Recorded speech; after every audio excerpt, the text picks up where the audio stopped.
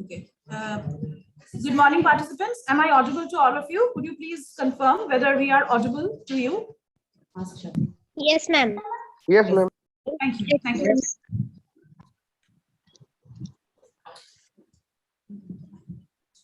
It is here. The flyer is here.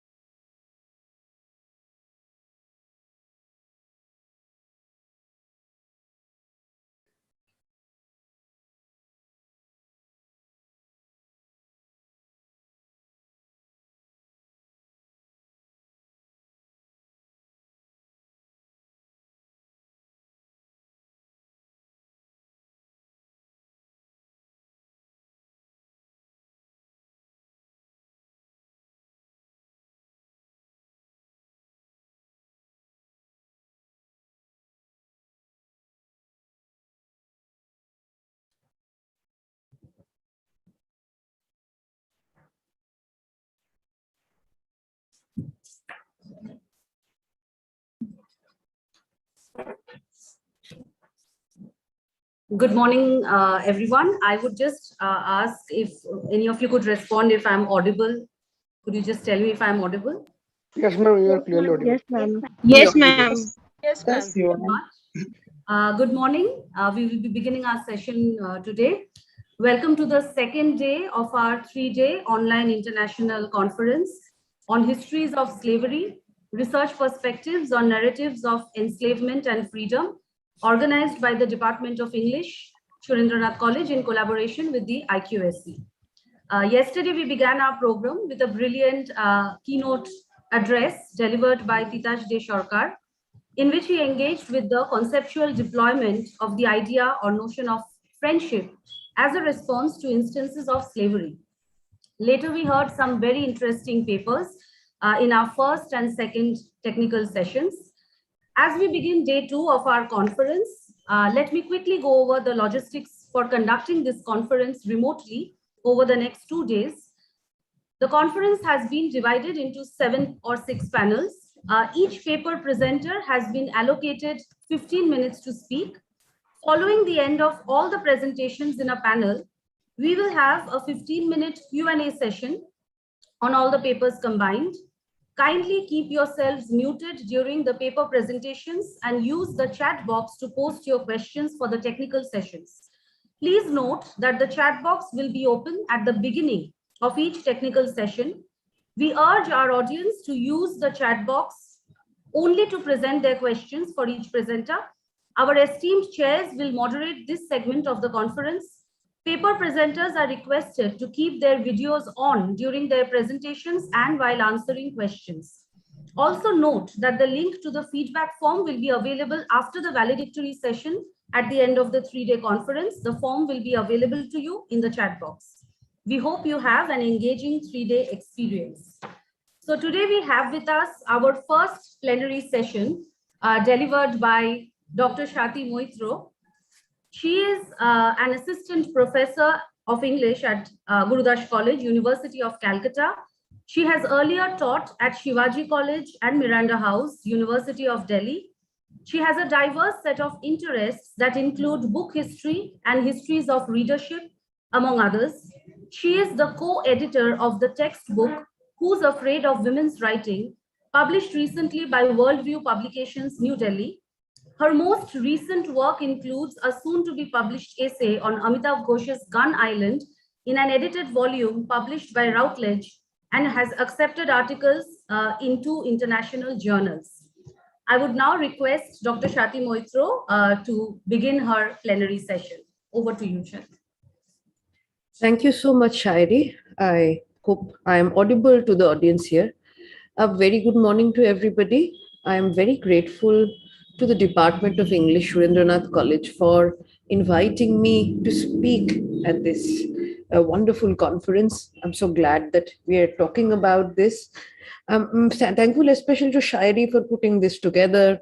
I would also like to thank the principal of Surendranath College for allowing me to speak in your college. And to everybody present, thank you for being here. It's fairly early in the morning. I would like to apologize in advance if there is catastrophic things. We've got painting going on in the house and everything is rather catastrophic right now. And I also apologize in advance if a cat shows up at any point. I can't do anything about that.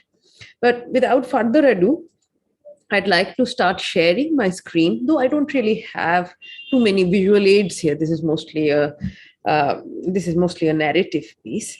Now, I'll begin with a story. And let me quote this out. Let me start quoting this, in fact. Korpur Manjari's tale was over 150 years ago. What remains now is only the fog. There is no existence of the stories that Korpur Manjari breathes into the lungs of the men, drowning in the marshy waters of the abundant riverbed. There is no difference between the helpless gaze of drowning men and the pale gaze of the monstrous boal fish. Only 2 colors there, darkness and moss. Filtered by these 2 shades, they look upon Korpur Manjari's time and her people, and they attempt to understand the characters. After all, if you truly drown, you'll be left pushing aside the muck for centuries, hoping to get to the center of the earth. Before the drowning men surrender to the slime for eternity, Korpur Manjari presses her silver hands on their hairy chests. She brings her face close to theirs and blows bubbles of stories into their mouths. Korpur Manjari, as the tale should make it evident to an audience familiar with Bengali ghost narratives, she is a Petni, a female ghost with unfulfilled desires and a propensity for haunting watery spaces, especially the swamps, the bogs, the marshy riverbeds that make up the terrain of so much of Lower Bengal. And what tale does she tell her drowning men? Her silvery hands on their hairy chests as they gasp for breath. She tells them that she was a Brahmin's wife. She tells them that all her rituals and her dutiful domestic labor did not protect her from the Mog pirates. The only redeeming thing here is, she likes to say, that I am rather slippery. Even the Mogs could not hold on to me. I escaped and became one with the waters of the swamp, the will-o'-the-wisps, the green of the moss.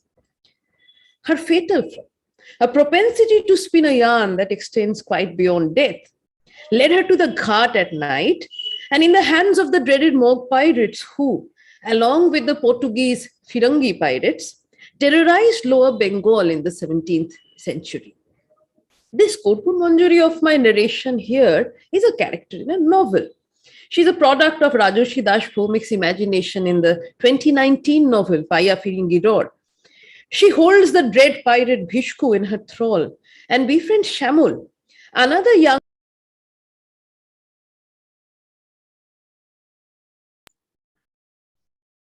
I'll repeat the line because I believe I was muted. Right. So she holds the dread pirate Bhishku in her thrall and befriends Shamul, another young man abducted and enslaved by the pirates.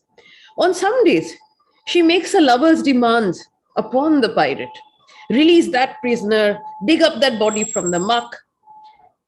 On other nights, when Bhishku's boat ventures into the narrow creeks and marshlands, Korpun Manjari becomes a willing associate.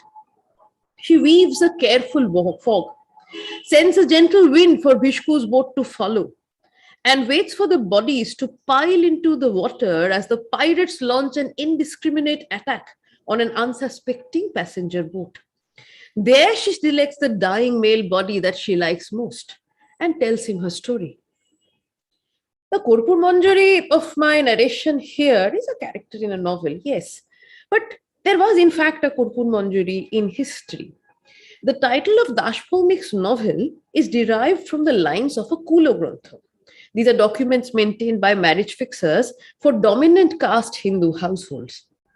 It read, Krishnacharan Bandobar, Paiya Phiringi Dor, Kathaltala Kori Porittag, that is to say, Krishnacharan Bandopadhyay, being terrified of the Firangis, left Kathaltala. This is not an uncommon story. The expansion of the Luso-Arakanese slave trade in the 17th century uprooted an unaccounted number of people in Lower Bengal. The records of the uprooted people remain few and far between. In the Chaitra 1353 edition of the Prabhashi, Dinesh Chandra Bhattacharya quotes a few Brahmin Kulgranthas as his primary sources. The line that I quoted above is from one of the aforementioned Kulgranthas, that of a Kulin Brahmin household. Now, these documents were important to dominant caste households to fix marriage matches in the right kind of households in order to ensure caste purity and endogamy and trace lineage.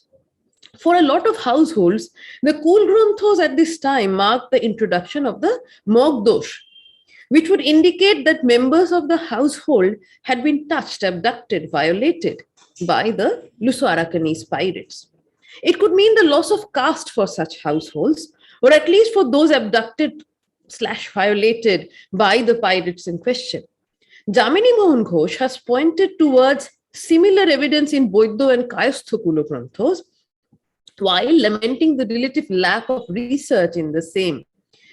It is from Bhattacharya's sources that we learn of another Brahmin family, one that witnessed the abduction of multiple members. Vishnupriya, daughter of Ramchandra, Chad, Binod, Rajaram, Jodu, Modhu, sons of Ramchandra's brother, Raghu, Sharupa, Monurupa, Korpun Manjari, sisters. I quote, Toto Sharupa, Monurupa, Korpun Manjari, Eto Konna Mogeno Nita, Shorbo What happened to Chad, to Binod, to Rajaram, to Jodu and Modhu? What happened to Sharupa, Monirupa and Korpun Manjari? Did they survive the journey to Chittagong or to Pipli or to Arakan? Did they go on to journey beyond, to Goa or to Batavia or to Colombo or to Cape Horn? Perhaps future historians might find archival traces of their journeys. In the meantime, the novelist is free to imagine Monirupa sold to sexual slavery and giving birth to a goddess, or a Korpur Manjari in her watery afterlife haunting a mob captain. Richard Eaton, in his introduction to the edited volume, Slavery and South Asian History, writes that there is no single history of slavery in South Asian history. There is no overarching master narrative, no tidy sequence of evolutionary stages of the sort that theories have envisioned for other historical phenomena. Each instance of slavery in South Asia was shaped by a unique conjunction of contingent factors. Hence, each, in order to be properly understood, must be placed in its unique context. The samples that he offers, just in his introductory paragraph, are sufficient to highlight this lack of one single story. The circulation of enslaved female performers in elite Rajput households in the 17th century, the delivery of slave soldiers from Africa to buyers on the Deccan Plateau, the enslaved women performing labor for the hill forts of the Marathas in the 18th century because their households had not been able to pay revenue. The enslaved captives in the wars between the kingdoms of Manipur, Tripura, Kachar, and Assam, deployed to clear forests for cultivation. Indrani Chatterjee, whose body of work has been a significant contribution in the study of slavery in South Asia, offers insights into the potential of tracing histories of slavery in South Asia, pointing to normative codes of conduct that required deflection and indirection when slaves were described by non-slaves, even as the latter appropriated their own personas the servility, loyalty, and devotion that they value in their slaves, in their selves. Chatterjee herself speaks of the traces of slavery and the enslaved themselves that might be found in a variety of archives and records of the South Asian past, which must be understood to recover more of these traces. She also argues in favor of refulsioning cultures of representation that allow scholars to engage with the many registers of slavery in the archives. Now, this is an important observation. I will demonstrate later in this talk. Through a brief discussion of Syed Alawal's career, linguistic deflections and obfuscation might lead to cultural amnesia, even for a poet as well regarded as Syed Alawal. There is a rich and growing body of historiography on slavery in South Asia. The works of Titas Chakraborty, P. Sanal Mohan, Ananya Chakraborty, Anjali Arondekar, Pedro Machado, Neera Wickramasinghe, to say nothing of a larger body of work centered around the Indian Ocean region. And this discussion of mine builds on the insights offered by the historians as it turns its attention to literary representations of slavery in the Bengal region. To return to Eaton's observation that there is no single story of slavery in South Asian history, one could further add that there is no single story of slavery in the Bengal region. One could, for instance, refer to the medieval era trade in eunuchs. This was a trade that was carried out in particular from Bengal and from Malabar. In Bengal, as Shadab Bano points out, much of this trade was done by Muslim merchants of the province/city, who were seen traveling to the countryside to buy heathen boys, either directly from their parents or from persons who indulged in stealing and castrating them. Ibn Battuta, the Moroccan traveler, refers to a slave market upon his visit to Bengal. Merchants from within Bengal as well as elsewhere frequented Bengal for the purchase of enslaved and castrated eunuchs to be sold at a lucrative price elsewhere. Or perhaps one could refer to the multiple references to gulams, bandas, and bandis in medieval Bengali literature, such as the Manashamongol Kabbo, and explore its connotations. Or one could turn to, and I'd like to switch here, one could turn to 18th and 19th century Calcutta, to the Calcutta Gazette and its advertisements of runaway slaves. Here we have one, if you can take a look at the screen in front of you. Here's another advertisement. Again, here is yet another. And there are many more. I've just picked these few. You know, these advertisements of runaway slaves, Wilkes, Sam and Tom, unnamed boys of Malay origin. Who were Wilkes, Sam and Tom before being named so by their slave masters? How were they brought to India from the Malay Peninsula? And what happened to them after their escape? One could even explore abolition and its aftermath. The obfuscation and the refusal to recognize certain terms of enslavement and in colonial discourse, the expansion of indentured labor and the emergence of the archaics as figures in Calcutta. But for this paper, I will engage with a particular era in the history of Lower Bengal, which marked a period of intense and unfree circulation of people in the Bay of Bengal region. The Bengal-Arakan continuum predates the Morocco period in Arakan's history. Now, this is the so-called golden age in Arakan's history, but the continuum, in fact, is much older. The beginnings of Bengal's trade with Arakan has been traced back to the 5th century. The ancient Chandra kings of Shamutot, known for their naval relations with present-day Southeast Asia and Sri Lanka, claimed their lineage from the Chandros of Arakan.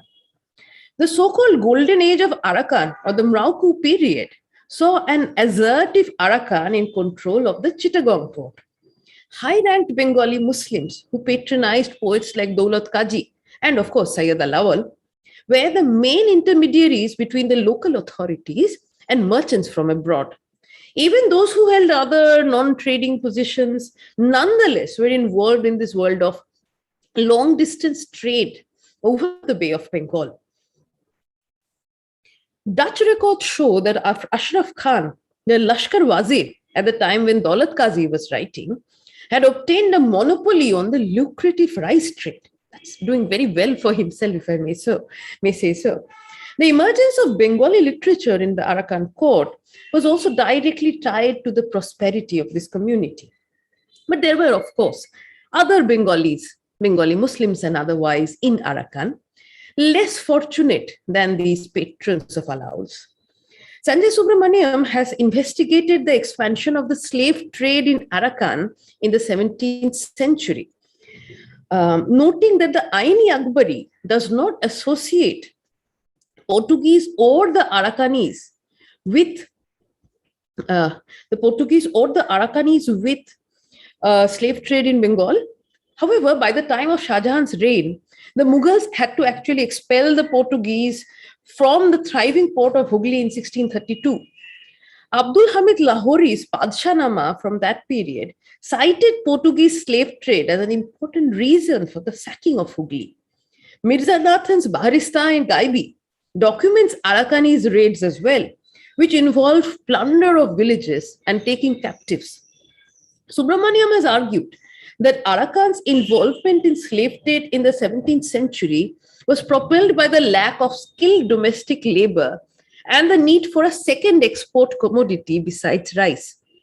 His work draws upon Dutch sources, which point out that the King Narapatikri had forbidden the Dutch VOC from buying slaves who knew a trade. Narapatikri, furthermore, sought to depopulate Chittagong and repopulate the region with Arakanese people, which he feared had emerged as a power center to rival Morocco. This led to mass deportations, especially of skilled artisans from Chittagong, documented by Dutchmen such as Arend van der Helm.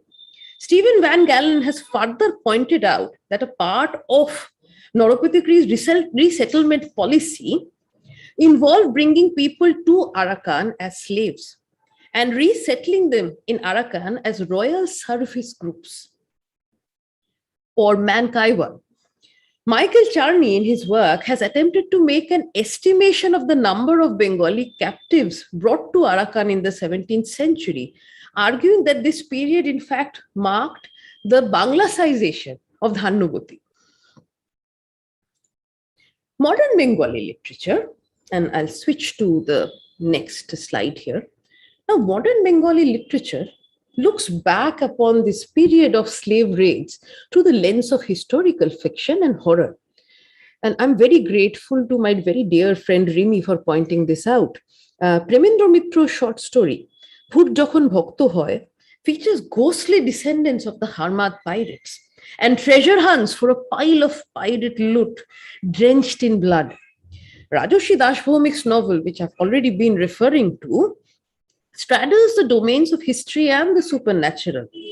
The ghostly Korpur Manjari and the mysterious Munirupa seeking to reconstruct public memory of a period of trauma, erased through subsequent colonial processes and post-colonial historiography that has not engaged adequately with Bengal's slave pasts. Obhijit Sen's Moshumi Samudrer Upakul, the coast of the monsoon seas, finds itself similarly preoccupied with the traumatic slave raids. lives lost, families torn apart, entire communities decimated. Questions about loss of caste status and the so-called Mog taint or the Mog dosh.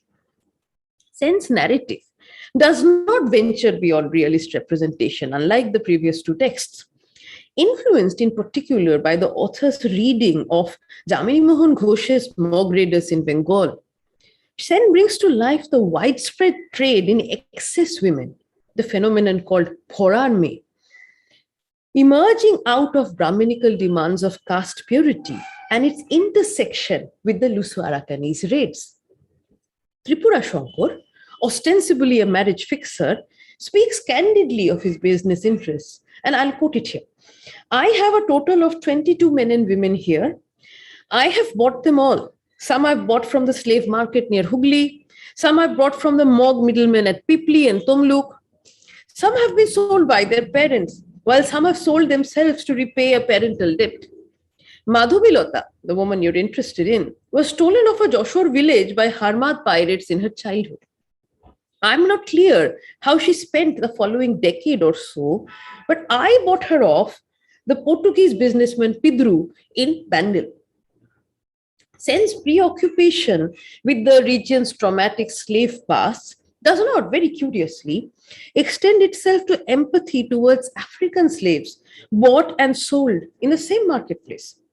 An extended scene featuring a slave market depicts an enslaved African person as a monstrous other, in a bid to extend further sympathy towards enslaved Bengali women.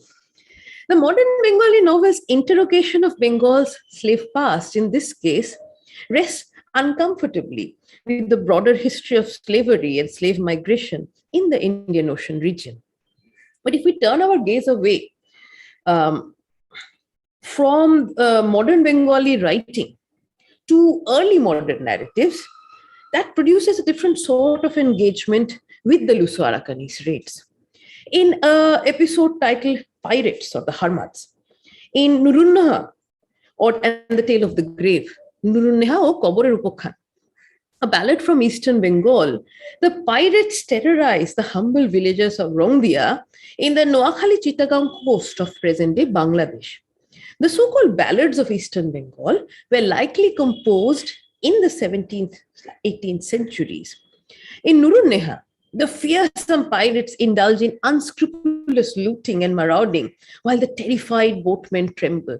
I'll read out a section. My translation is very bad. I apologize for that. Now listen to the tale of the Harmad. Groups of pirates haunt the bend at Ujantik. When merchants sailing from abroad raise their flags, the Harmad marauders swing to action. Their fast ships fly like birds. They are terrifying and do not fear for their own lives. Not only do the pirates drown the boats and abduct the sailors, they also raid Rongdia, they loot the villages, they abduct Nurunneha herself. Harmad, a term used to refer to Portuguese sailors, is used interchangeably with pirates or Jolodoshu in the ballad. In another ballad titled Nosor Malum, Mog or Arakanese pirates visit the humble home of the peasant Gofur in order to look for the riches left behind while fleeing the Mughals. Nosor, the protagonist, is later captured by pirates himself, who claim his cargo of fermented Bombay duck, loita mach as we call it, and sell him as a slave in Arakan. At the end of the sea to the west lies a strange land where men sell other men. All the sailors and all the boatmen were sold by the pirates in that land. They earned a lot of money by selling Nosor and left for their respective lands. Nosor became a slave and he was only given this small boat by his master. Now, the two ballads quoted above are from the Noakhali Chittagong coast, evident in the sense of the sea, the salt and the ubiquitous dried fish popular in the region that permeate the texts.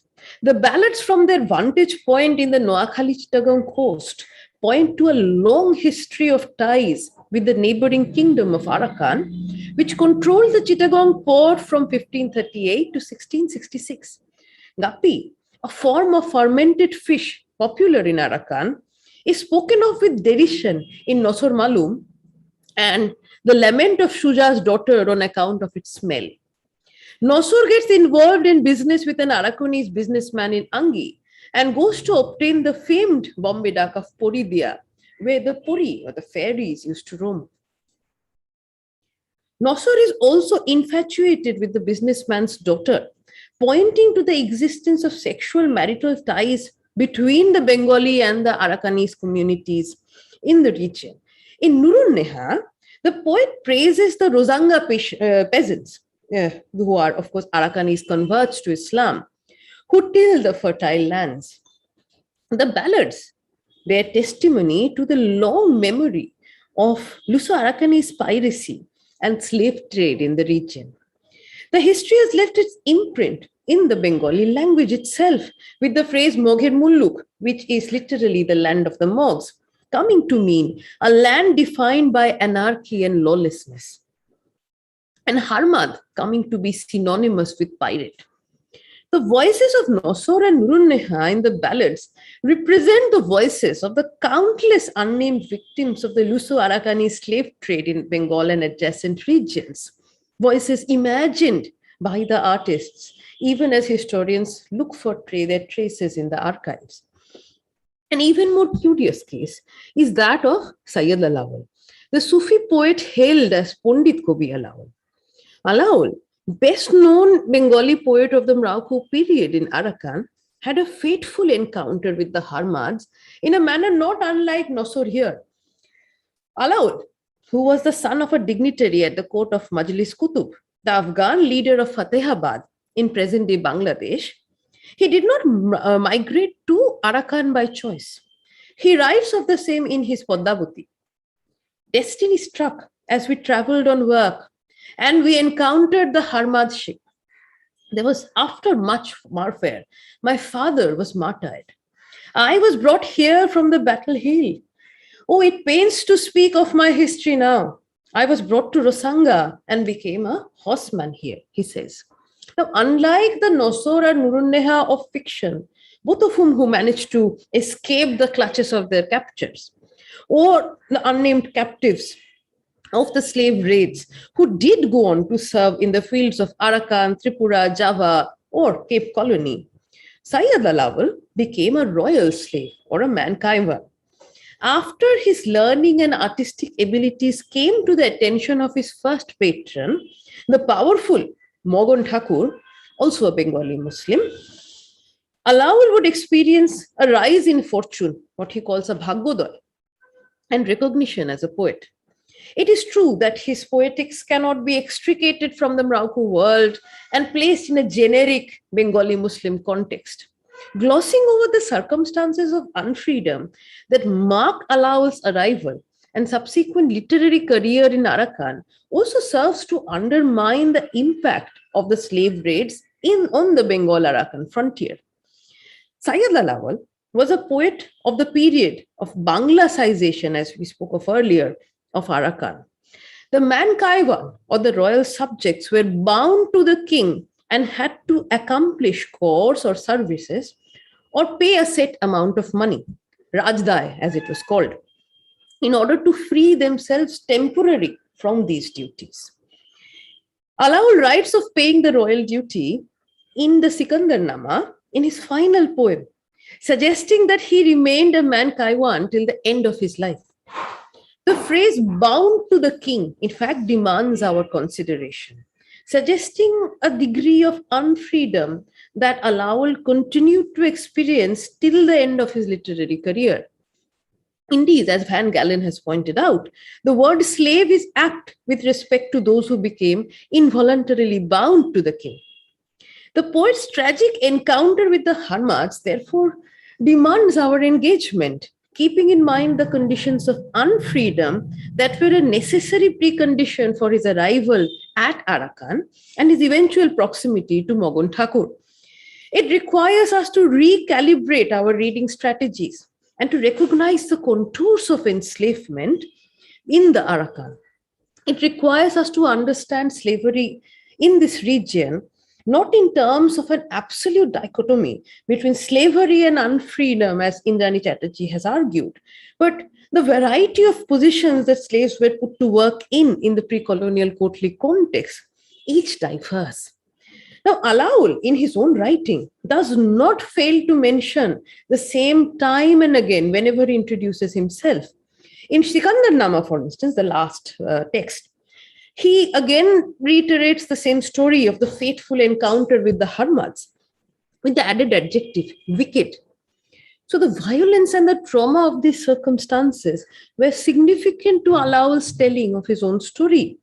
Now, it is unclear how long he served as a royal horseman before his Bhagyodoy, as he calls it, where he taught literature and music to children of noblemen and found patrons. However, as the Sikandar Nama introduction makes it clear, this rise in fortune was nonetheless contingent on the relationship of the Bengali Muslim nobility with their Buddhist king.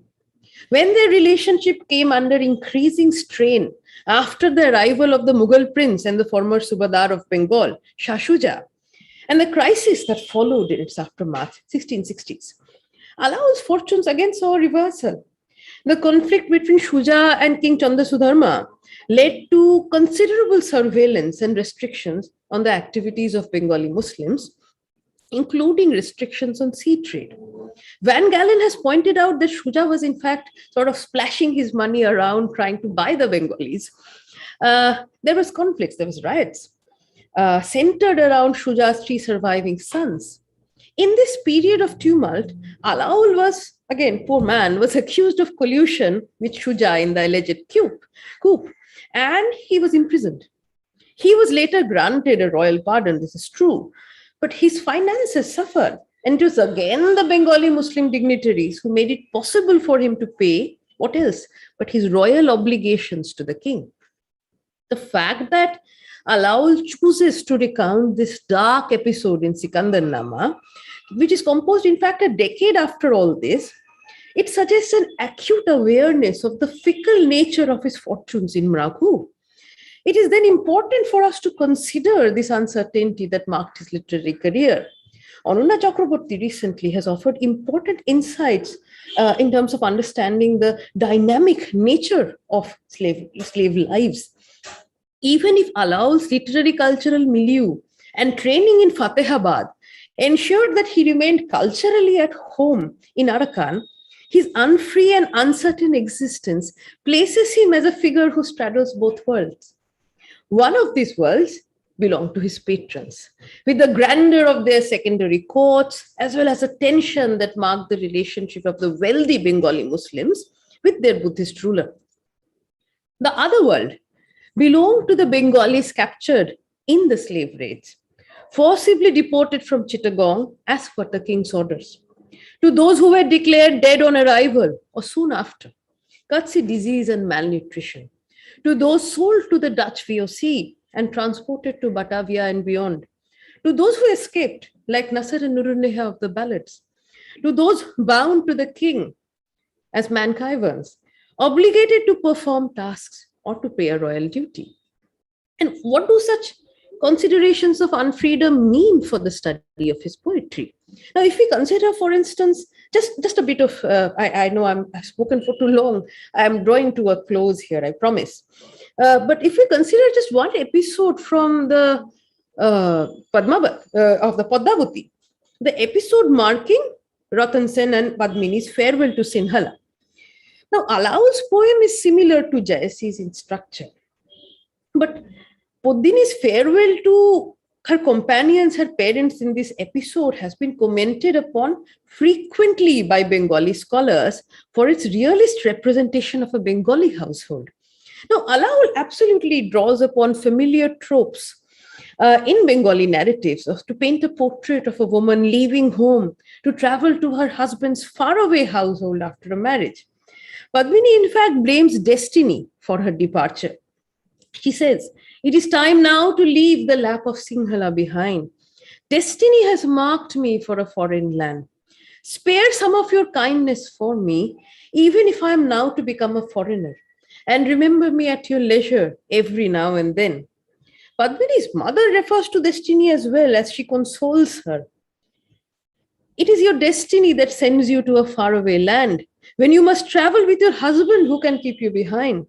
Her father, as he asks Ratan Sen to take care of his beloved daughter, speaks of her traveling friendless and alone to a foreign land. And the metaphor of exile plays out throughout this episode in a manner not unlike the Bijoya songs, lamenting Uma's departure from her parents' home. The capricious destiny, or Bidhi, as Alaul calls it, that led to the parrot Hiramuni's capture and to Alaul's fateful encounter with the Harmads also leads to Poddini's departure from her parental home. Poddini is allowed an extended farewell, departing with the knowledge that her parents and her companions are safe at home. In Sinhala, for captives of the slave raids, such farewells could only be a figment of one's imagination. The safety of their loved ones, as Alaul would know from his father's murder in the hands of the Harmad, the safety of their loved ones often wishful thinking. If uncertainty and perils of migration mark this text, then so in fact does the question of belonging. Alaul's muluk, he tells us, was Fatehabad. Nowhere does he refer to Arakan as his muluk or his des. On the contrary, he only speaks of Magan Thakur, of the Muslims in the court, the various Pordeshi Muslims, as he calls them. So belonging in Arakan for the man Kaiwan is marked by unfreedom. The patrons' gatherings make it possible to forge bonds of kinship that exist outside of the familial ethnic ties. And the conclusion of Padmavati, which is unlike any other take on the Padmavat, because here a dying Ratan Sen requests that his sons be taken to the Sultan. A repentant Khalji weeps for Ratan Sen, avenges him by killing Devpal, and becomes a guardian to his sons. And Khalji visits Chittor and walks freely in the streets, awed by its sights. There is no Jauhar, there is a Sati. Now, this vision of reconciliation offered by Alaul's Padmavati is a form of reconciliation made possible under the grand umbrella of Islam. Here, the aggressor can come to lament his actions and experience a moment of mutual respect for his vanquished opponent, a non-believer. This mutual respect imagined here is impossible in the Mogir Mulluk, that is Arakan, between the king and the man Kaiwan turned poet.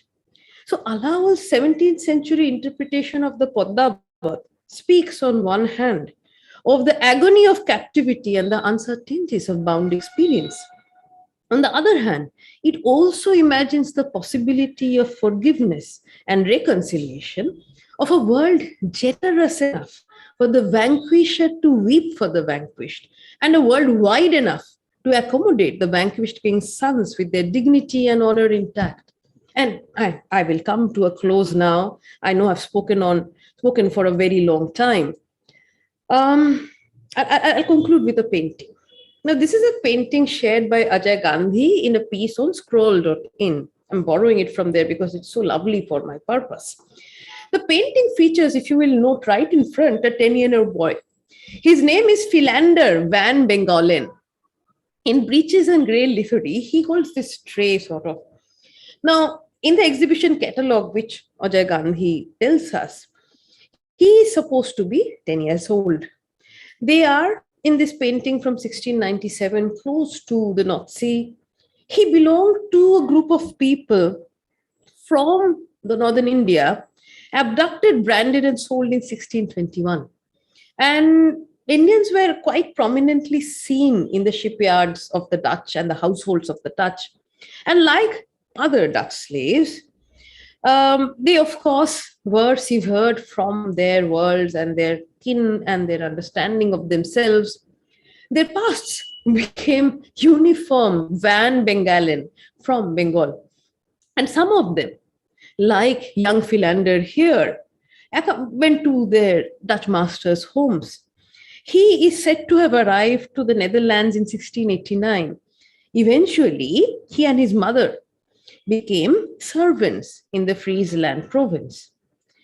Historical and literary accounts of mock depredations in 17th century Bengal, as Rila Mukherjee has observed, and folk tales of Portuguese Harmads along the creeks, rivers, islands of deltaic Bengal underscore the destructive effects of piracy in Lower Bengal. As more and more historical scholarship argues for the centering of slavery in South Asian scholarship, there are more stories to be told, like that of Philander, like that of Syed Alawal, like that of Monirupa and Korpur Manjari, be it by scouring the archives or exploring through the artist's imagination, as so many of the narratives that I discussed did. I'd like to thank you very much for your patience and draw to a conclusion here. Thank you very much. Thank you, Dr. Shati Moitro. I'm sure all our participants here must have loved that paper, and it's informative. It sort of opens up newer avenues into how we understand and conceptualize slavery historically, and of course, in terms of its literary sort of depictions. Thank you so much from the Department of English. We would congratulate Dr. Shati Moitro, and also thank you for taking out your time, being the very first paper presenter so early in the morning. We are thrilled to have you here. I mean, you keep visiting us all the time. So also we have, yes, thank you so much for that. Now we have a fair bit of time. Our next plenary session is at 11:45 a.m. If anyone has any question for Dr. Shati Moitro, I know this is breaking with tradition. I mean, usually, we do not have questions for plenaries, but if we can take one or two questions, maybe, because we have so many participants, and I'm sure people might have questions or observations. If anyone has any question for Dr. Shati Moitro and her brilliant paper, you could ask now as we wait for the next plenary to begin. Anyone? Just check the chat box. Yeah, no, Hia says fascinating presentation, Shatiti. I don't think we have a question as of now. It's too early in the morning to be asking questions. I know. Yeah, so if people do have questions, then maybe later, they can mail you, or they can sort of take it up with you, people who know you personally. So anyway, then I guess we can conclude this particular first plenary session, and we thank Dr. Shati Moitro again from the department. Thank you so much for joining us. Thank you so much. Thank you.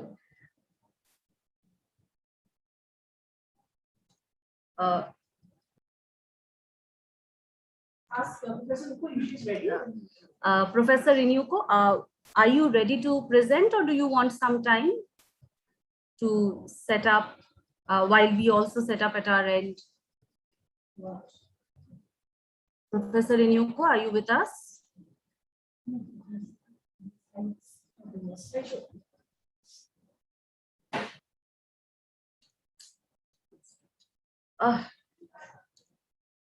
Why?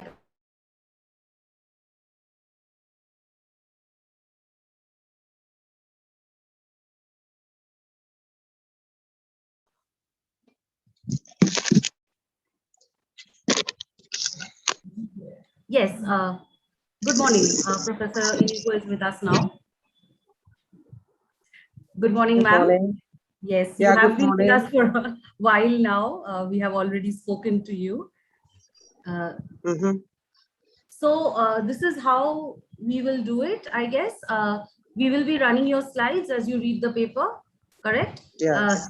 Yes. You just direct us, and we will listen to you, and we will just go according to your direction. So, are you hearing me good? Yes, we can hear you well. So let me introduce you, and then we can begin the second plenary session that we have here today.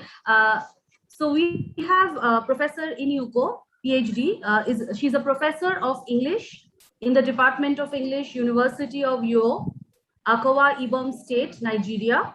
Her area of research is literature, specifically eco-literature, women's writing, and a cross-cultural study of African and diasporic women's writing.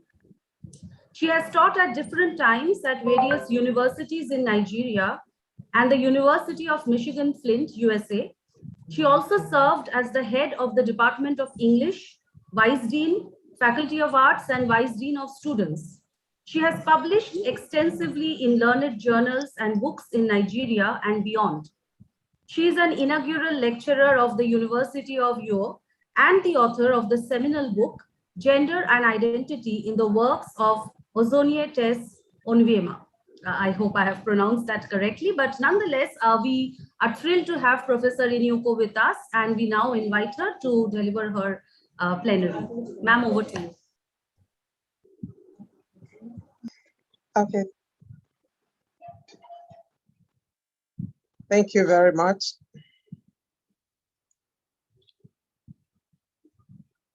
I'm going to speak about the issue of surrounding Black women and a convoluted reality of enslavement. Let me first of all thank the organizers of this very inspiring conference and express my deep gratitude to them for finding me good to be able to present this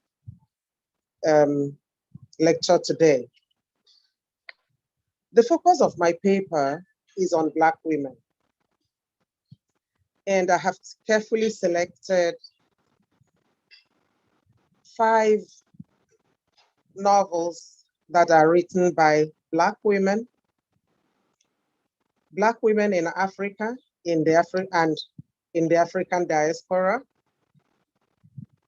And so this paper is segmented into 5 sections.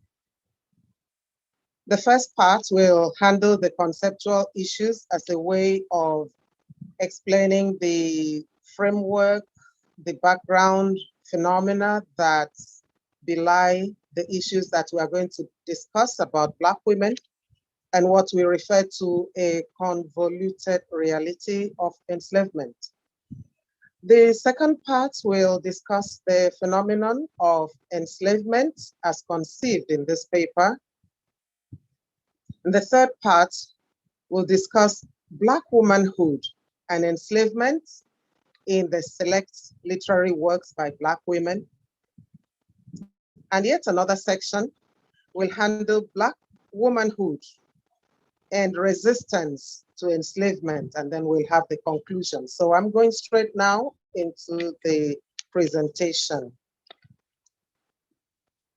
I'm going to start with the prelude that handles a very important quotation from one of the novels, and which is going to set the context for much of what we are going to discuss today. And so I'm taking the quotation that all Black women are victims of deception. Men impose deception on women and punish them for being deceived. They force them down to the lowest level and punish them for falling so low, bind them in marriage, and then chastise them with menial service for life or insults or blows. And that's from Nawal El-Saadawi's Woman at Point Zero, and that's one of the novels we are going to discuss during this presentation. So on to the conceptual issues now. We find that that quotation of the realities of the Black women sets the template for this paper's examination of the experiences of Black women globally. We find that the focus of that, the author of that novel, that's Nawal El-Saadawi, on Black women, especially those in Africa, is premised on the fact that their conditions are made intricate and vulnerable because of patriarchy. And let me just take a moment to explain that patriarchy is the system that favors men, that recognizes men, that advocates everything maleness, everything that is male, that pertains to the man. While, of course, on the other side, the issues about women are not projected because the system is patriarchy. So Black women the world over suffer various forms and degrees of violence that often manifest in physical and sexual abuses, poverty, oppression, epistemic subjugation, discrimination, marginalization, and relegation. And so within this presentation, we configure enslavement as transcending the usual context of the human chattel, which is described as slavery. Enslavement, which is the practice of holding people in slavery, is noted to have begun way back in 3500 BC. It then spread, of course, to other parts of the world in different cultures, as we come to know in history. That Black women are present in Europe, the Americas, in Asia, and other locations, and of course in Africa and other locations outside Africa, is easily considered as the consequence of slavery and of course colonialism.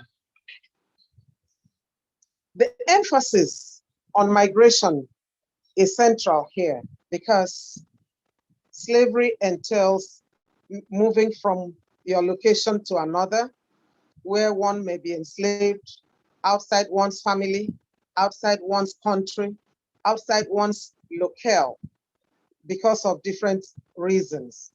And this paper identifies two forms of slavery.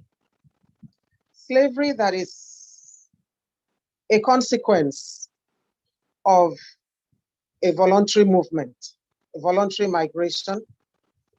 In that case, one could have moved to another location for a legitimate reason, but sooner or later finds circumstances that become complicated, and so the person finds himself or herself in slavery. This paper notes that this nature of enslavement may be reversed if the issues that necessitated it are addressed as required by the statutes of that country. Another type of enslavement is the type that is forcible, that is coerced, that is not voluntary. And this situation involves the person being moved, migrating to another location, which destination the person doesn't know at all. And within this is the transatlantic slave trade, which has become a phenomenon in history that has no second. It is estimated that 1/3 of the approximately 15 million people who were deported from Africa through the transatlantic slave trade were women. And enslaved women in the New World carried a triple burden as follows. They endured the harsh conditions of forced labor as slaves. They experienced extreme forms of discrimination as a result of the color of their skin. And they suffered exploitation as a result of their gender. So these were the three prongs on which women were considered, were regarded. And so we now move to the phenomenon of enslavement. So by the general phenomenon of enslavement as the forceful subjugation of a person to unfavorable conditions for the gain of another person, victims of wars, rapes, and other forms of invasions are typically enslaved by the conquering communities or nations. This implies that the enslaved person is deprived of several forms of freedom, and whatever he or she is allowed to do is highly controlled. Of course, we know all the issues that surround enslavement. The enslaved person can inevitably lose his or her name, identity, language, as well as other distinctive characteristics by which he or she was hitherto known. So this implies that the enslavement of women is a conceptual cognate that implies that women are subjugated or subjected to circumstances that render them helpless, powerless, witless, and vulnerable, so that they require certain degrees of awareness to seek and attain freedom. So that makes the point for this discussion. When we talk about the enslavement of women, we also find that nature makes it such that women will always try to find ways of exiting enslavement, sooner or later. Many of them stay on in that condition for so long, as we will see in the novel selected for this presentation. But some of them are aware that the conditions they are in are not favorable, are exploitative, and so they try to move from those conditions. And we will come across those as we will get to the next section of this presentation, and then we will be discussing the novels. So the phenomenon of enslavement, this implies, the point we have noted about enslavement implies two forms of enslavement that are easily and commonly identifiable in global human realities. The notion of enslavement, within which we posit the Black woman in this study, is extraneous to these two forms. So we're not talking about women who were moved from one location to the other when they were not part of the arrangement, or when they moved on their own and so met circumstances. The important thing to note in this form of enslavement that involves Black women is that this enslavement occurs mostly in micro levels. There are a few in macro levels as well, but most of them occur within the family unit, where the woman is expecting to enjoy warmth, love, affection, and so on and so forth. This type of enslavement involves people in biological relationships, mostly. So the enslavement that Black women experience is peculiar and is appraised subsequently in this presentation. So we move to the third aspect of this paper, which is titled Black Womanhood and Enslavement in Select Literary Works. I'm going to be careful to get the core of the issues in each of the 5 novels, so that we see that wherever Black women are located within Africa, in the different areas, the different regions of Africa, or outside Africa, in the African diaspora, they seem to experience the same issues. They seem to be exposed to the same unfavorable conditions, the conditions where they are taken for granted, where their humanity seems to be questioned because of the typical index of gender. And in the African diaspora, because also of the color of their skin. So we begin with the reality of the enslavement of Black women as captured by Zora Neale Hurston, a leading Harlem Renaissance activist with a passion for the protection of the rights of African Americans, and in her statement through her Janie Crawford's grandma in the novel Their Eyes Are Watching God. And I'm going to take that quotation and note that this is in Creole, so you may just note it. This grandmother says, "The white man is the ruler of everything as far as I've been able to find out." So she imagines that it is the white man that is in charge. And where the Black man is in charge, to her, seems to be far away in the middle of the ocean, because she cannot see where the Black man has any powers. But we don't know nothing but what we see, because they see that it's only the white man that is powerful. So the white man throw down the load and tell the nigger man to pick it up. He pick it up because he have to, but he don't touch it. He hand it to his women folks. The nigger woman is the mill of the world so far as I can see. And so she prays that it should be different for her granddaughter, Jani. So here, Jani's grandma explains that the Black woman is on the lowest rung of the society's hierarchy after the white man and after the nigger man. She highlights the helplessness in the deplorable status of Black women within the family and beyond in contemporary realities. So the Black woman's convoluted reality is here contextualized as the locus where gender-based brutality, race-based repression, and class-based oppression intersect. The enslavement of women is oftentimes more metaphoric than physical, where metaphor encapsulates the psychological.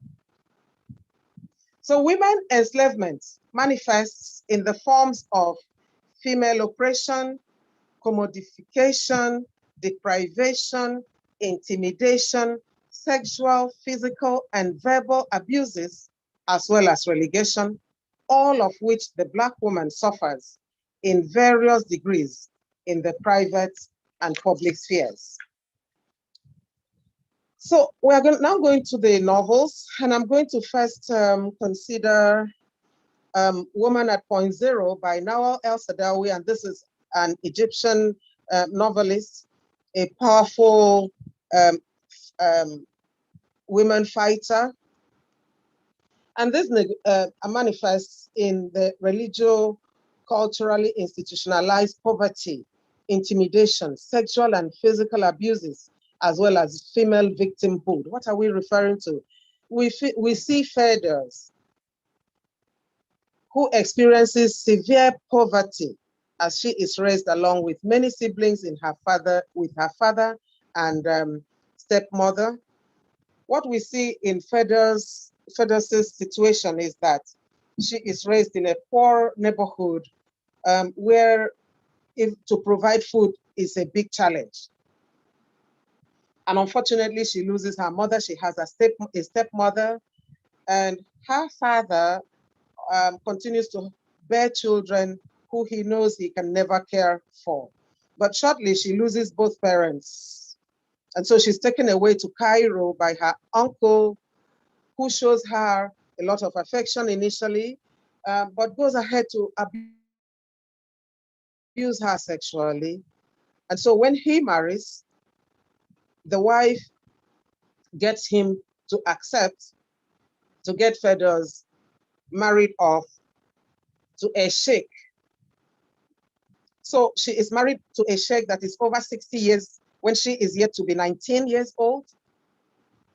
And we find that as she goes to her married home, of course, she knows next to nothing about what marriage is about. And there the sheikh has a lot of expectations. And so he begins to batter her, and she runs back to her uncle, who, along with his wife, return her immediately to her husband. And so she is forced to stay on in the marriage. And at that point, she gives up everything. She no longer fights for anything she requires. And she subjects herself to what he wants to do with her at any time. But at the point Feathers decides to leave, she just walks away. And she doesn't go back to her uncle again. She just walks the streets aimlessly. And she runs into a young man who runs a coffee shop in Cairo by the name of Bayomi. And so he takes her in and provides her with lodging, food, and he's very happy with her as long as she stays home to clean the home, the 2-bedroom house, and provide food for him whenever he returns from work at the coffee shop. we find that, of course, Fados started life with her high school certificates. That is all she has as a human person facing life. And at a point, she then tells Bayomi that she would like to find a job, earn a living, do something meaningful with her life, rather than just sit at home and clean the house and cook food to keep for him. And of course, do what he wants her to do. From that point, the novel records that Fedos ends Bayomi's wrath of physical assaults, multiple rapes, and of course, he gets his friends to come sleep with her as well. And so what she does, of course, he locks her into the house. You know, that is, I mean, physical restriction. He doesn't let her move outside of the house. He locks her in. And at that point, she begins to think of her salvation, how she will regain her freedom. And so she works it out with a neighbor, and so she escapes. She escapes the rape, she escapes the physical battery, she escapes the restrictions, and of course the physical abuses, the verbal abuses as well. And she just walks away aimlessly, not having any hope about where she's going. In that process, she runs into another person, and this woman, Shafira, she runs a brothel, and quickly we find that she uses Firdaus for her own gains because she keeps her to sleep with men, and which proceeds she appropriates. And at a point, of course, Firdaus also realizes that she's being used again, and she leaves.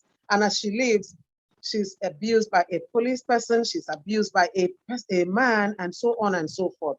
Firdaus is typically a subject of abuses, and she is intimidated, and so on and so forth. What we find at the end of the story is that she encounters a pimp who wants to manage her, who wants to protect her in her prostitution, but she ends up murdering him, seeing him as a culmination of all the men and women who have been abusing her, and so she murders him. She talks about how she plunges the knife into his heart, into his abdomen, into all the parts of his body, and that's how she murders him. And she refuses to have an appeal when she is sentenced to hanging, and she's ready to die. The point to note is that Firdaus does not want to be redeemed. She is ready to die, and she is happy to die. She wants to go because she feels fulfilled that she has been able to kill a man. And the context of a man, of the phenomenon of a man, is the monster that has been enslaving her all of her years from childhood. And so she feels that dying in that state helps her to bequeath a legacy that will be favorable for subsequent women in slavery.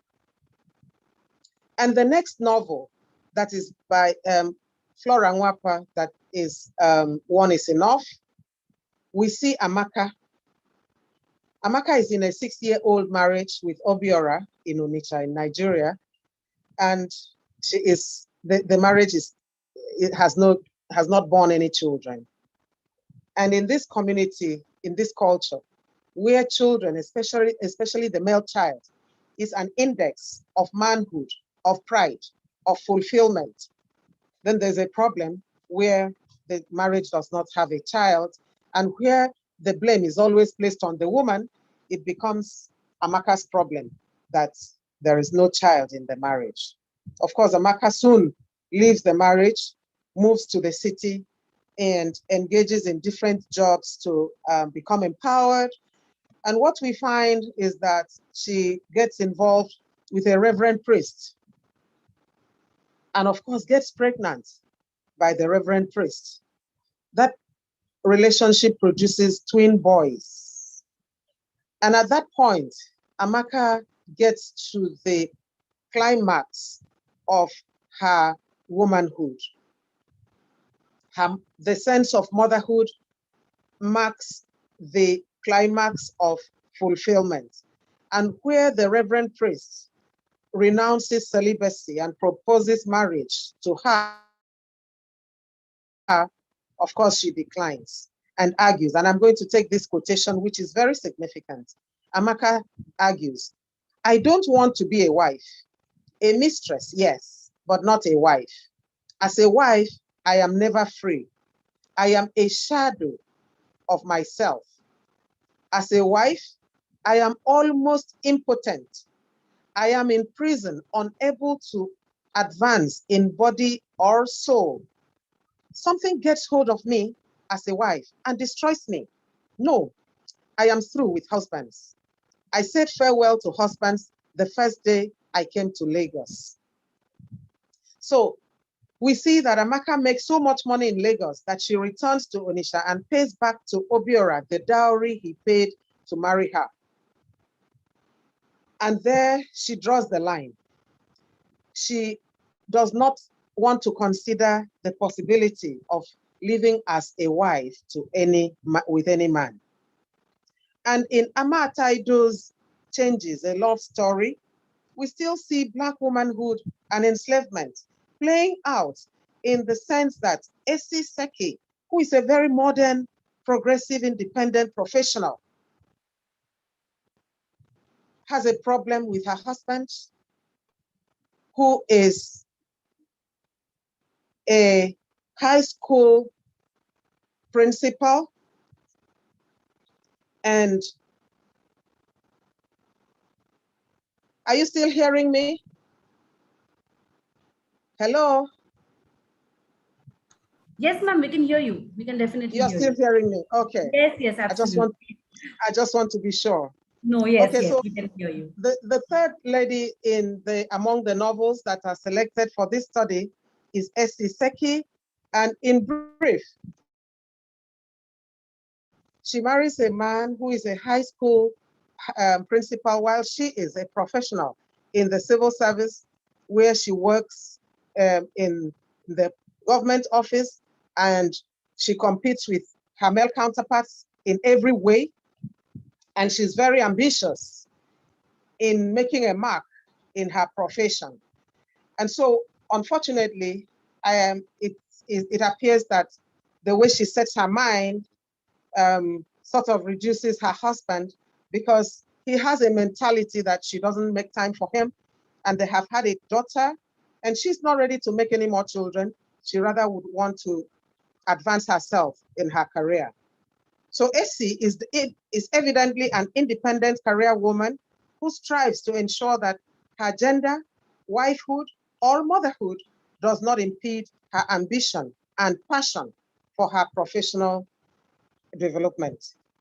And so we find that her husband goes ahead to force her in bed, and which act she describes as marital rape. And from this marital rape, Essie goes ahead and divorces her husband. And the omniscient narrator in that story explains to us that sex is something a husband claims from his wife as his right, anytime and at his convenience. And that is what Essie Seki fights, because we find that she does not just object to that assertion, but she goes ahead to divorce the husband. And out of her free will, she goes on to get into another marriage, to be a second wife to another professional, a very aspiring and handsome young man who travels everywhere in the world. And this romance is so rapid, so intensive, and which engages her quite a lot. But shortly, Essie also notices that this guy does not make time for her as she would want, but buys her such expensive and exotic gifts from everywhere in the world where he travels to. And AC again has a problem with that arrangement, and she terminates that marriage. This time, she doesn't bother to terminate it formally. She just walks away and ends the marriage. So what this indicates is that the very values that characterize the marriage and are accepted by the people are what this lady finds repulsive and enslaving, and from which she retreats. So she is, on the one hand, a paradigm of success in her career, and on the other hand, an epitome of failure in marriage. And here we see the significance of her individuality and independence, and both of which are not values that are expected of Black women. So we go on to Sally in Alice Walker's The Color Purple. The Color Purple is written, is set in the Black community of the rural South of the racist American society. We see Sally trying to navigate her way through the culture of that projects patriarchy, that favors men, that sees women as not empowered, with no voice, and so on. So we see Sally silenced. And this silence is the type that disempowers. And so it also beclouds her vision to the debilitating implications of the treatment that she receives, first from her stepfather, who sexually assaults her, and then from her husband, Albert, who intimidates and physically and verbally abuses her, and then from her stepson, Hapo, who disrespects her. So this goes on. It is very significant, the kinds of treatments that Sally receives in her marriage, until she is in contact with another Black woman who already is empowered, is very exposed, and her name is Shug Avery. So we see that Shug Avery sort of rescues Sally. We find Shug Avery as very strong, independent, glamorous. So through Shug, Sally directly gains self-consciousness and develops the skills that she requires to deal with the repulsive husband that she has. And that is the point that she moves from the enslavement, and we'll get to that by the next part of this paper. Now, the last novel is Cindy-Way Magona's Beauty's Gifts, and this is set in South Africa. This is a fascinating story about 4 friends that lose their friend to the dreaded HIV/AIDS. The novel underscores the enslavement of women by a culture that endorses male infidelity, which invariably leads to the women's exposure to diseases and untimely deaths. We see patriarchy in South Africa in Magona's Beauty's Gifts.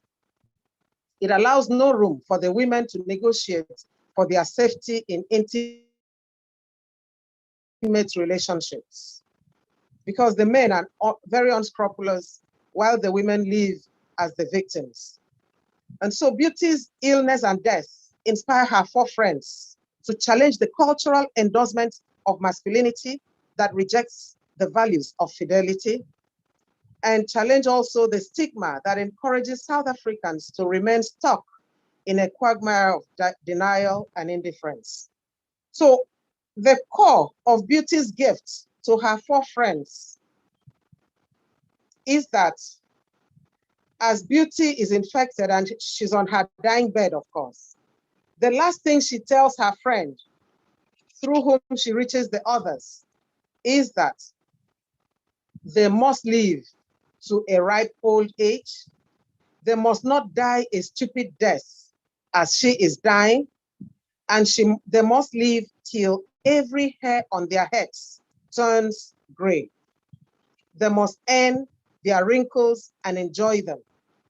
They must relish every wrinkle and every gray on their heads. And they must tell themselves that they must live, they must survive, they must live and not die. So those are the issues that Beauty bequeaths to her 4 friends. And that opens up a vista of issues among the friends with their male partners. So we take on Amanda, who finds out that her husband has 2 children outside of their marriage, and this gets her incensed. And she reminds him that a long time ago, I told you I didn't marry you to be your slave. You understood that. But I should have told you also that I didn't marry you for you to kill me, and so on. She goes on to tell him about the danger of infidelity, that thing dangling between your legs, if or when you poke it into any hole that lets you in, it may come out of there wearing death, spitting disease that could kill me. So these are the issues that engage the women in Magona's Beauty's Gifts and compel them to reevaluate female enslavement and gender relations. So we see this novelist, the South African Magona, raising the consciousness of contemporary women to rebel against patriarchy, to free themselves from all forms of enslavement, and to strive to live long, healthy, and credible lives that are not blighted directly or indirectly by their male partners. Now, after the brief exposition of each of the 5 novels, we move on to Black womanhood and resistance to enslavement. Because we find that each of these women, the Black women in the novels, tries to exit enslavement. So what are the strategies? What modalities has each of them deployed in the process? We note from the start that the success of many of the revolts by slaves in the New World is a testament to the strength of enslaved women. A woman's definition of her being requires an existential understanding of who or what she is in relation to her environment, her culture, and the people around her. That entails freedom of choice and action.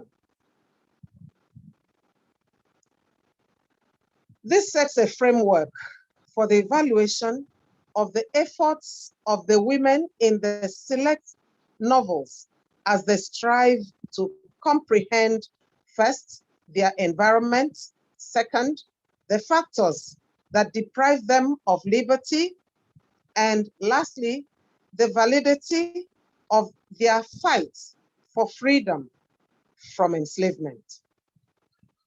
So we find an index that is central to the issue of Black womanhood and enslavement, and that factor is marriage. We see marriage as a prominent index that facilitates the enslavement of Black women. Within this framework are figures in Nawal El-Sadawi's Woman at Point Zero, as we just discussed, Amaka in Flora Nwapa's One is Enough, Esiseki in Ama Ata-Edo's Changes, A Love Story, Sally in Alice Walker's The Color Purple, and Beauty on Amanda in Cindy-Way Magona's Beauty's Gifts. The attempts by these women to resist enslavement and attain freedom meet with and also pose diverse challenges. We're going to take one after the other, and we're going to be quite fast doing so. Fergus's form of resistance to enslavement involves murder, for which she is to be hanged. Yet she declines the offer of an appeal and states with elation that the prospect of her death fills her with pride. Death is what she has been desiring all her life, because it makes her superior to everyone else including kings, princes, and rulers. Her sense of fulfillment at murdering the pimp, her refusal to leave, her fearlessness of death, and her pride at attaining her destiny earn her a distinctive identity within the corpus of Black womanhood. She therefore bequeaths a credible legacy to other enslaved women. To Federals, men enslave women by the deprivations, destitution, rape, battery, prostitution, and other destructive conditions that she is subjected to. She sees men as the cause of her predicament, and she feels accomplished as she has murdered one of them. In Flora Nwapa's One is Enough, Amaka's freedom from enslavement derives from her rejection of another marriage after the deplorable and abusive one with Obiora. She resolves to continue living alone, even to raise her children, the twin boys that she has for the Reverend Priest. She is set to endure the society's criticisms and perhaps rejection instead of having another man as husband and gain respectability, because in much of African culture, marriage is seen as an index of respectability. If a woman is not married, she is viewed with suspicion, and so on and so forth. So this decision by Amaka in this novel validates and accentuates the title of the novel as One is Enough. In Idols Changes a Love Story, Esi Seki displays a rare sense of individuality and a disposition of profound liberation as she consistently does only what she feels appropriate to ensure her freedom. So this is one woman that pursues her freedom, that actually protects, guards her individuality and what she feels suits her. She terminates her 6-year-old marriage with her husband and the father of her only child. And she also resists being enslaved in a marriage that suits her second husband, Ali, at her expense. And so she teaches herself to neither expect him nor wonder where he is when he is not with her. Ultimately, she also terminates that marriage when she feels that his style of loving her is obnoxious and unbearable. These are Esi's strategies towards achieving and sustaining her goal of freedom. In Alice Walker's The Color Purple, Sally gains courage and empowerment from her solidarity and synergistic relationship with Shug Avery. She starts speaking up and then decides to leave her husband and seek her independence and pursue her personal enterprise. Realizing the implications on her of the enslaved status to which her husband subjected her for so long, Esi freely indicts him. With the decision to leave the marriage, it is evident that she smashes the myth of her psychic paralysis. She surmounts the phase of abuse and enslavement from her husband and stands up for herself. And so she clearly attends self-discovery, courage, and voice, and begins to control her life. And lastly, in Magona's Beauty's Gift, Amanda, one of the 5 friends, is conscious of Beauty's gift and treasured counsel, and resolves to utilize it to ensure that she lives a long, healthy life. And that is why, on discovering that her husband has been cheating on her, she terminates the marriage. She informs his mother and his sisters that she has forgiven him, but that the marriage is dead. This earns her, of course, condemnation for not regarding the development as a mere mistake to which every person is susceptible. So in considering Black womanhood and resistance to enslavement, we realize that Amanda is critical of her husband's promiscuous tendencies, and she raises some sobering questions and which are very central to this paper. And the questions, among many others, are just these few. Why do men seem to think that telling a woman they love her gives them the permission to do whatever they like, irrespective of the consequences on the wife or on the family?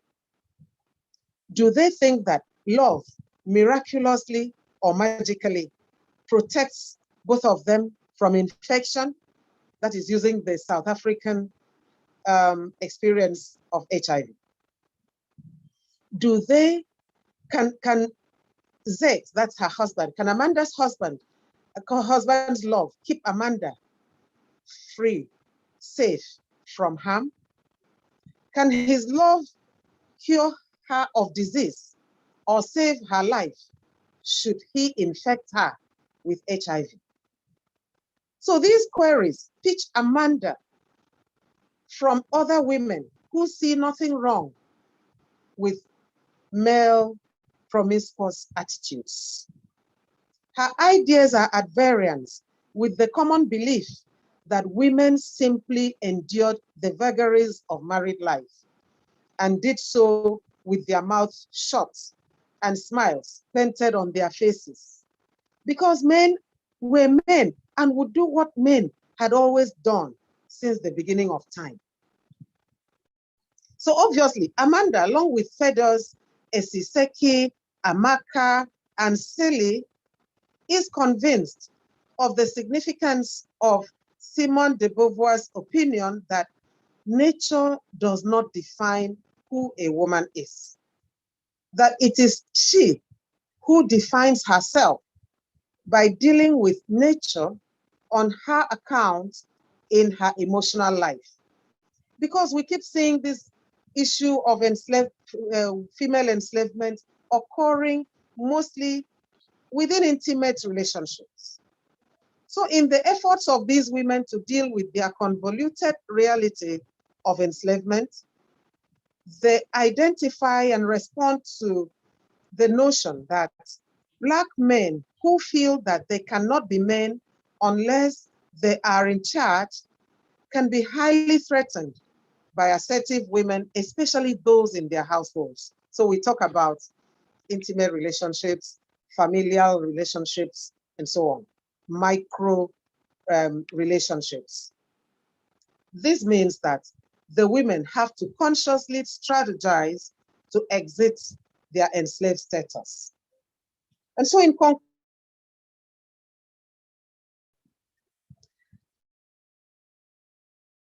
this appraisal indicates that the enslavement of Black women occurs first in their minds before it happens physically. This is a motif that occurs in much of literature that expounds Black female enslavement. The woman's mind gets circumscribed, man be physically limited. And we refer to where Silly says, admits to herself, I do not fight. I stay where I am told. But that drives the docility, the complacence, the passiveness of Black women in enslaved scenarios. She remains enslaved in that situation until she encounters shock every and gets to discover herself. Resentment of the phenomenon of masculinity begins in her mind during her childhood, and her desire to kill herself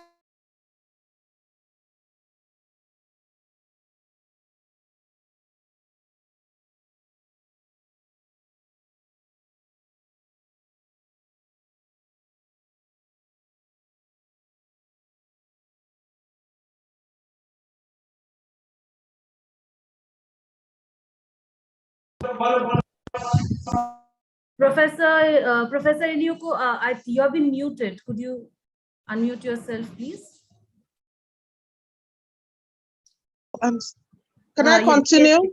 Now you can continue. Sorry, you were muted. Yes. Please continue. I can continue. Yes, yes, absolutely. I'm just trying to conclude.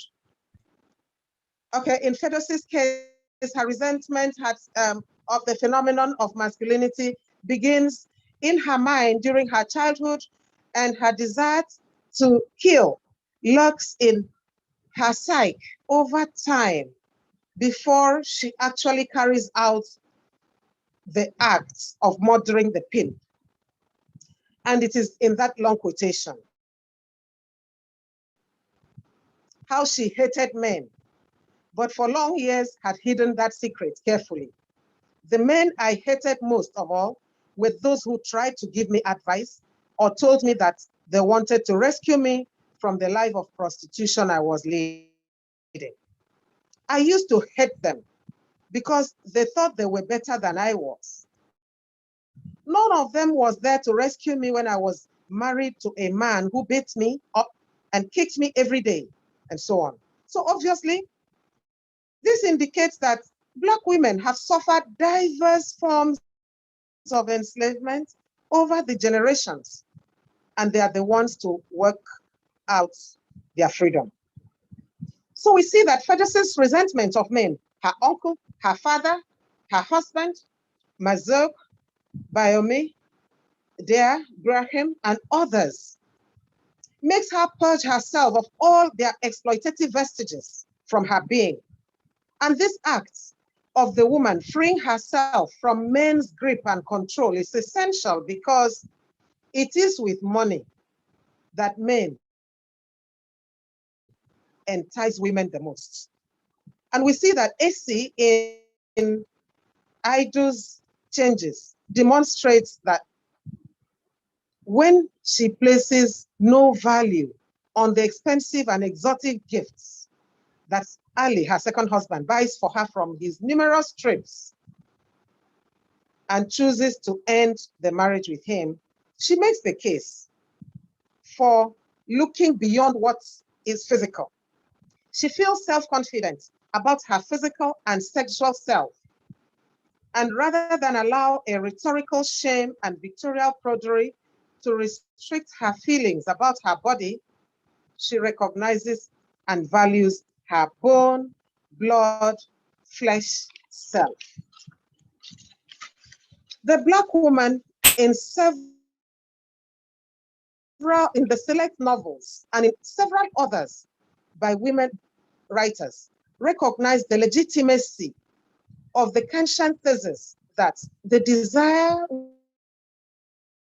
which a man has for a woman is not directed towards her because she's a woman, no.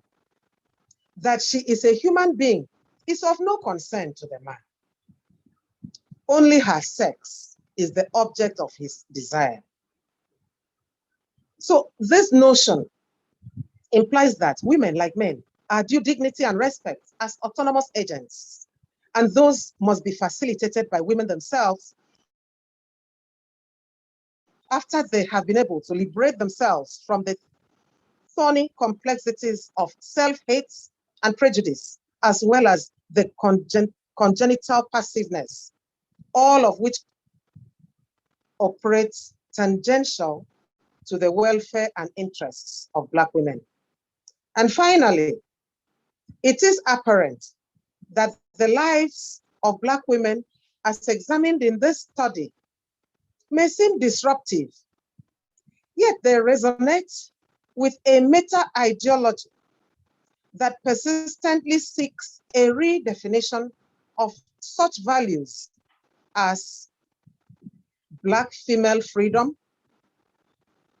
identity, role, duty, and status in relation to the global principles of social equity, liberty, and choice. These are the issues that Nawal El-Saadawi from Egypt, Ama Ata Edo from Ghana, Flora Nwapa from Nigeria, Simbiwe Magona from South Africa, and Alice Walker from the African diaspora appropriate to ambiguate the dialectics of gender relations in order to demonstrate that female enslavement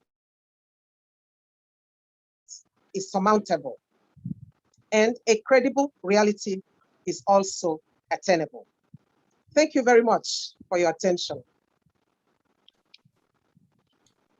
Thank you so much, Professor Inyuko, for that, again, a wonderful presentation and a very nuanced reading of texts. Again, we talk about women telling women's stories, and here we are looking at the intersection of race and gender, and we also understand how power operates even within the domestic, and the domestic is never sort of dissociated from the larger public.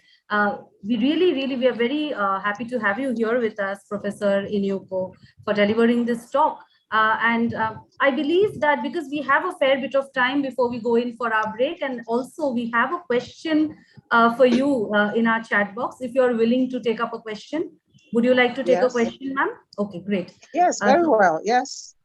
Yes, so Suman Tamang says, thank you very much, Professor Inyuko, for such a wonderful and vivid enrichment of your topic of discussion.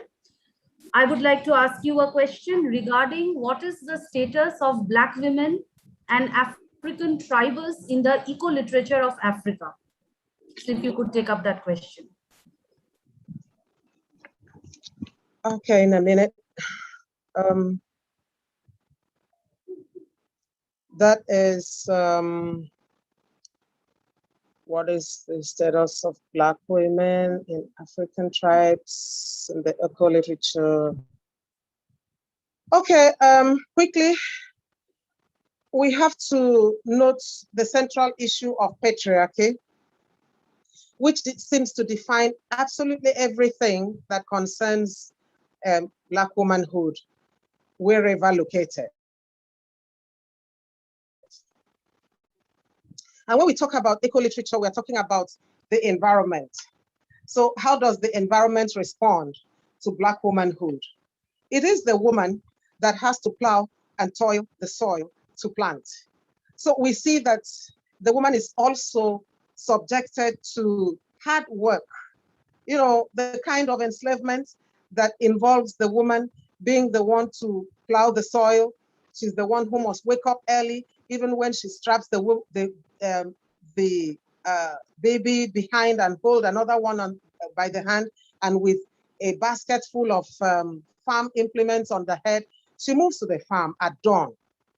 And she's the one to work on the farm, tend the farm when it is time, and provide and ensure that there is food for the children. So when we talk about patriarchy favoring men, the man can wake from morning and continue to sit to chit-chat or go to the joint to drink and do other things. The woman in the room, we're talking about contemporary women, especially those in the rural setting. They are the ones to ensure that there is food for the family. There is food for the children. Mind also that the man may be involved in polygyny. If there are co-wives, if the family is large and there are sub-families, the man may not bother to provide for any one of them. In that situation, the woman will have to be the one to provide for her immediate set of children. The other woman will also provide for her immediate set of children by whatever means. So what happens is when the man marries, it is expected, although it doesn't happen in every situation, that the woman is given her farm areas, the plots where she can farm. And so that is her business, to plan to farm and to provide food for her children the whole year round. So as far as eco-culture is concerned, of course, you know that this transcends into literature. The woman is still at the point of enslavement, because many situations exist where the man is hardly any part of the process of tending the ground, the soil, planting, taking care, and then providing food. Or even caring for the environment. No, it is the woman's work. The woman has to know what is favorable in the environment where they live and what is favorable for the children and so on and so forth. So it still happens today. And it is based centrally on the factor of patriarchy, which continues to plague Black womanhood. Thank you very much. I don't know if I've answered it completely, but that's the thrust.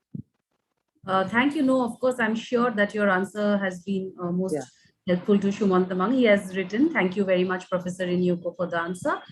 We have another question. Of course, people are fascinated by your paper, so they seem to have a lot of questions. So do you want me to read it out for you? Yes, I don't mind. Yes. Yes. So this is from Shayundeep, and he asks, I would like to ask you a question. A point that was mentioned under Black womanhood and enslavement is that beside being physically and mentally abused, culture and poverty played a major role. My question is, had poverty not been the underpinning or basic factor behind forced enslavement, or if it was completely ignored, would there be any significant changes in the hierarchy of racism? So that's the question in the chat box.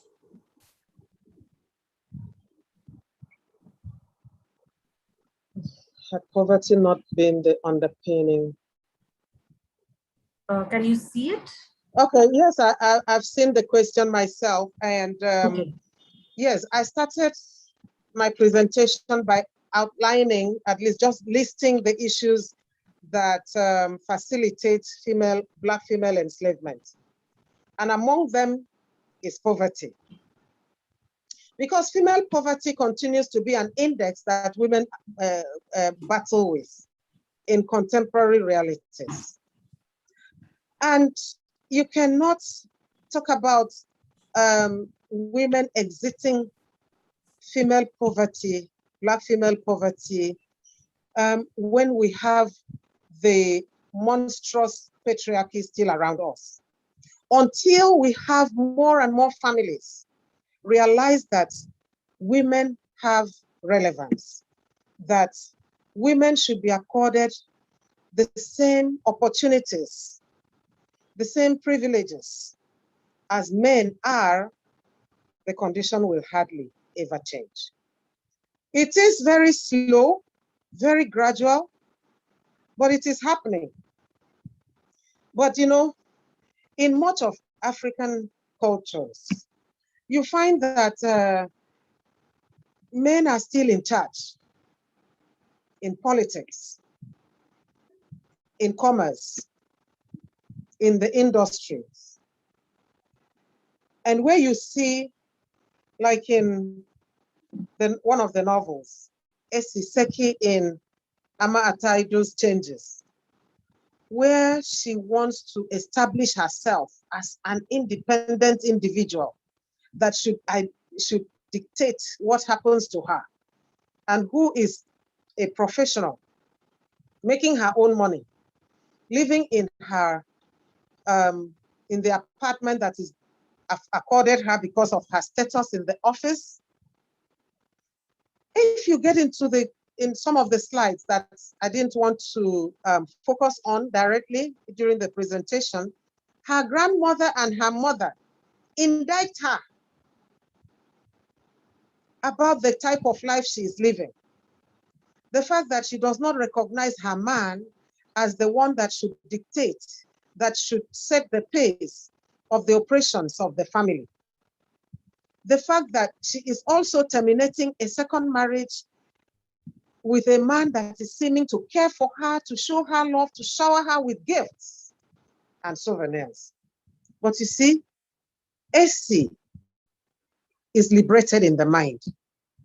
She feels that what is suiting her should happen, and not what is necessarily suiting the man alone. So we will always continue to have the Black woman being indicted because she is striving to project herself. You see Fedos, the young girl with the high school certificate, trying to move from that level to find employment, find what to do to be empowered, to be able to cater for herself, at least to a certain degree. No, her uncle marries her out. She cannot continue with schooling. Education is not for her. Education is for men. And that is why her uncle goes on to the university. She cannot enjoy that because she is female.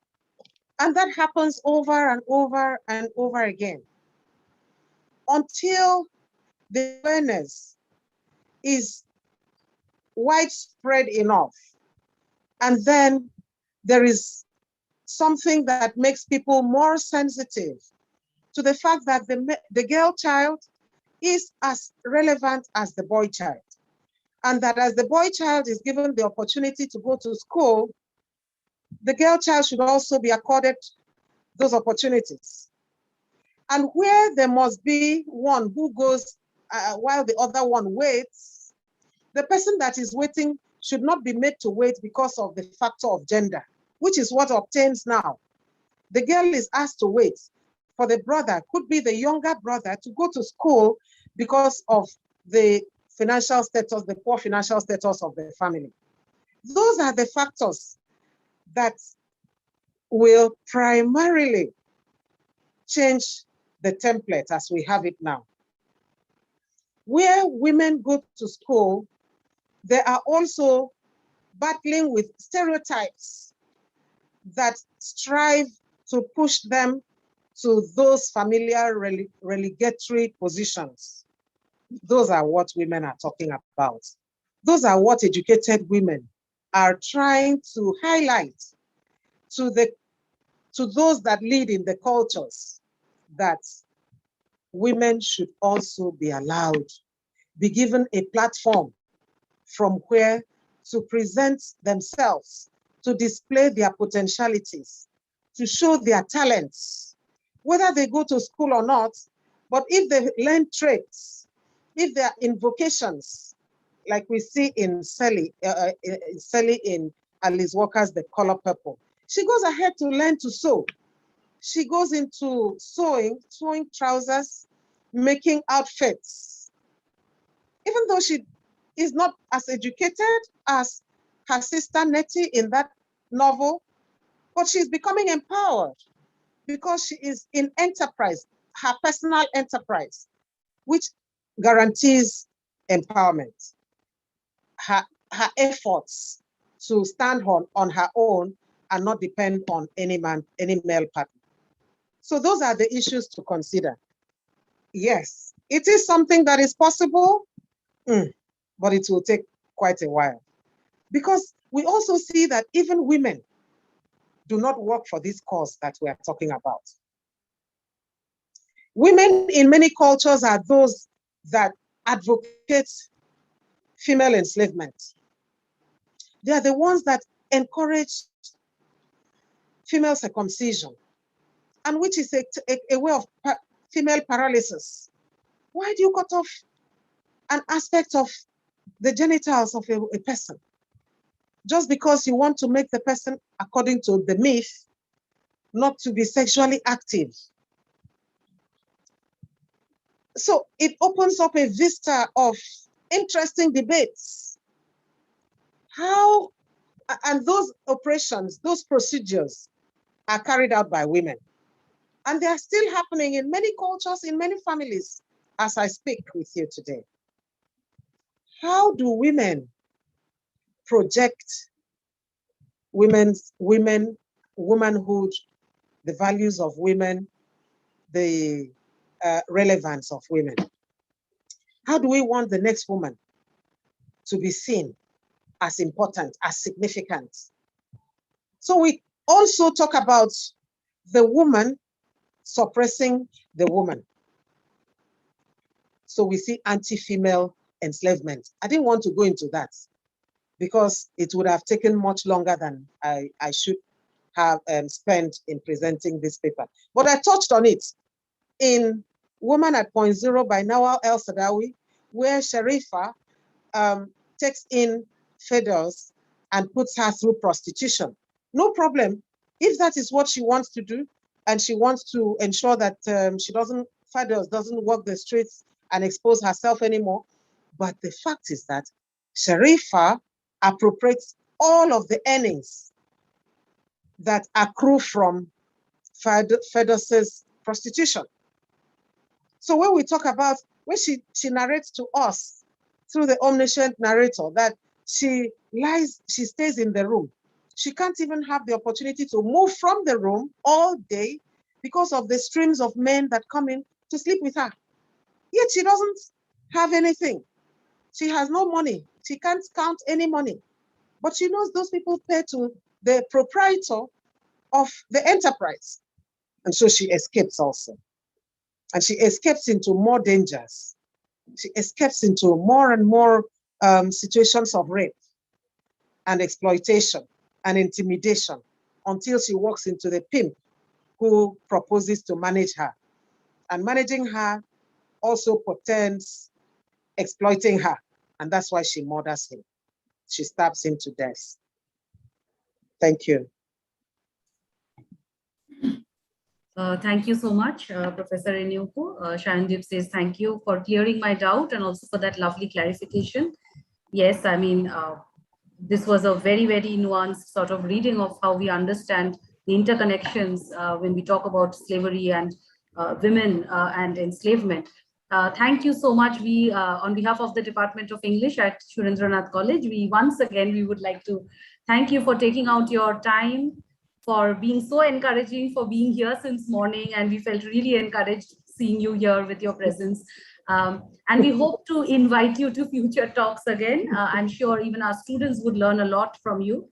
And it's wonderful to have this chain of communication opening up between us here and out there. Yeah. Thank you so much once again, ma'am. Yeah, just one last matter. Yes, absolutely. You know, there is quite a lot about Black womanhood. I think personally that Black womanhood is a very complex phenomenon, right, that has to be explored in phases. I mean, I've just compressed a lot to be able to present this, and you can see that I have selected just 5 novels, yes, spread across different cultures, just to make the point that they have similar experiences, that these issues are across the board. May happen in different ways, in different cultures, but the crux of it is the same exploitation of what is female, from birth to death.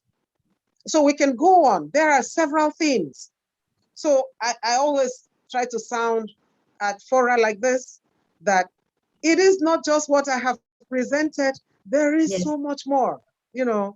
So it's interesting that I have the questions. I'm glad that I'm sure there are some other questions that would be generated, but please make my email address available so that subsequently scholars, students can reach me if there are any areas that they feel they should compare with what obtains in the Black cultures among women, or just clarifications of that may be required from this presentation today. I'll be very, very happy and willing to get back engaging with any scholars. Thank you very much indeed. Thank you so much for being so accessible to us. And I'm sure that our students will also learn a lot, as I said. And yes, I would make your email ID available to those who are interested. Sure. And it's very important, as you pointed out, that we do not end the conversation here, because this is just one aspect of a million other. And it's very important for us to be acquainted with all the several complexities, instead of, you know, having like a homogeneous notion of what is Black womanhood, or this question of oppression that you have pointed out, and also liberation for that matter, which you find in all these things. But that was brilliant, and thank you again from the department. We would love to hear you again sometime in the future. Thank you so much for being here. Thank you. Thank you so much. Thank you. Pleasure is ours. Thank you.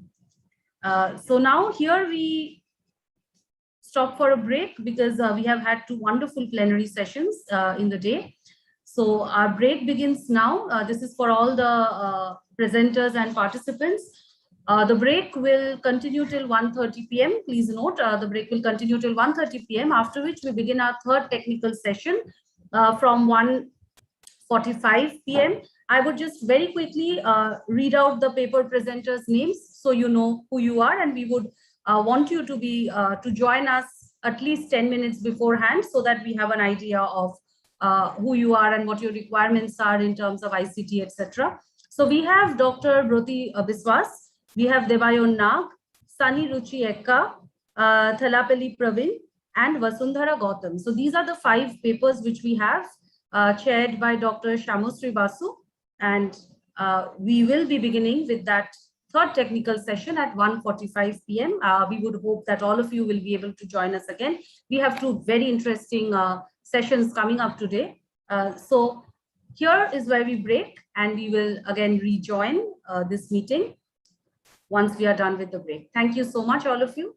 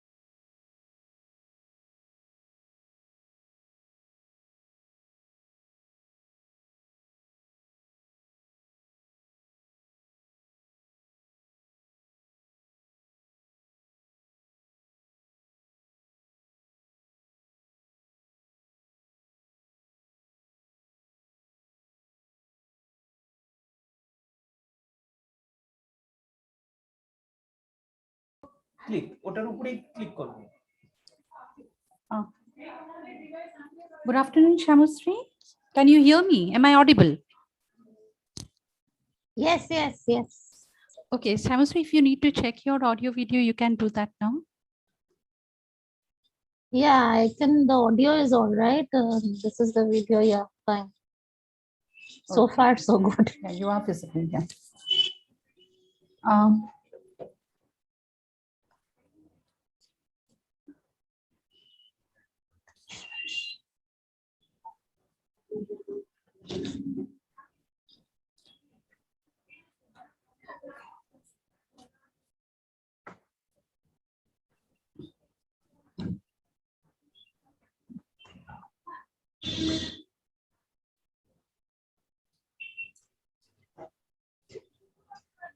Allow করো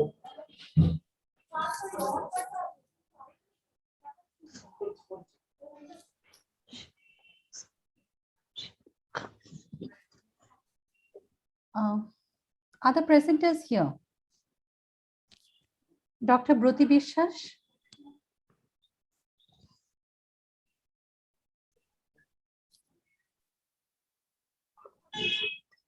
Am I audible? Hello? Yes, yes. Okay, okay. Dr. Bruti Bishwash? She hasn't joined yet. Debayon Nag? Debayon Nag, if you have your PPT, you can check this.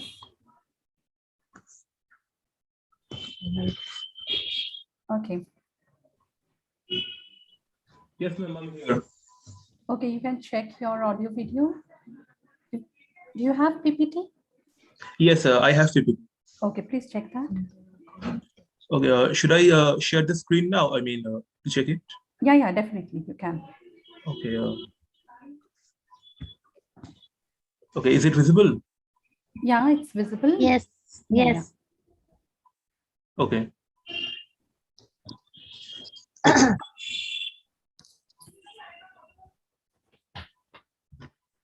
Am I audible? Yes, ma'am, you're audible. Yeah, no, no. What do you want? What do you want? Video on.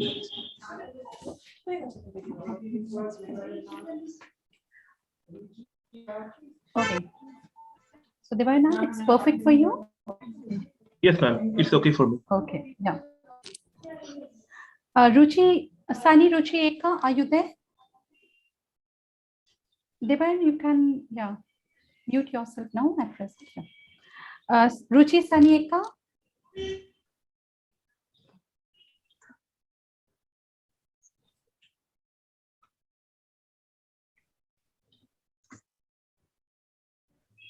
She's not there. Thalapeli Parveen?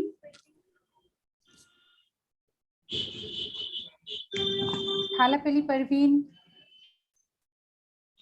Vasundhara Gautam?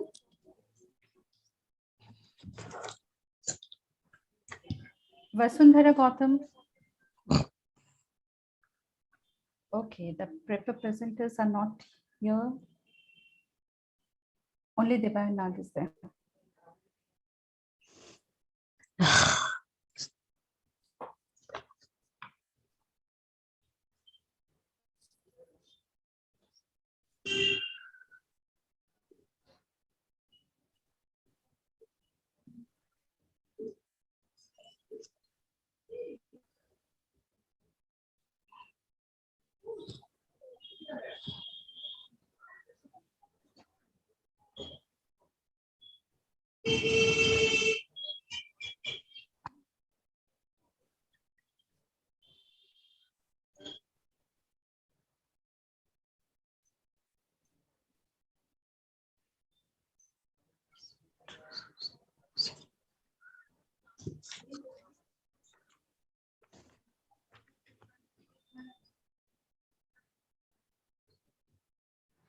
Okay, I can see that Sani Ruchi is there. Hello? Yes, ma'am, I'm here. Okay, do check your PPT if you have with you. Actually, I'm not using PPT right now. Okay. Okay. Then check your video. Sorry. Check your video, like whether you Okay. are visible or not. Yeah. Okay. Absolutely fine. Do say something so that we can hear you. Okay. I'm like, you can hear me, like. Yeah. You're audible. Fine.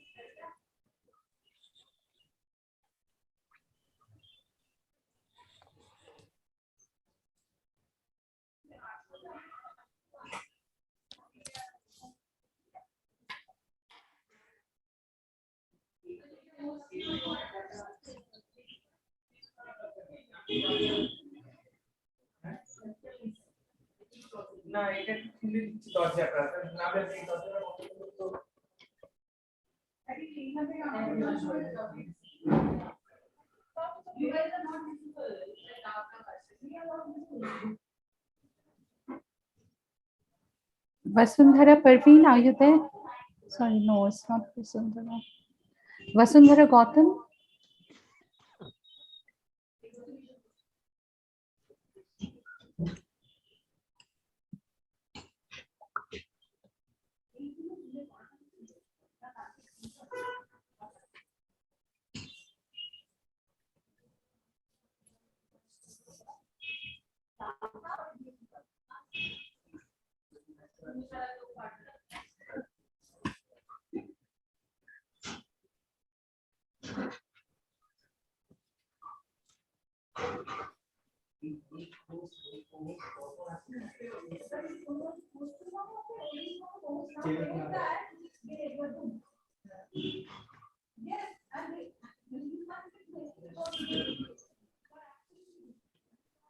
Dr. Broti বিশ্বাস.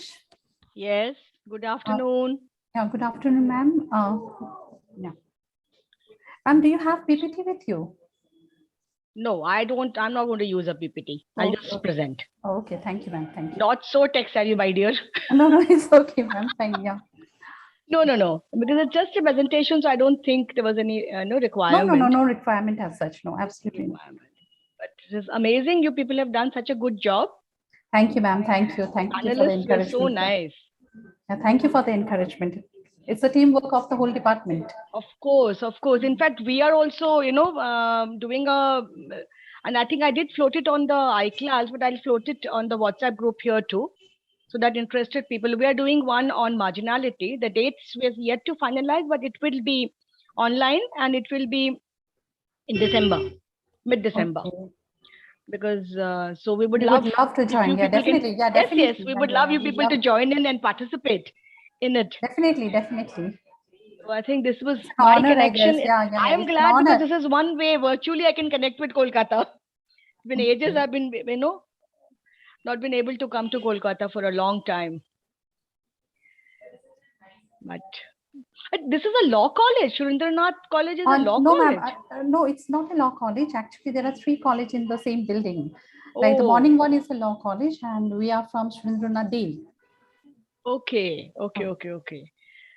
Because being a Probashi, not too much knowledge about Most of them Bengal, are, except that I worked on Bangla Dalit, so that was one connect with back to Bengal. This college is like, it was established pre-independence. It was established in it is a, I know it is a well-known college. It is in Shialda. Yes, exactly. It's in Shialda. Yeah, my brother was saying, I said, no, address, I can't see the address, so I can't, really say, but this was Surendranath College where, this is happening, and it's a really good plenaries you have managed. Yeah, thank you. Congratulate you on this. Thank you. It's the support of you people only that, encourages us. No, I saw it. Had I not been on the iClass, I would not have seen it. When I found it so interesting, I said, well, and one of my texts does talk about bonded labor. So why not? Would love to hear your paper, ma'am. Let's see. Okay. It's a little long. I'll summarize, because I was just working on that. We're eagerly waiting. Yeah, we are eagerly waiting to hear your paper, ma'am. Okay, thank you, ma'am. Okay. So, shall I keep my... you can switch it off now. Yeah. The moment, right? Now, I'll just keep my audio video off once you give me... Yeah, definitely. The chair will be moderating. Yeah. Are all the paper presenters here? Let me just go through it. Dr. Broti Bishwas is there. Debayan Nag is here. Sani Ruchi Eka. Yes, ma'am. Thalapeli Parveen. Thalapeli Praveen. Are you? Thalapeli, if you can hear me, please respond.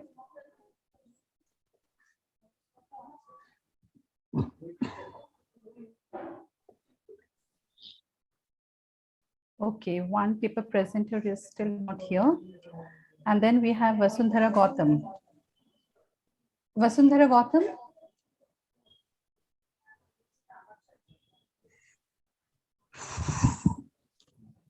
So two of the paper presenters have not yet joined.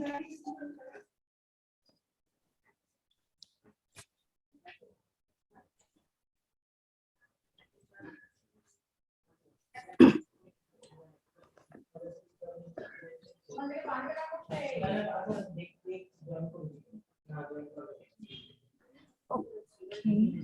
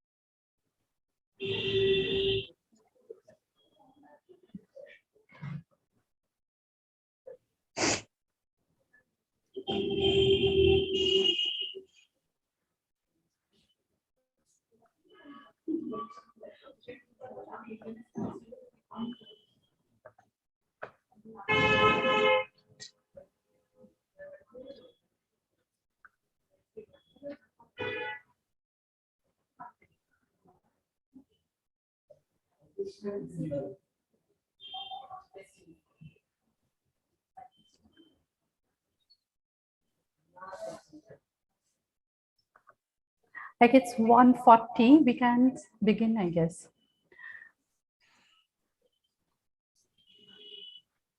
Shamusri, are you there? Yes. Okay, fine.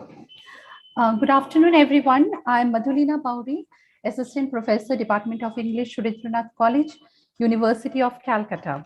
On behalf of the Department of English, I would like to welcome our chair for today's session, Dr. Shamusri Basu, my esteemed colleagues, and the much excited paper presenters and our beloved participants.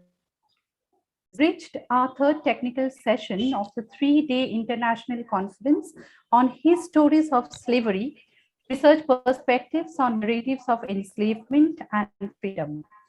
Yesterday, we had some mind-boggling and thought-provoking papers on touching different aspects of slavery.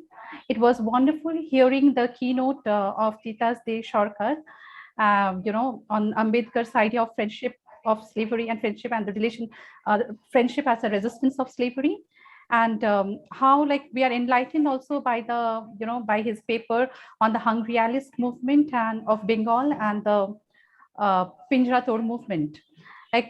Without any further ado, I would like to introduce our chair for today's session, Dr. Shamusri Basu. Dr. Shamusri Basu is an associate professor in English at Vidyasagar Metropolitan College, Kolkata. She was awarded her PhD from Jadavpur University in 2010. Her thesis was examined the institution of African American family as represented in Black fiction of the 20th century. Her academic work has been published in various journals. She has also completed an UGC minor research project in 2019 on women's subjectivity and their domestic lives in Bengali fiction by Sharat Chandra Chattopadhyay and Asha Purno Devi. Her areas of academic interest include Afro-American studies, gender studies, and popular culture. In this technical sessions, we have 5 paper presenters, and starting from Dr. Broti Bishwas, followed by Debayoda, Sani Ruchi Eka, Thalapeli Praveen, and Vasundhara Gautam.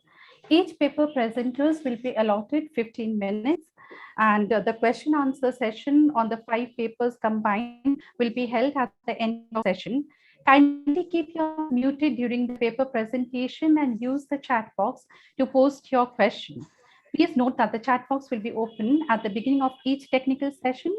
We urge our audience to use the chat box only to present their questions for each presenter. Our esteemed chair will moderate this segment of the conference. Paper presenters are requested to keep their video on during while answering questions. Over to you, Shamusri. You can now take the host. Okay, thank you, Madhulina. Madhulina happens to be an old friend of mine, more than an academic associate. We first knew each other as friends, and now, it gives me great pleasure to come to her college. And obviously, it's an honor, first time for me to chair a session. But most importantly, when she first shared this CFP, long before this, I was very interested. I wanted to write a paper, but there were certain constraints. I couldn't do this because my area of research was African American studies. So when I was a PhD scholar at that point in time, this was way back in 2008-9. Obviously, I was reading a number of slave narratives, even Toni Morrison's Beloved. But what interested me about this CFP was how it kind of extended this entire connotation of this word slavery and the various forms of slavery which are still being perpetuated. And again, if you look at the African American canon, there were texts which were written much later, which obviously spoke about these different kinds of bondage, especially in women's writing. Not only Beloved, there is Dessa Rose and a lot of other texts which were written where slavery figures as a trope, but in very, very, not very in an obvious way, but in a very subtle way.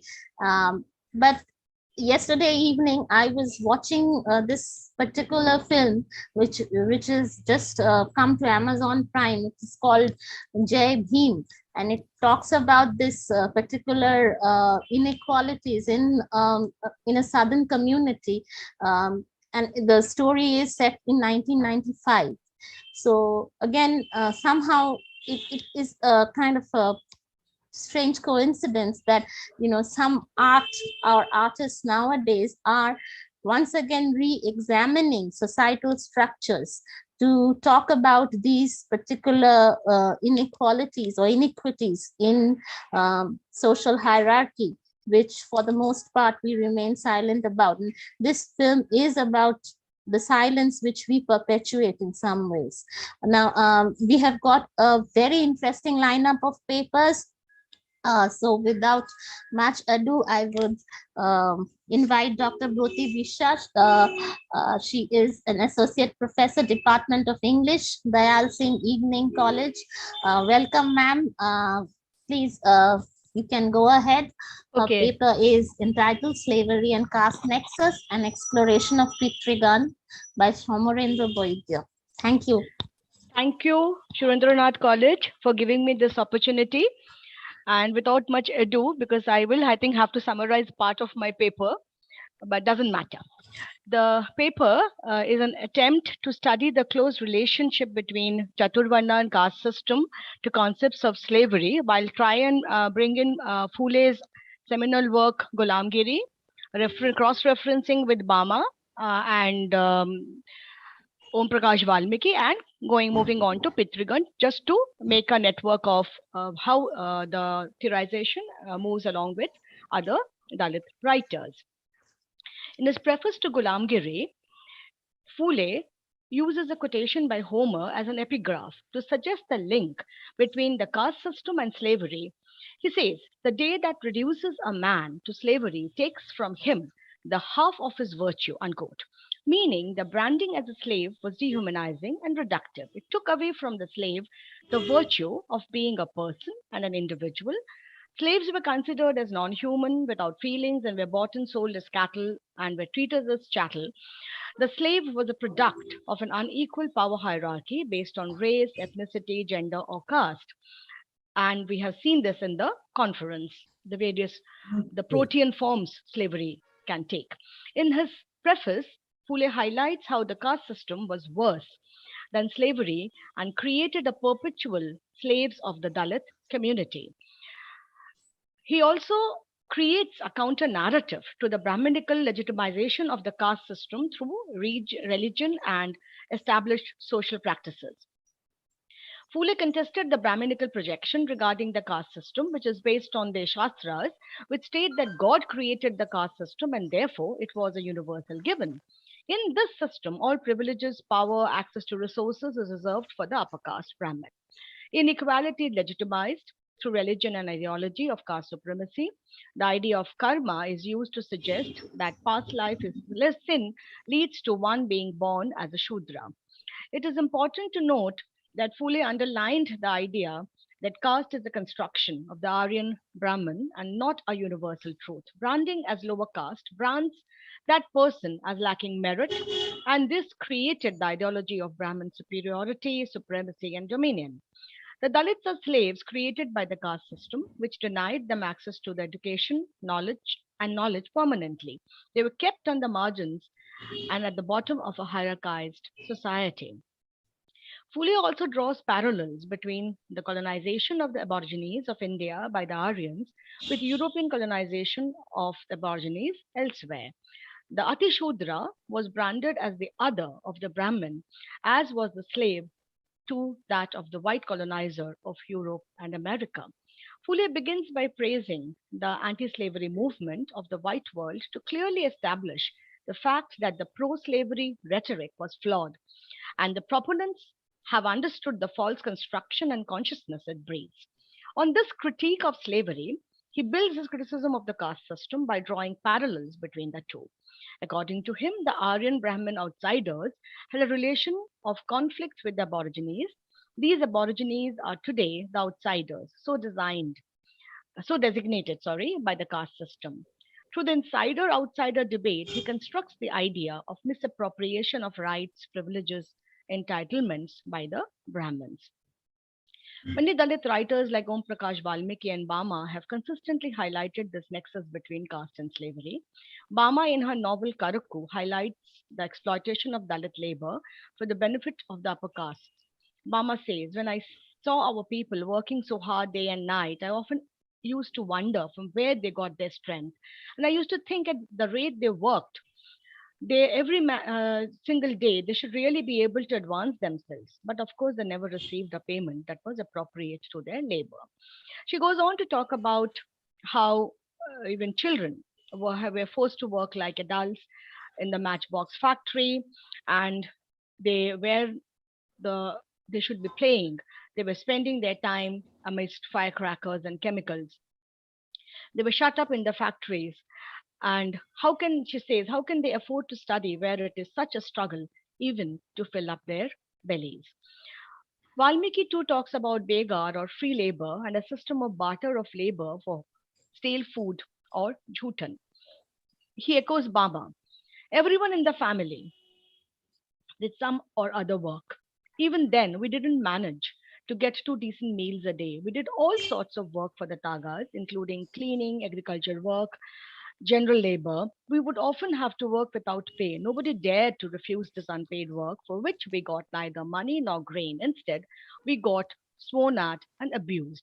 The Dalits, like the slaves, were belittled and hailed by cuss words. They're not allowed a respectable sense of the self. Pitrigon, the Bangla Dalit novel, focuses on the tradition of using Dalits as bonded labor. It is set in East Bengal and narrates the story of 3 Namashudra bonded laborers, Chandor, Dinanath, and Gangacharan, who slave for the Brahmin Mahajan Harinarayan. The writer calls him Chokkutti in place of Chakraborty. Of course, he is using his own linguistic marker to define his Dalit sensibility. To make cultivable a portion of the beel called Chanda. The 3 Kamlas or bonded servants live in the beel and are not allowed to go home to their families. The relation between the peasants and the Mahajan is purely an exploitative one. The Mahajan abuses his social and economic power to control the lower caste populace of the village. The novel raises issues of resistance and identity and critiques the legitimization of exploitation of Dalit labor. The Beel is a large body, water body, which is infested with insects, leeches, and snakes. The marshland which they try to reclaim is bog-like. One false step and the person would sink into the quicksand like hyacinth bed. The job they do is very difficult, life-threatening, arduous, and requires skill and strength. The narrative highlights the tremendous skill, courage, and effort of the peasants who attempt to tame the Beel. But the Mahajan, a slave driver, remains unimpressed by their efforts. He sends his Gomustha, overseer, Nibaron, to periodically check on them. He makes them believe that they have to serve him because he is a Brahmin, and if they do not, they would go to hell. The Dalit laborers believe that they have to serve the Brahmin Mahajan to the best of their ability because they partake of his food. They are presented as God fearing, honest, simple, and loyal people who initially do not question their bondage to the Mahajan. The lack of capital among Dalits results in their economic and ideological subjugation. The only capital that a Dalit has is his physical self and skill. In Pitrigon, the Dalit self is literally and figuratively in bondage to the dictates of the Brahmin Mahajan. The emancipation of the Dalit self has to be both economic and ideological because a free mind without economic capital or freedom cannot bring about into being a holistic individual Dalit self. The old men, Dinanath, Gangacharun, and Roshik, ideologically represent the Harijan point of view. They believe that they have to obey the Brahmin because their religion dictates them to do so. They cannot imagine themselves to be equal to him. They accept the karmic theory doled out to them by the Mahajan as proof of their economic and social debility. Roshik, Roshik's son Chandor, represents the Dalit point of view. He refuses to accept the Mahajan as a superior being on account of his birth. He accepts bondage due to due to his economic debility, not due to his low caste. He rebels and strains at the leash right from the opening of the novel. Dinanath and Gangacharan are old and are contemporaries of Chandor's father, Roshik. Chandor works in place of his father, who is old and infirm. The arrangement suits the Mahajan as Chandor is an able-bodied young man and works better than Roshik.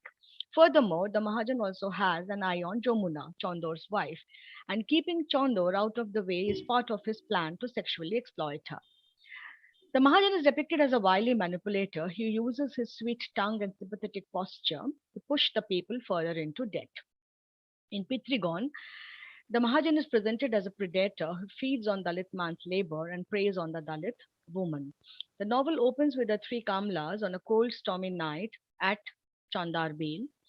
The Mahajan visits them and rides on Gangacharan's shoulders to evade getting soiled by the mud. He continually swears at them using their caste name Chadal, colloquial for Chondal, and other derogatory expletives like Shala, Kutta, Bila Bhoot, Shuor, Haramkhor. The Dalit laborers silently suffer his behavior. After he leaves, they discuss among themselves and ironically conclude that being a Brahmin, the Mahajan is above the Shastric dictates regarding sin and salvation. They suggest that these burdens are only for the poor low caste people. Though they abuse him in private in his presence, they remain silent. The pain and suffering at the hands of the Mahajan creates a unique bond of love and understanding and solidarity. So you can say the slavery, the other spectrum of slavery is friendship, like Titash Desharkar had also mentioned. They are victims of the Mahajan's greed to colonize the Beel areas, and though they understand him and his motives, they remain helpless and beholden to him. Dinanath says that the Mahajan's greed will cause his own death and theirs too. Gangacharan laughs and says they don't die. Sin does not touch them, unquote. Meaning that the power equation remains tilted in favor of the upper caste. This statement also reflects that there is an understanding of the difference between the Dalit self and the Brahminical other. In Gangacharan's consciousness, this consciousness of difference is that of the Harijan self and not that of the rebellious Dalit self. The novel presents two points of view as existing among the Dalits. The older generation, as I said, conform to the code of conduct which the Mahajan exploits them with. The Mahajan had sexually assaulted Dinanath's wife Noyantara, which is believed to be the reason behind her suicide, but Dinanath continues to venerate the Mahajan. And he has been a bonded slave of the Mahajan from the age of 12 after the death of his widowed mother. He looks up to the Mahajan and cannot think of opposing him. Roshik too demonstrates a very suppliant attitude.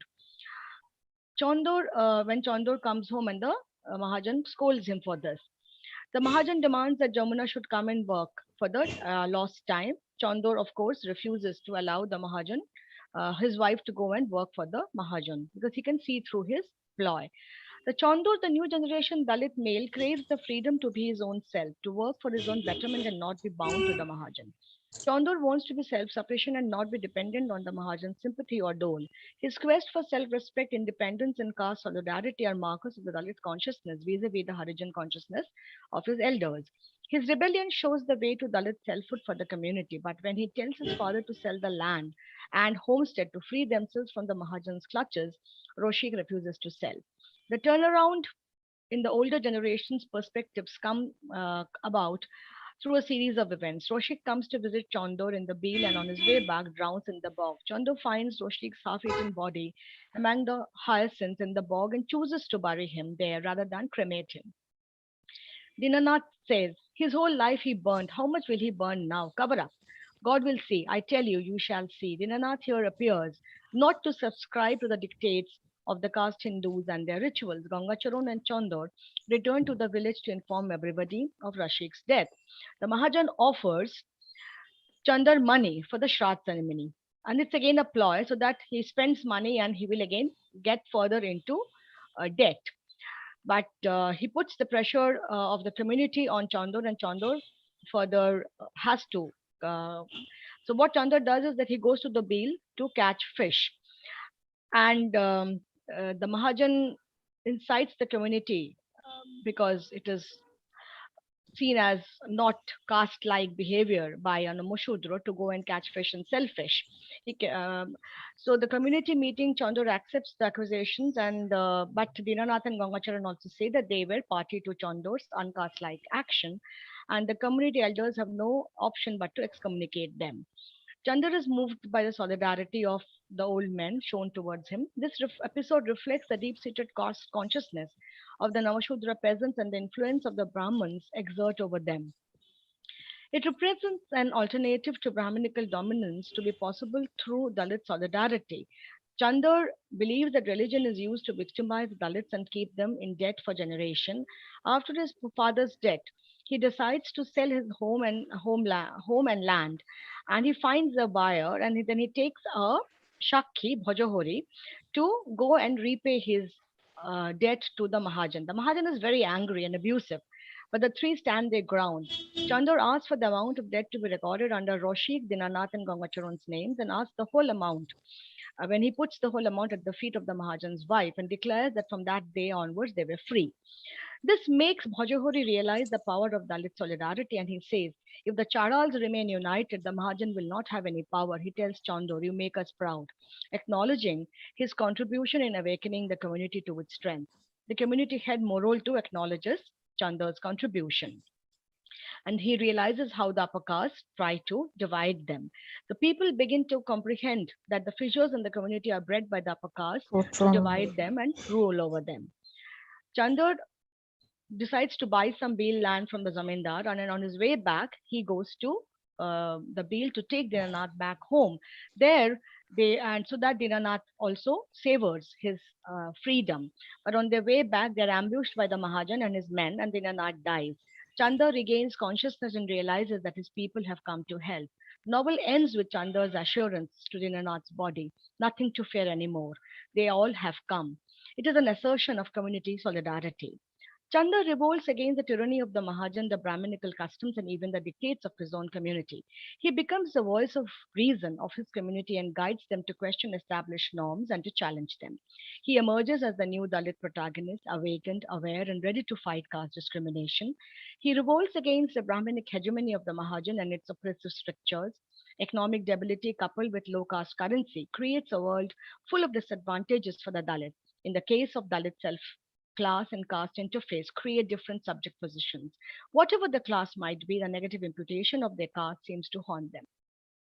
the deliberate attempt of the upper caste to keep Dalits from ascending the class ladder. That is why the Mahajan is reluctant to free Nanda from the bondage of debt. The Mahajan and his kind want the Dalit self to be indebted and suppliant to them for everything. The image of the Dalit self that emerges in the form of Chandar is a defiant one who refuses to acknowledge the Brahman as having contributed materially or otherwise to his selfhood. It's a self that is constructed as a positive alternative to the self-abnegating image proffered by the upper caste with Dalits as a suitable self-image. This new self reconstitutes the given of Dalithood to create an independent individual being. It is a self that takes pride in its honesty, courage, and skill. This self has a sense of history of the community and the discrimination they were subjected to. This self critiques images that reiterate and reify the given stereotypes of the Dalit. The self as a rebel breaks all the old molds and refashions itself. In this refashioning, it reflects the pioneering spirit of their ancestors. Their ancestors reclaimed the marshy lands, and the present generation attempts to cleanse the negative imputations from the term Dalit and reclaim it as their own. Their ancestors created a physical and cultural space which they call their own. The Bangla Dalit writers attempt to create a space and identity of their own in their literary domain. The literary space mirrors and also interacts with other domains of human activity. The public and private spheres, the past, present, and future all coalesce and merge in this literary space. I think I am okay for time. Thank you.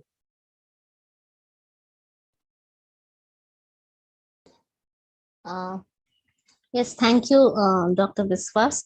The next presenter, the other thing is those of you who have any questions, kindly keep them at the end of the session. We will be accessing the chat box, and from there we will get the questions, and you may then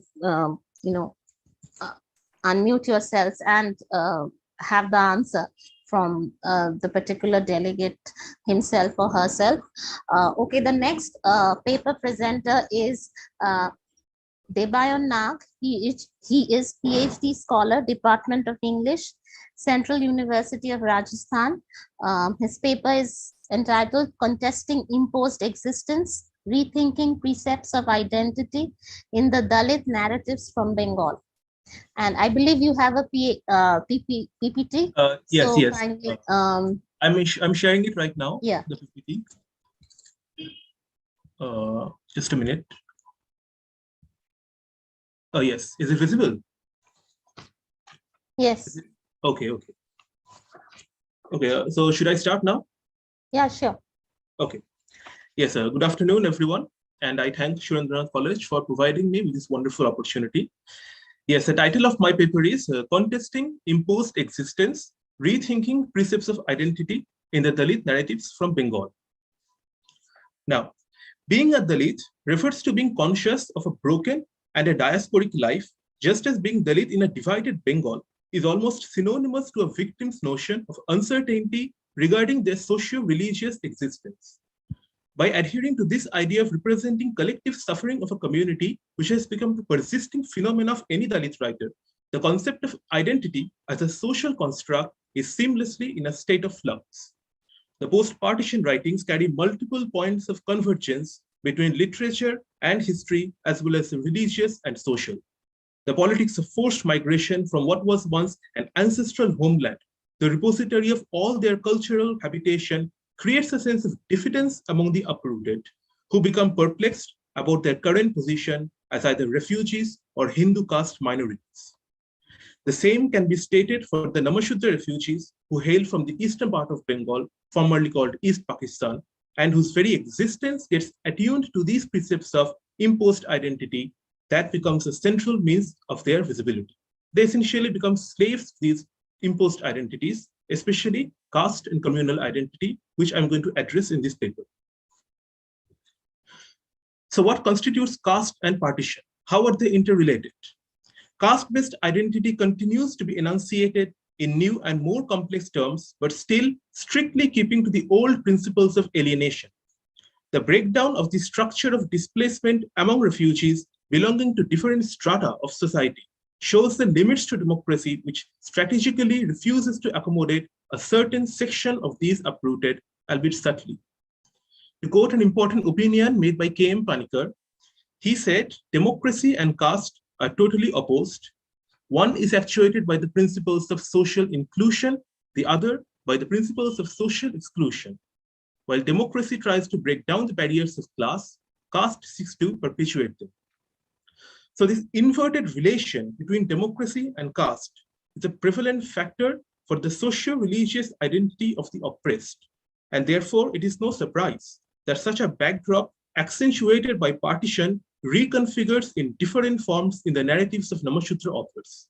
This community, numerically the majority in former East Pakistan, closely perceived this politics of identity, which shattered their solidarity and rendered them deprived, evicted from both sides of the border, either on casteist or communalist grounds. Caste was never an anachronism, and with passage of time, it evolved into many modern perceptions of itself. The movement of a once cohesive community like Namashudra into the post-independent era for a time being wrongly carried the belief of a discontinuation of this scriptural mode of society. This was evident in an assertion made by Shipra Mukherjee that caste's association with tradition marked the assumption that such a quote-unquote antiquated mode of society will have no place in a modern society built on secular liberal values. Despite the territorial division and the seeming predominance of class in the dominant political language, the existence of caste makes a very concept of identity following partition a twisted, rigid, and tenuous nature when applied to refugees. In such a situation, the Dalit expression against the dictates of a nation state, its biased machinery, become the predominant source of narrative and claim to either an individual or collective truth. My purpose is to ascertain how Dalit authors, from being slaves to this refugee and caste communal identity, construct what I call, and highlighted here, an emotional identity that is at once a protest against this pre-existing mode of hierarchy and a hapless struggle. It is an alternate worldview, not superimposed, but born out of memoirs that provide them access to some elements of dignity. I will be evaluating this using two translated short stories of the prominent Namashudra writer, Jatin Bala. So what actually constitutes the stature of caste identity? How is a change in response noticeable in Dalit texts? Manohar Mouli Bishwash, a Namashudra author, considered that Dalit literature was a product of the ongoing caste-class dichotomy.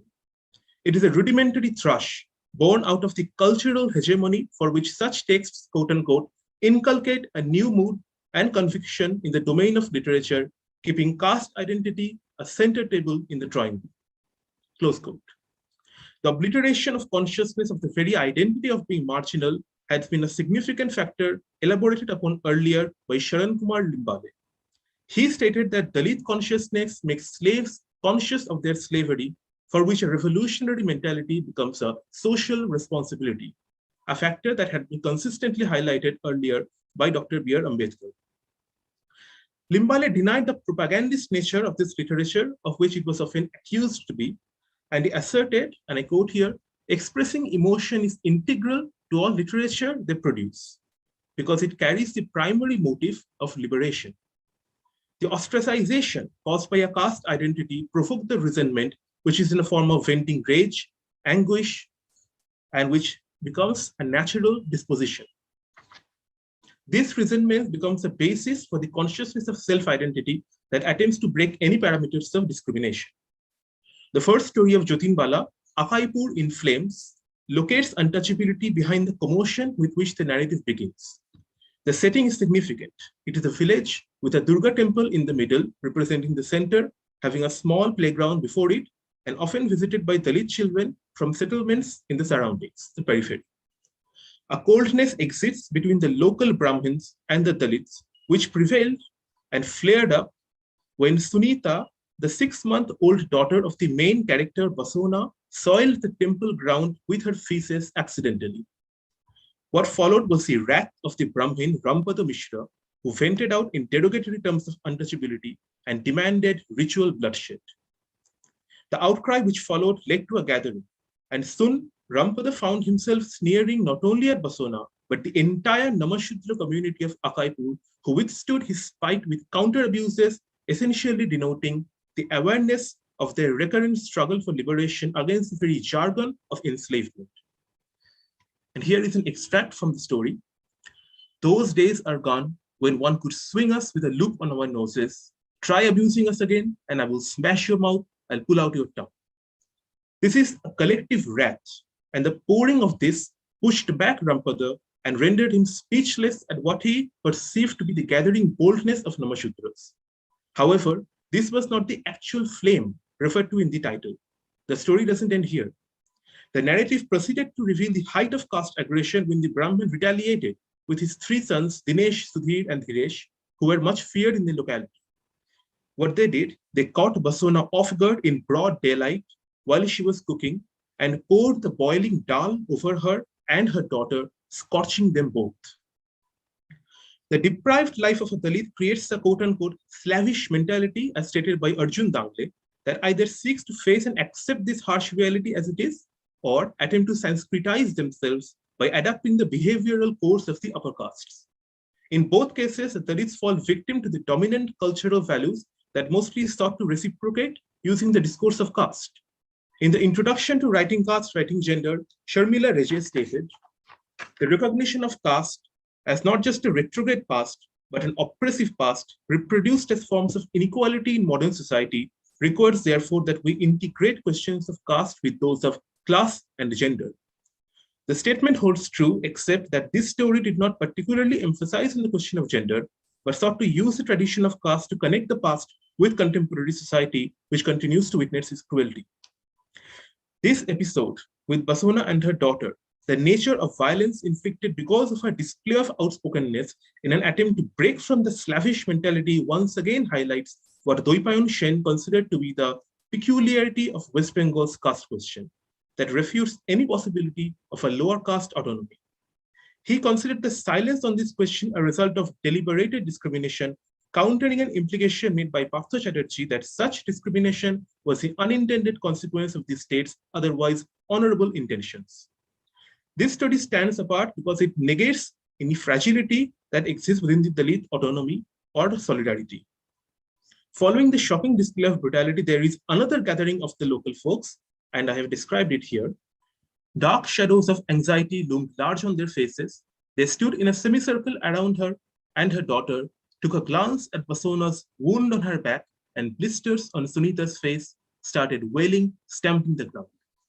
As you can see, I have highlighted the terms wound on her back and blisters because these are symbolic not only of the growing agitation, but of a change that can be perceived within the crowd, influenced by the memory of this very incident, as well as every instance of similar violence silently witnessed throughout history. The consciousness of shared turmoil made them expectant of a miracle not clearly enunciated, but hinted at by the author. They waited impatiently for something tremendous to happen, just like the speeding, turbulent tide waters of a broken dam holding the accumulated grievances of the past hundreds of centuries. This expectation of outflow connected them with a strong emotion, which is an amalgamation of sympathy, ferocity, and agony, which culminated in the titular flames. Its echo was so strong that Basona, amidst all her pain, felt the impact of this emotion, which brought tears and strengthened her mind. This emotional identity generated not only has the capacity to question existing power relation, but destabilize the ideas of caste's dehumanizing aspects. Though created from the situational predicament, it is actually a retelling of solidarity. It is one aspect of the caste movement and community consciousness of Namashudras, which, as Shekhar Bandyopadhyay said, began in the late 19th century with a demand towards the betterment of self-respect and self-image. Though the story ends abruptly with the crowd's restless mobility towards the Brahmin's house, it succeeds in justifying that a strength of emotional attachment prevents the Dalit unity from being completely deteriorated against any agenda of oppression or slavery. Now I come to the stature of what constitutes refugee and communal identity. The solidarity accentuated by emotion holds true even when placed before the event of Bengal partition. I have here another story by Jatin Bala, The Two Ends of a Broken Bridge. In this story, the author placed in the context of physical uprootedness, a refugee and communal aspect, providing it with an insightful cross-border bondage. Instances of violence between Muslims and Namashudras happened in the past, but these were mostly associated with rights over plots of land, petty and aggressive disputes. The strength of community consciousness was highlighted in these disputes, which, however, took a different turn in the early 20th century. Bandyopadhyay once again asserted that the political behavior of the lower caste peasants in border districts showed a shift in political allegiance, behavior of lower caste forming a greater identification with the Hindu community. This all-encompassing unity, marked as a territorial argument, became the genesis of partition. It aggravated a sense of pride, leading to a resentment towards the Muslims to whom the community worked as slaves and bonded laborers in many districts of East Pakistan.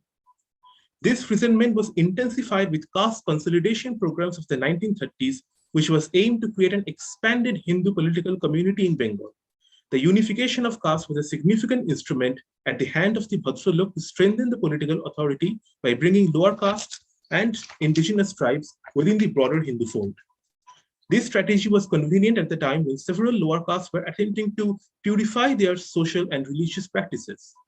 These had serious consequences and rifts between Namashudras and Muslims, mostly visible in the late 1940s. Here I have 3 extracts from Joya Chatterjee's book, Bengal Divided, to show how this resentment actually intensified, and that was actually brought over by this sense of identification with greater Hinduism.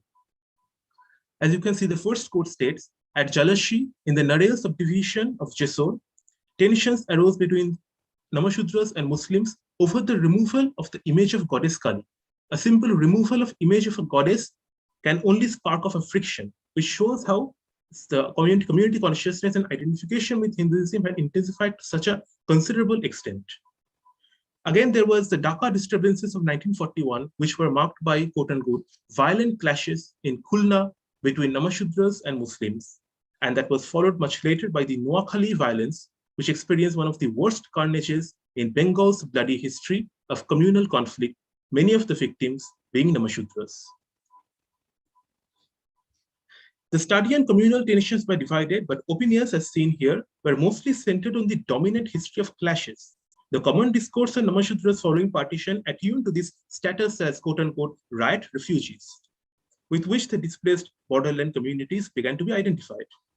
The regional perspectives on the communal discourse, especially how they resisted their physical distancing by barbed wire borders and maintained coherent connections, have not been clearly defined. Traversing against this dominant current, Jyotinbala juxtaposes the communal border discourse by bridging 2 families of both Namashudra and Muslim faiths. In the 2 ends of the broken bridge, the connection is distinctly emotional, but with a lateral thought process working on multiple planes. The extrovert narrator here, Ratan, implicitly carrying the burden of a riot refugee, relentlessly tries to dig up the past in a ceaseless effort to identify with other people bearing similar memories and language of forced migration. In this context, when he meets with a fellow passenger, Akash, and his family on a Bongaon station train, this conscious, self-reflexive pursuit finds a strong source to churn up a late communal ethnicity with the post-partition state of existence. As I've pointed out, conversation here becomes instrumental to unfurl and connect what were the bleak memories of the past with the present post-partition existence. During the conversation between Ratan and Akash, it was Fatima Amma, the latter's grandmother, who instantaneously brought flashbacks of these bleak memories of Ratan, hidden deep inside him like quote-unquote unhealed carbuncles. Tracing the importance of reviving a stigmatized discourse, Rajat Roy ascertained that Namashudra construct their own version of the past, which attempt to represent a golden age, a sense of belonging in a quote-unquote utopia of their own. Recollecting a lost mobility through memoirs and using text to obliterate the very idea of border by reinventing identity demonstrates the craving of Dalit authors for an alternate social imagination that contrasts the imposed experience as refugees. The conversation between Fatima Amma and Ratan through the flashback technique in the narrative idealizes not only their shared communal anxiety in the past, but a shared pacification of it at present. The entire story serves to communicate steadfastly the reason why the narrator's heart does not agree with what his mind understands as partition. The foremost manner of communicating this was the very act of pouring uncontrollable spasms of emotion at the sudden meeting of a long-lost brethren. The first extract here shows this, and this is stated by Ratan. I exclaimed, "You are Mohidul's son. I am amazed. The old world comes to life. Excited, he trembles and has goosebumps. Restlessly, I say, Fatima Amma, I am Khokon, Avinash Biswas's son. Ratan, I am Ratan Amma." This exclamation was reciprocated by an equally vivid rush of emotions from Fatima. She sighs heavily, her lips tremble as she cries out, "Allah, can such things happen on this earth? Khokon, is that you, Baba?" It looks as though, breaking its cage, her heart is trying to force its way out. I have highlighted the terms Allah, Khokon, and Baba here because from the communal angle, the word Allah demarcates the identity of Fatima Amma as a Muslim, but which dissipates here before the more endearing vernacular expressions of kinship in Khokon and Baba. Instead of creating any grounds of diffidence, the word said in this context before a strong pervading emotional identity ironically neutralizes any slavish mentality or communal agenda. As the story progresses, its impact is felt even more when Ratan recedes 50 years down the memory lane when he unconsciously inhaled the odor of this communal ideology. Set in the neighboring village of Machna and Madhupur, where the two families were located in the past, he described the area with a huge tamarind tree standing in between, marking the borders. When we youngsters played beneath the huge tree, the religious divide used to vanish.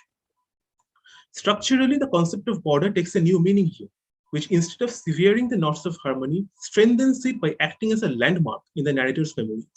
When this natural border of the tamarind tree was replaced by the political border, the slowly emerging community consciousness started to manifest itself as elements of mistrust and doubt emerged in both the communities. Ratan became a blind victim of skepticism when on one occasion he visited his friend Mohidul's house but refused to taste the kachipora pithe that was being prepared by Fatima Amma. Though naive to the concepts of right, freedom, and partition at that time, these were gradually becoming watchwords, and Ratan became a part of this spreading consciousness of faith, stating harshly that his refusal to taste the pithe was on the ground that Mohidul and Fatima Amma were Muslims. However, the reaction which followed was not one of hatred, but of angst. "Baba, you don't want to even taste the kachipora pithe made by me because I'm a Muslim," as stated by Fatima Amma. "You don't know, but one day you survived after drinking my milk. And today you did not hesitate to point out that Mohidul is a Muslim." These pitiful words of Fatima Amma made him conscious of the truth and bitter realization of the values of ethnicity which were gradually eroding away. The Kachipora Pithe here became symbolic, breaking the historic shackles and preventing the family relations from being diluted altogether by emotionally connecting them where religion failed.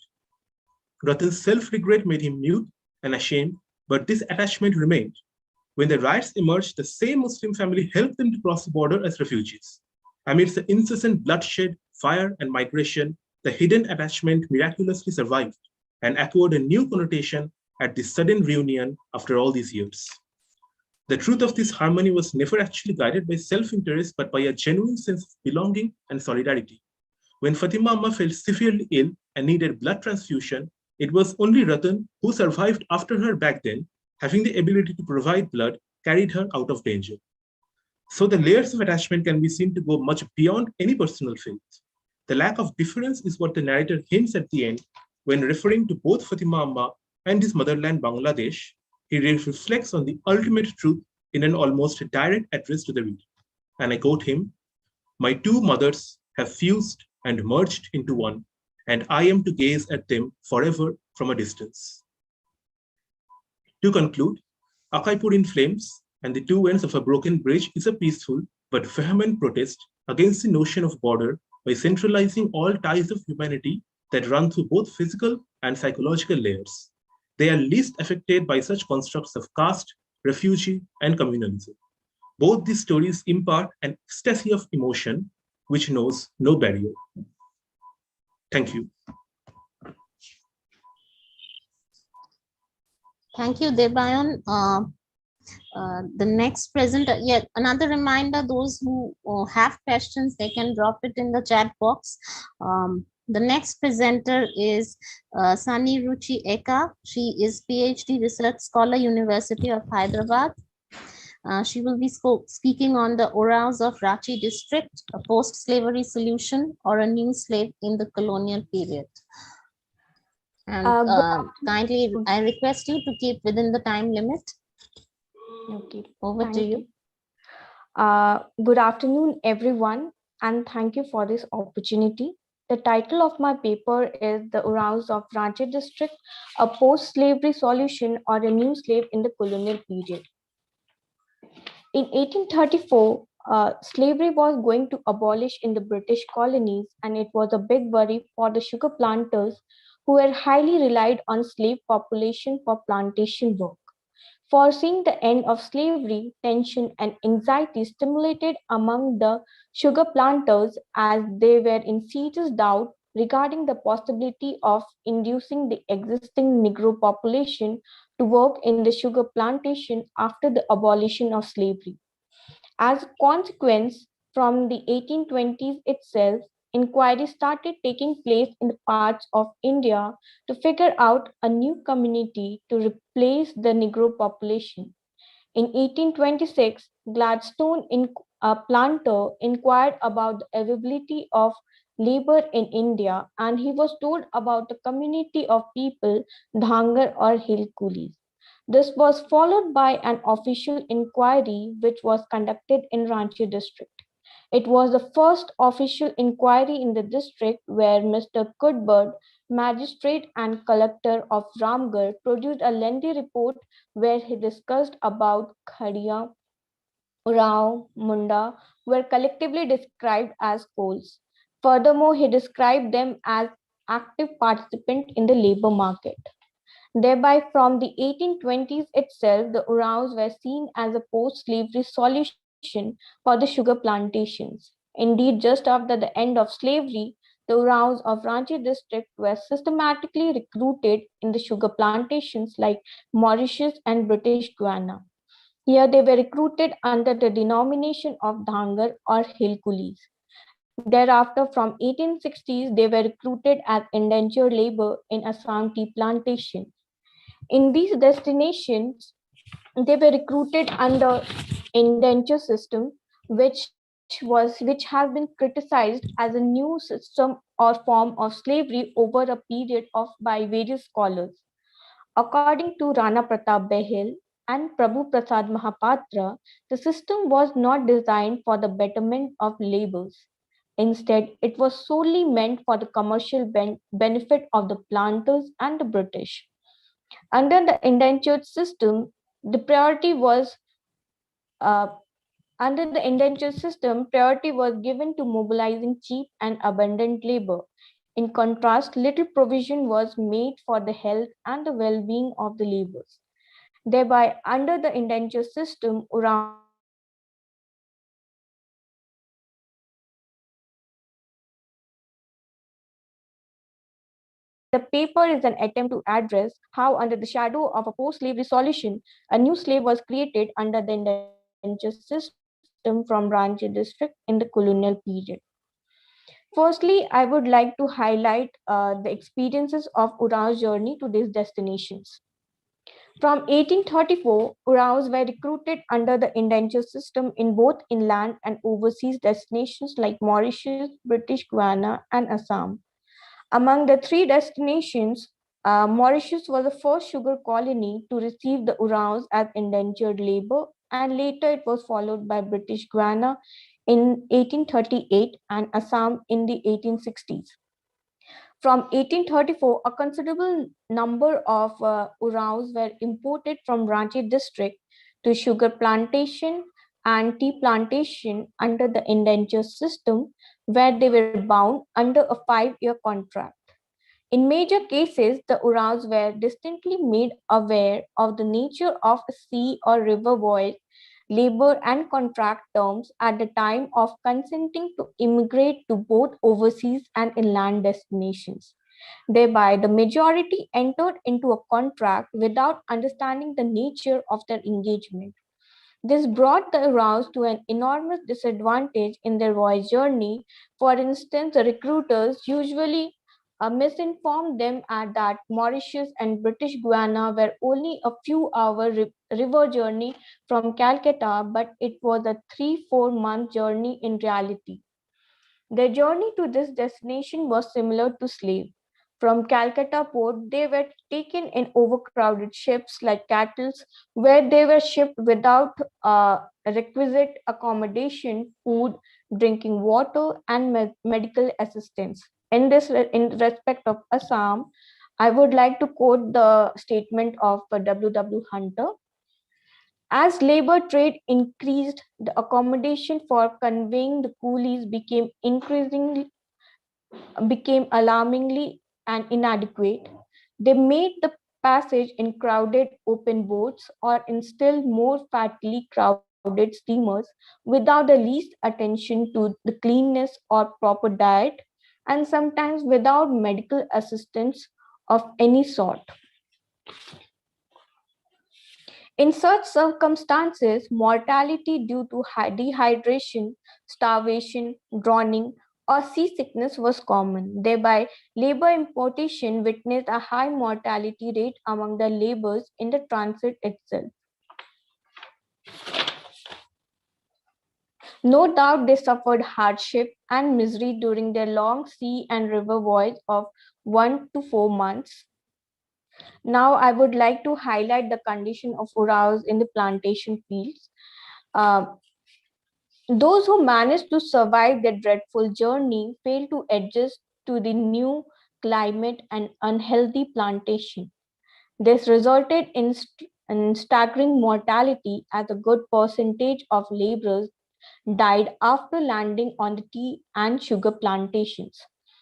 In the case of Assam, as many as 30,000 out of 84,915 laborers who landed in Assam tea plantation between 1863 to 1866 died just within the span of less than 3 years.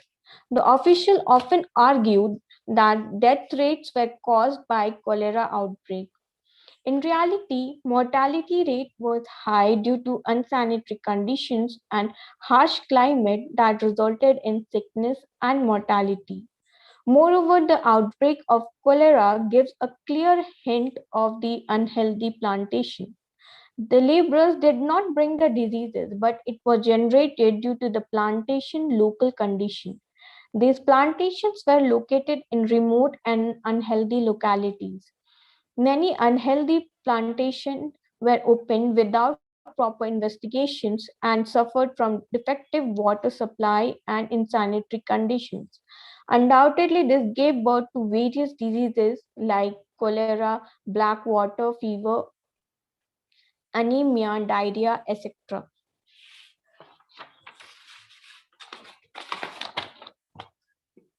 One who survived in this plantation received inhuman and slavish treatment from planters and were kept under strict surveillance. In both sugar and tea plantations, the Uraos were treated, not fed well, but were obliged to work hard, late and early with low wages.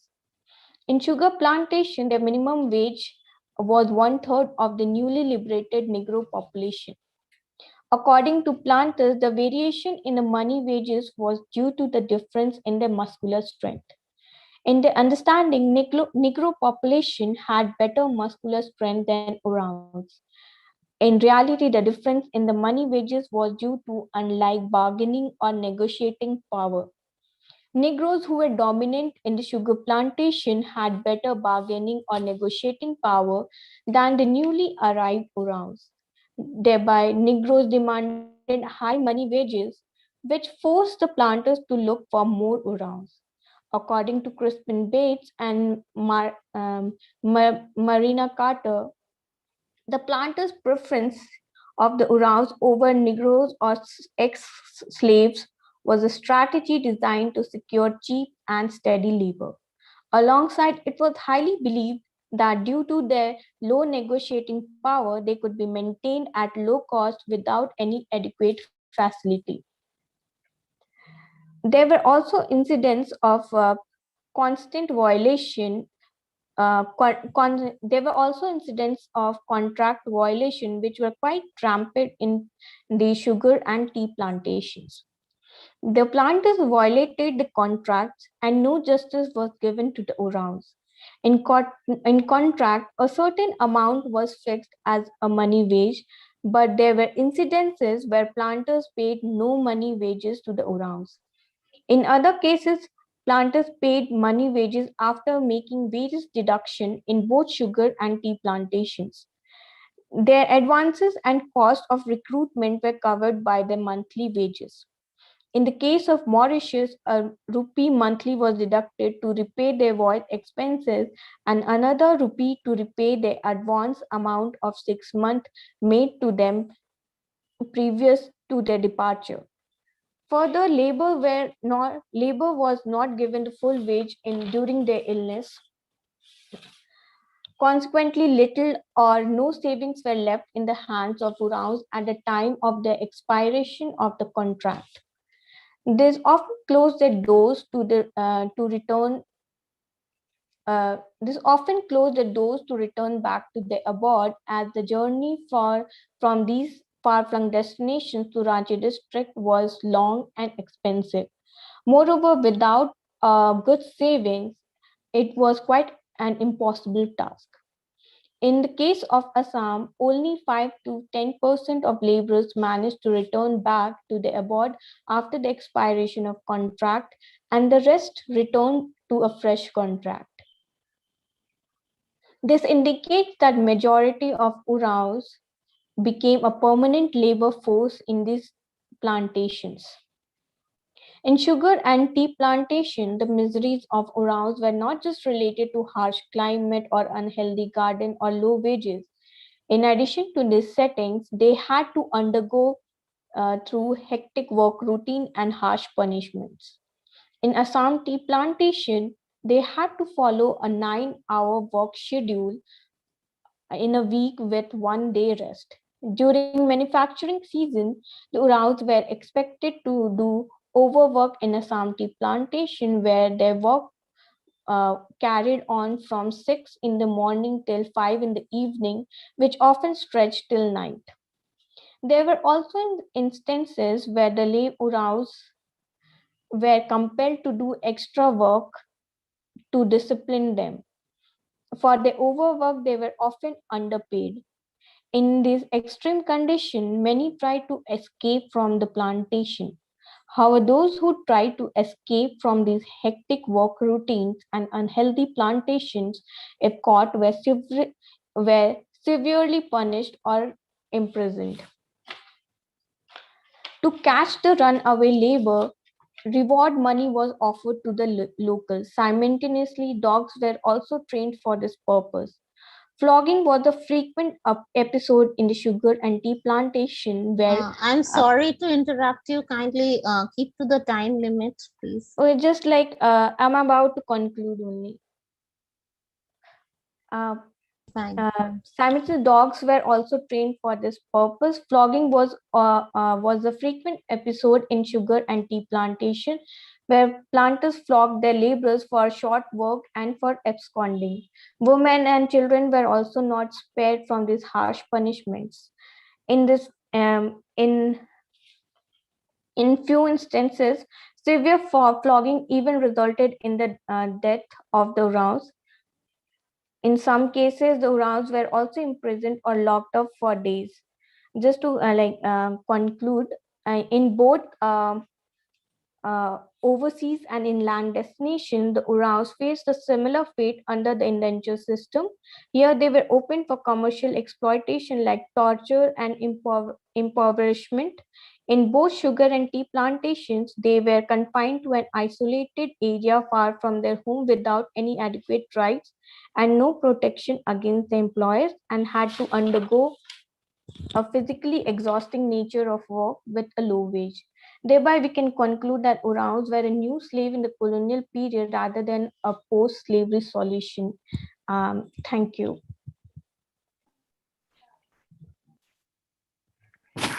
Okay, thank you. Once again, anyone with questions, you can post it in the chat box. Next speaker is Thalapelli Praveen. Are you there? Yes, ma'am, I am there. Yes, ma'am. One Okay, second. so I'm just introducing you. So he is a PhD candidate, Center for Political Studies, Jawaharlal Nehru University, New Delhi, and he will be speaking on Phule's Gulamgiri as a biography of caste. And yes, please abide by the time limit. Thank you. Yes, ma'am. Yes, ma'am. One second. The title of my paper is Phule's Gulamgiri as a biography of caste. In the year 1873, Phule published his text Gulamgiri. In 1800s, or what we call as 19th century, what was happening in the world was, on one hand, you had Nietzsche writing from Germany, you had J.S. Mill writing from England, you had we also had people like T.H. Green, William Dilthey, G.E. Moore, and also Karl Marx, Engels. These were the philosophers who were writing in the 1800s, or what we call the 19th century. Having said this, let me go into what is Phule writing in Gulamgiri. Gulamgiri word became popular with Jyotiba Phule's magnum opus Gulamgiri in India. The words Gulam and Giri conflicted make Gulamgiri. Gulam owes its etymological roots to the Arabic word Gulam. The word Gulam was used primarily to indicate the servants and soldiers who were slaves of the king. The soldiers of the Mughal rulers were addressed initially as Gulam. However, Gulam isn't used in the Islamic terminology, but it is used in the Quranic usage with a specific context of slave in the paradise and serving the needy. Giri is generally used to indicate an act of doing. Therefore, the word Gulamgiri essentially means anyone indulged in doing slavery with or without being aware of the act, what they are essentially doing. What they're essentially in Islam, the Gulam is serving in the paradise that is available to the being only after death. In Hindu text, moksha or paradise is attained only after death. Caste is the paradise for the Brahmins and Brahminical caste. The Shudra and Atishudra should serve the Brahmin with all the services that are available in the paradise according to caste. In other words, the Brahmins and the Brahminical caste cannot exist without caste. For their existence, the Brahmins exploit the Shudra and Atishudra. Paradise is a metaphysical entity or a transcendental entity. The caste order ensures that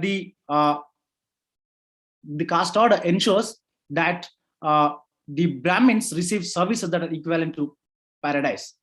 Generally, biographies are written only on philosophers, thinkers, public personalities, or any remarkable person. Books and texts are not studied in the same manner as people and issues are studied. Books are studied only in relation to issues and thought process, with the exception of philosophers. The crafting of knowledge decides the politics of knowledge production. This crafting grapples the minds of the being who shall decide the life and death of a thought. Hence, thought becomes a living entity. I consider. Hence, I consider Phule's Gulamgiri to be that of a living entity. Though books are non-living beings, the thought and the words in them have life in relation to people. Phule's Gulamgiri is a philosophical inquiry of human beings under the caste system. The Bhadji, that is the Brahmin, the Shetji, that is the Baniya, and the Kshatriya are the self in the caste.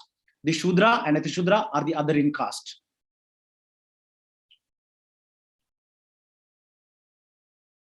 The Shudra and Atishudra are the other in caste.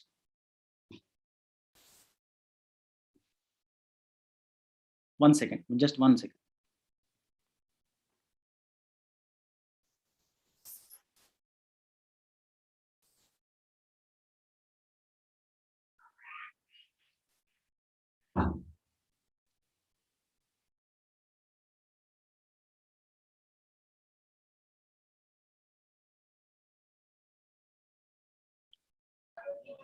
1 second, just 1 second. Praveen, yeah. In Fule's the Shudra and Fule's Gulamgiri explore the self of the otherwise beings in caste. It also explains to us how the Brahmins and Shetjis have claimed themselves to be the self in the caste. Fule's philosophical inquiry opened philosophical, historical, anthropological, and sociobiological conceptions and development of caste. Now going into the next section called Object, Subject, and Meaning in Gulamgiri. Who is the Gulam for Jyotiba Phule in his work Slavery? The Shudra and its Shudra is the Gulam for Jyotiba Phule. Gulamgiri text is addressed to the Shudras and its Shudras. One could easily argue that the object of subject in Gulamgiri is the Shudra and its Shudra. How does Phule use the word Gulamgiri? Does Phule's usage of the word Gulamgiri indicate the same meaning of the slavery system that existed in Europe and America? Why did Phule use the word Gulamgiri to explain the nature of the caste system in India? In the American and European context, the word Gulam or its equivalent slave indicates that there is both physical and mental slavery, and the master has complete control over the body of the slave. In Phule's time and space, that is of Pune and Western India, along with physical slavery, there was slavery of mind. So how different is Gulamgiri, that is the Indian version, from the European and American slavery? Does the meaning of slavery change in Phule's Gulamgiri? The mind of the Shudra and the Shudra, along with that of the Brahmin and Banya, is to be critically examined and evaluated to understand the continuation of slavery in the form of caste system. Phule refers to the Shudra and the Shudra as Gulams in the caste system. The master is Brahmin, and other Brahminical castes like Banya or Shetji are also the masters. There is a master-slave relationship in caste system, but it is different from the European and American slavery. In the Western world, the slave is indefinitely a slave to the white master until slavery existed. In the Indian context, the Shudra and the Shudra are slaves to the Brahmins and Brahminical caste until the caste system exists. Since we do not have any kind of annihilation of caste, see, I'm using this word because one could locate Phule and Ambedkar in the very same intellectual history. Since we do not have any kind of annihilation of caste, there is caste everywhere in all walks of life in India. Therefore, the Shudra and the Shudra are slaves in Phule's terminology. In the modern and current India, the slavery in caste system is a slavery of mind. Though slavery of the body continues, though slavery of the body continues in a subtle manner and is undistinguishable. The minds of the Shudra and the Shudra are indefinite slaves of the Brahmins and other Brahminical castes until the caste system exists. What is slavery of mind here? It is completely different from the slavery of the body. There are so many philosophical debates on the mind and the body problem and the dichotomy between the mind and the body. Phule is not interested in any of the philosophical debates on the mind-body problem. He's interested in arguing a case for the surrendered and subjugated mind. For Phule, the mind for the Shudra and the Shudra is subjugated, surrendered, and abjected. The mind that carries forward the caste system is that of Shudra and the Shudra. Though the Brahmin is influencing them, argues Phule. So the question is, does Phule intend to free the mind of the Shudra and the Shudra? Yes, Jyotiba Phule intends to free the mind of Shudra and the Shudra by making them realize that their real identity that is lost in the caste order, and the relation between the Brahmin and Shudra and the Shudra is only because of the caste. The abjected mind doesn't question the mind that is abjecting. Who is abjecting here is that of the Brahmin. So Phule wants the Shudra and the Shudra to know that the Brahmin is the reason for the abjection. Therefore, the Shudra and the Shudra should question the intent of abjecting and confining their minds. The real identity of Shudra and the Shudra is that of a working class. That is, they are the actual producers and contribute solely in the factors of production. But the Brahmins control the end product of the production process. Brahmins in the caste system decide the value of the work done by Shudra and the Shudras. Phule wants the Shudra and the Shudra that they realize their value for the contribution in the production process. Phule attaches value to the minds of the Shudra and the Shudras. However, he denounces the value of the minds of the Brahmins and Banyas for perpetuating the caste system and enforcing it in the minds and praxis of the Shudra and the Shudras. Phule argues that the Brahmins control over the mind and the Shudras does not let the latter realize their value. So the main aim of Phule's usage of the word Gulamgiri is to explain the current usage of the mind of the Shudra and the Shudra, that they are actually convinced with their stories of myth around the caste system. The Hindu scriptures limit mind to a mythical world, thereby making mind to be a mythical entity. I argue that the mind is not a mythical entity. The mind is a physical organ that can think beyond the physical. For me, Phule is suggesting the Shudra and the Shudra to apply their minds to see the implications of caste beyond the physical attitudes and benefits that are enjoyed by the Brahmins. Phule is trying to ensure that the Shudra and the Shudra realize their essential functions of the human mind that are lost in the continuous practice of Gulamgiri. Phule argues that the culture of the Shudra and the Shudra is not to get exploited, but to treat all humans equally. The cultural life of the Shudra is to surrender to the master, but has always treated everyone equally. The slave considers only the master as the superior. The fellow slaves are equal for the slave. Phule is indirectly posing a question to the slave that if he can treat the fellow slave as equal, why cannot he envision himself or herself equivalent to that of the master? Here, the Brahmin and the Banya. The social environment in India is culturally convinced that the myth of the caste system is true. The practices of myth has ensured that the Shudra and the Shudra does not question or exit caste. The Brahmin happily enjoys that the Shudra and the Shudra are trapped in the myths and mythical and the mythical world created by the Hindu text. For Phule, the history of trading caste, that is Banyas or Shetji, and the priestly caste, Brahmins, cannot be separated from the history of the Shudras and the Shudras. The writers in India, before Phule have argued that the history of Brahmins and Banyas are independent from that of the Shudras and the Shudras. This Phule argues as this, according to me, for Phule is a historical approach. Phule's usage of the word Gulamgiri, indicating the slavery and serving attitude of the Shudra and the Shudra, is to give historical approach to the lives of the Shudra and the Shudras. This historical approach is composed of anthropological values. Therefore, Phule uses Gulamgiri in the framework of the disciplines of historical anthropology and historical sociology. For Phule, the theory of history and writings in Indian history has to begin with the stories of Shudra and the Shudras. Therefore, Gulamgiri is essentially to understand the Indian history. For Phule, the economic and political institutions are sustaining with the hard work of the Shudras and the Shudras. The main contributors in developing the economic and political institutions of India are the Shudras and the Shudras. The abject condition does not let them dismantle the empire of Brahmanism easily, and institutions continue to help the Brahmins and Brahmanical caste. There is no share of the Shudra and the Shudra in the economic and political institution, despite being the main contributors in the society and its evolution. This Phule wishes to convey to the Shudra and the Shudra. Gulamgiri for Phule was operating with anthropological values, that is myths and rituals. The main purpose of historicizing Shudra and Atishudra roles in the caste system was to expose the Brahmin and Bhat control over the Brahmin or the Bhat control over the Shudra and the Shudra. There is also an intent to excavate the human beings in the Shudra and the Shudra, and make them realize their value of their state of being.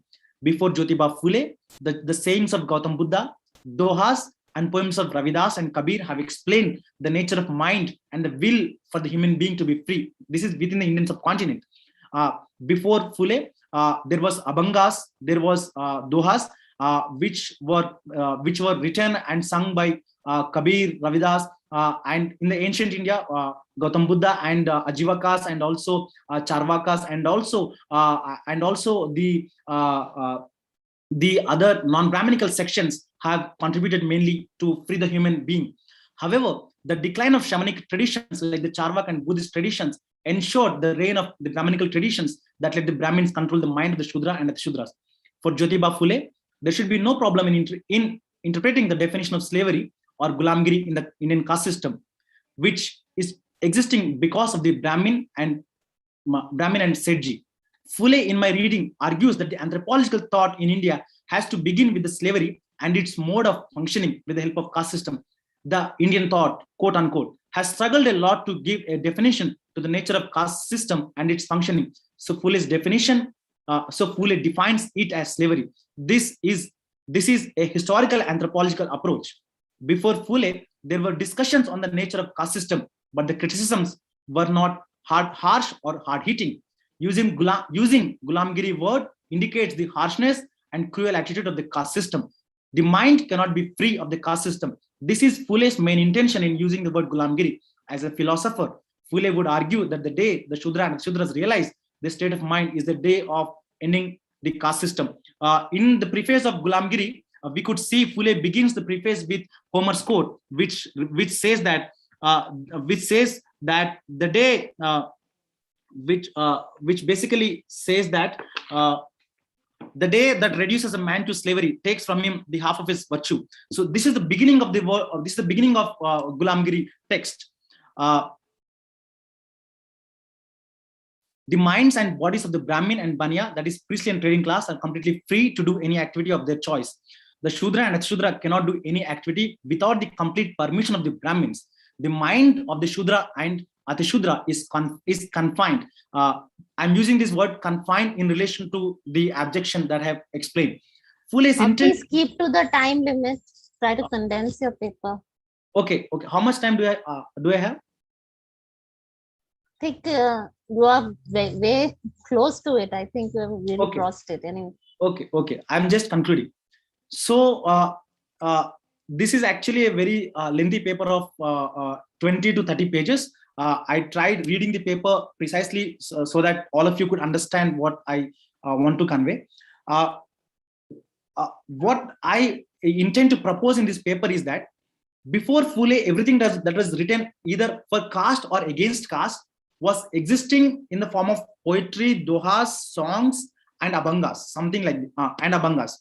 So Phule is one among the first people to write a biography of caste. In Gulamgiri, the text is divided into 4 sections. One is the dedication part. In the dedication part, Phule dedicates the book to the good people of United States, in which he is also arguing a case that the good people of India may take up the struggle against the Brahmin thraldom. And Phule also writes, and the other 3 sections are preface, introduction, and the dialogues between Jyotiba and Dondiba. Preface is written in English.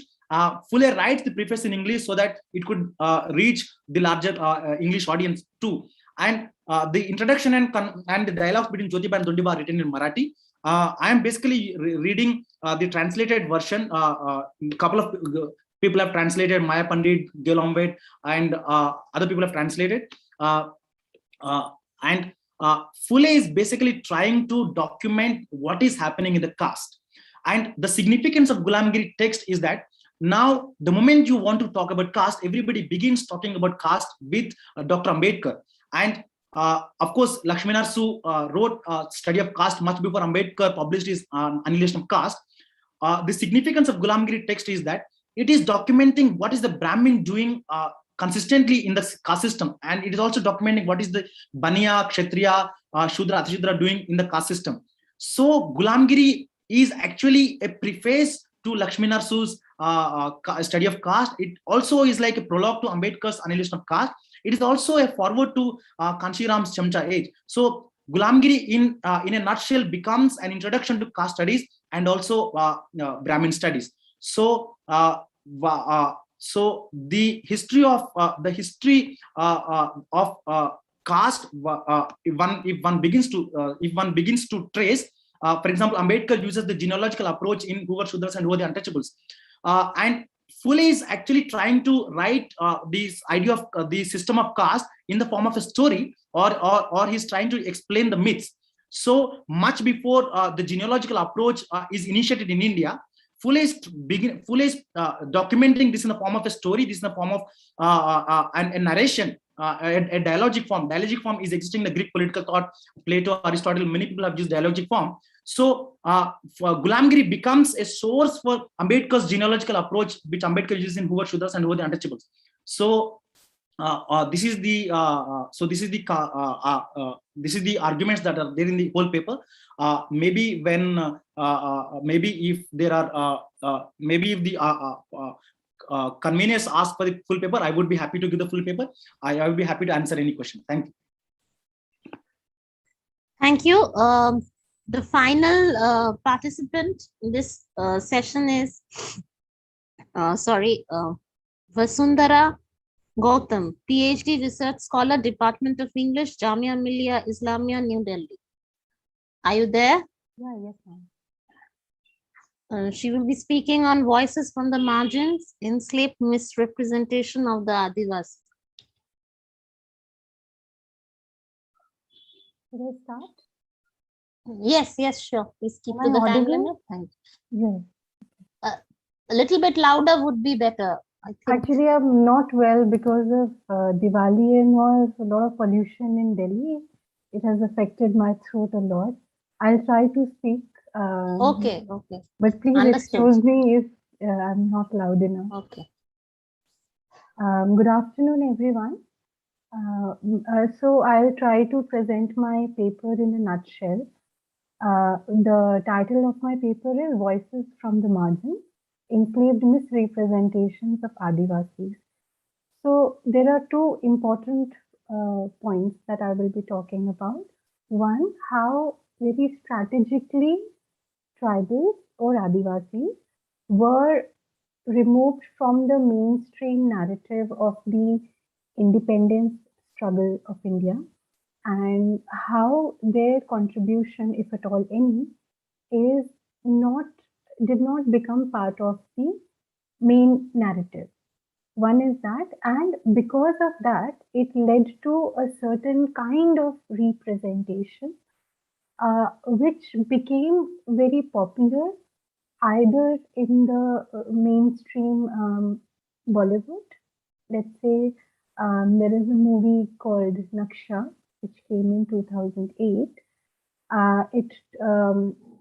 So there is a sequel in the movie where tribals are shown, and the way they are shown, they are either portrayed as animals or animalistic instincts, the way they dress, to the kind of food they eat, to and many pieces of literature, short stories to novels, where they are represented or misrepresented in a certain light. So I'll start my paper, and I'll read very few extracts from here and there, and I'll try to wrap up within 10 to 15 minutes. So so this is a quotation. For half a century or more, we have struggled for freedom and achieved it. That struggle, apart from anything else, was great liberating force. It raised us above ourselves. We must remember that this experience of hundreds of millions of Indians was not shared by the tribal folk. Quote end. These were the words of India's first Prime Minister, Jawaharlal Nehru, in a conference on scheduled tribe and scheduled area at the opening of its first session in 1952. This statement raises two very important questions. First, whether or not tribals are Indians, and second, why tribals are not considered part of the glorious Indian past or the Indian struggle of independence. These questions are interconnected, as the tribal folk, not being part of the Indian struggle for independence, is constructed on the premise of them not being Indians or vice versa. Taking this premise under consideration, this paper would be analyzing the misrepresentation, absence, or negligible presence of the tribal in the nationalist history as fabricated by the historians. And this would also look into the emergent trends in tribal literature celebrating tribal heroes like Sidhu Kanu, Birsa Munda, Bhima Nayak, and many other unknown, forgotten heroes whose contributions were disregarded and undermined by the chronicles of Indian history. Now, I'm shortening my paper, so a bit about the tribal history. So tribal rebellions against the British rule, or the zamindars, or the people, with which they were having some kind of trade, started way before the First War of Independence, and it started in 1766. The tribal movements began with Paharia Revolt of 1766 under the leadership of Ramna Alhari in Jharkhand. Then the revolt of 1781 under the leadership of Rani Shaveshwari, followed by various resistance by Baba Tilka Manjhi and his battalion. The Ho tribal peasants of Chota Nagpur in Bihar rose against the British rule in 1820 and the Oraon Rebellion of 1920, 32, and 90 under the leadership of many unknown leaders. During the same period, Ragdev and Konta Munda organized the Coal Revolt, the Great Revolt of the Great Santhal Hul of 1855 to 1857, also took place under the leadership of Sidho Kanu, Chand, and Bhairav, the four Murmu brothers. The most famous of these were the post 1857 Birsa Munda uprising, known as Ulgulan. Now, these are some of the, you will find the mention of these rebellions in many of the tribal texts.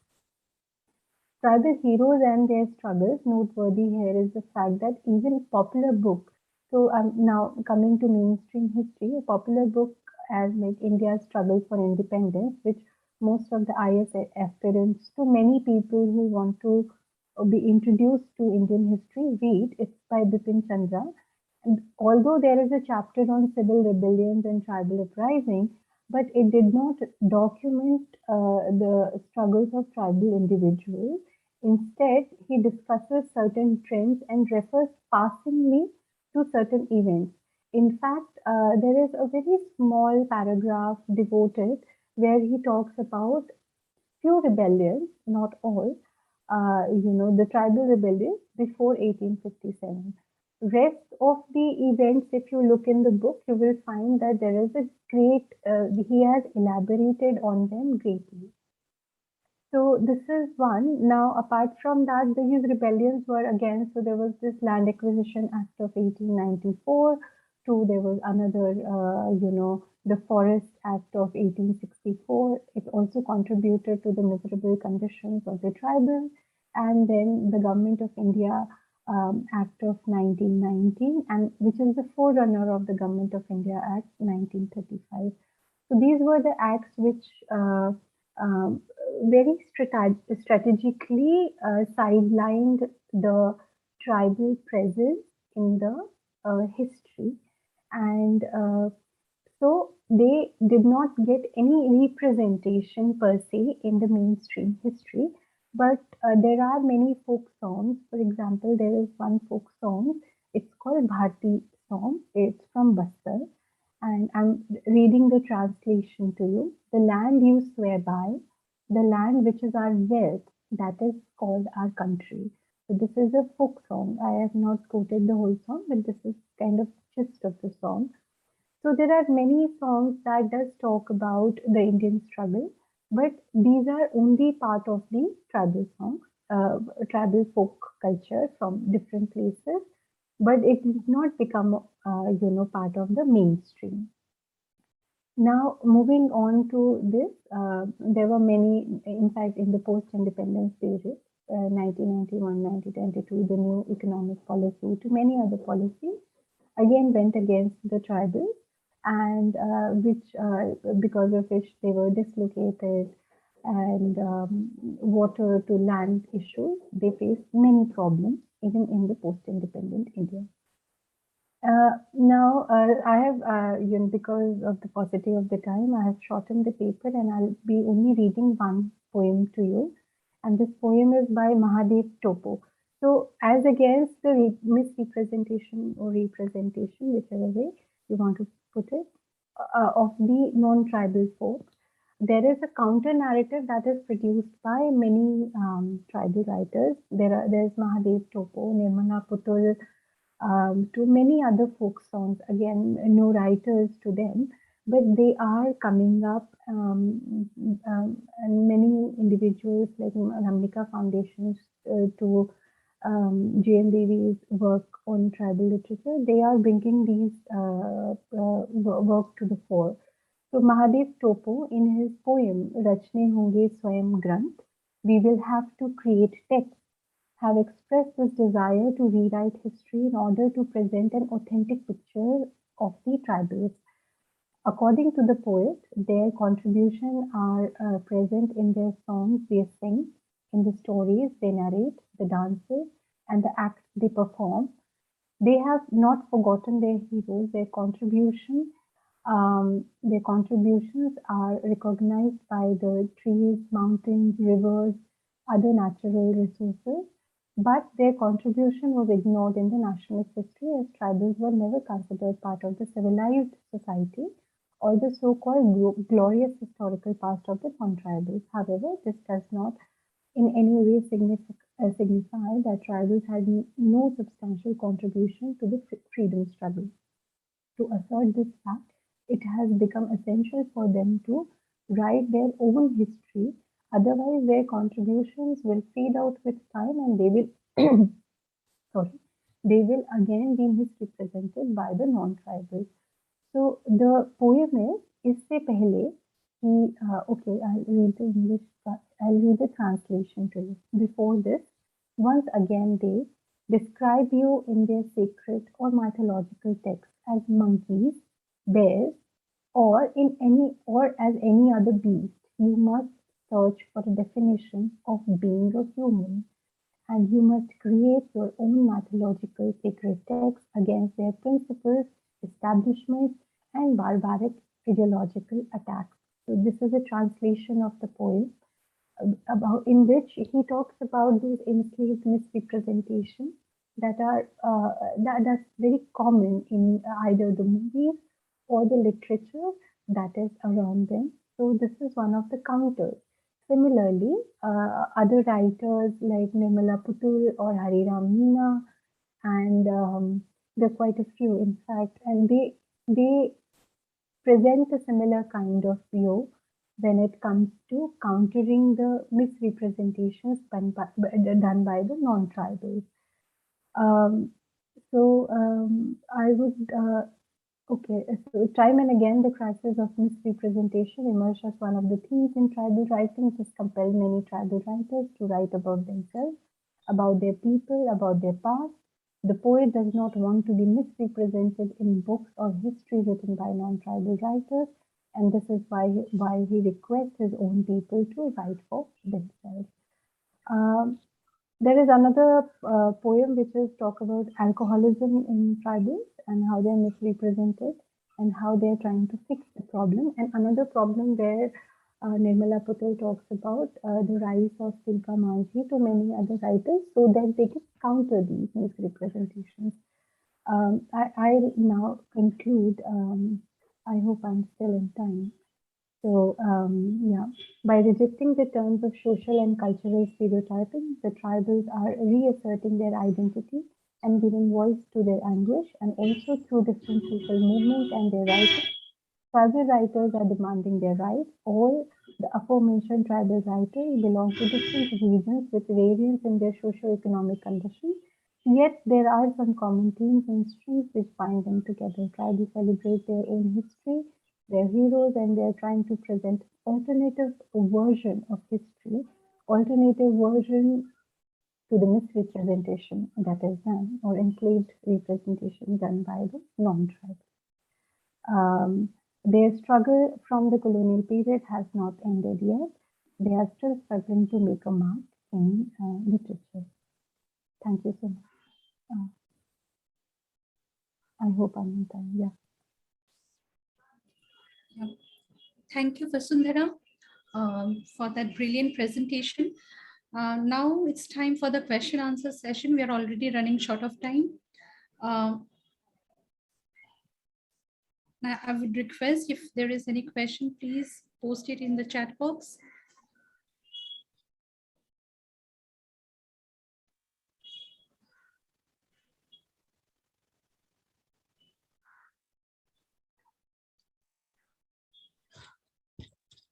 Okay, I don't see any questions there.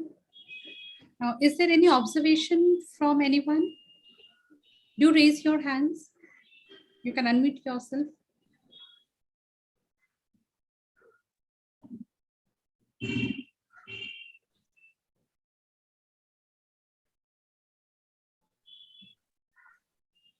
Okay. There's none. Anyways, thank you for that brilliant, paper presentation. It was really enriching and enlightening. I would like to thank our chair for today's session, Dr. Shamusri Basu, for her, when she has given her consent to chair this particular session at a very short, notice. Thank you, Shamusri. Thanks for your cooperation and support. We would look forward for more engaging, sessions later. Thank you, everyone. We can meet again at 3:30. Our next session, that is the fourth technical session, will begin shortly.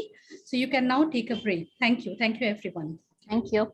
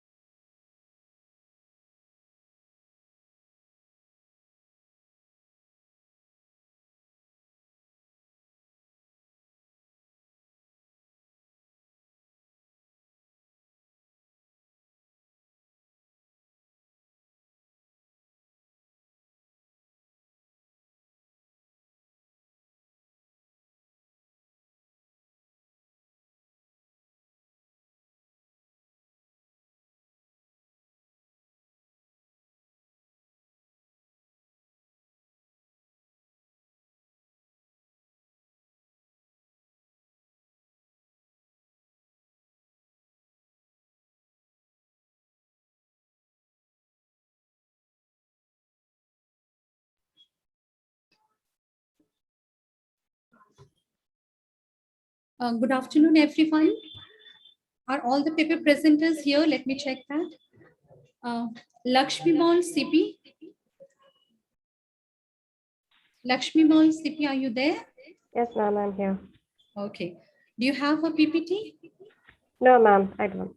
Okay. Do check your video and audio. Like your audio is perfect. Do check your video. Ma'am, I won't be able to on my video because here is severe thunderstorm here and we are under yellow alert in my district. So there are some technical issues. Okay, fine. Bhashwati Parasar.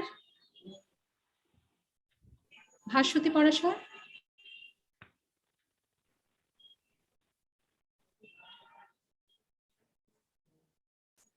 Am I audible? Please do confirm, am I audible or not? Yes, ma'am, you are. Okay. Bhashwati Parasar. Okay. Hiya Chatterjee. I'm sure she's there. Yes, I'm here. Yeah. You have a PPT? Yes, I have a PPT. Okay. Do you want me to check whether? Yeah, definitely. Yes. Okay. Just a second.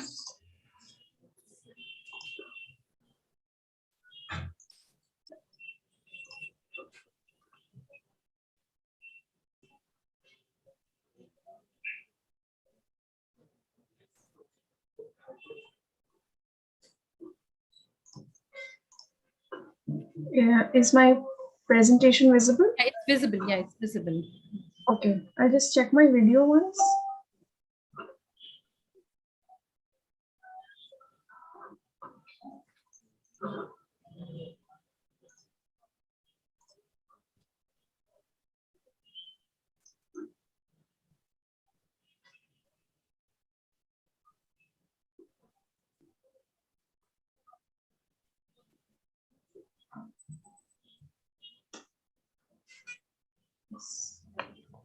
Okay. It's perfect. Thank you. Yeah. Next is Saranya PG. Saranya PG, are you there?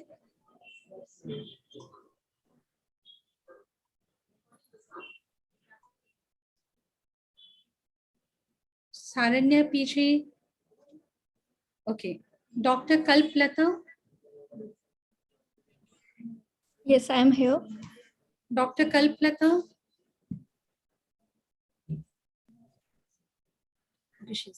Yeah, I'm here. Yeah, good afternoon, ma'am. Yeah. Good afternoon. Ma'am, do you have a PPT to present? Yes, I have a PPT. Check that, yeah. Check that. Can I check it? Okay. Yeah.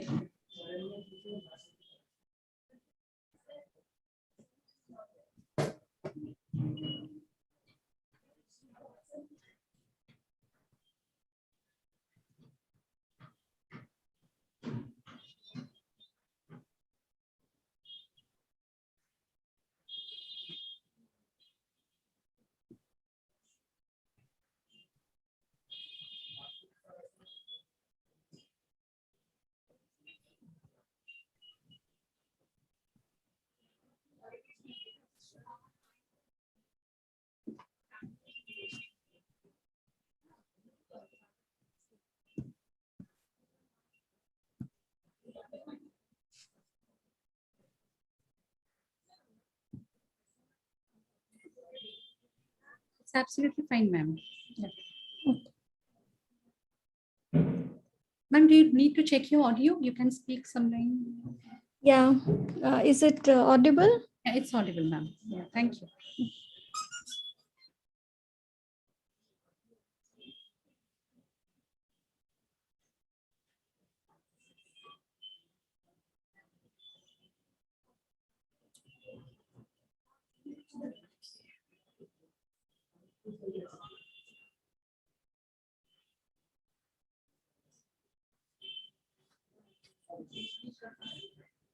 Saranya PJ. Saranya PJ, are you here?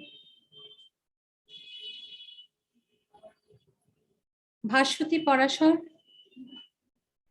Bhashwati Parasar.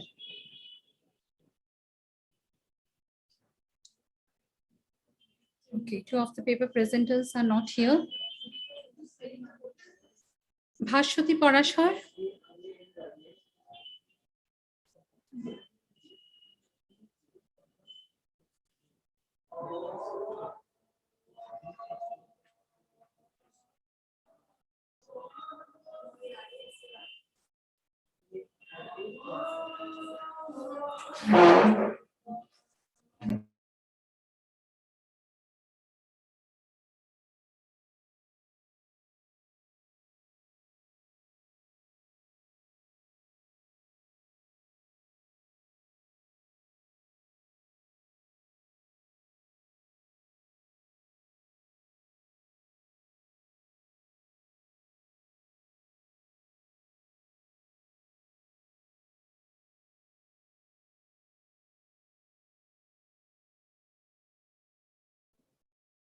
Okay, Saranya Pichi, do check your audio and video.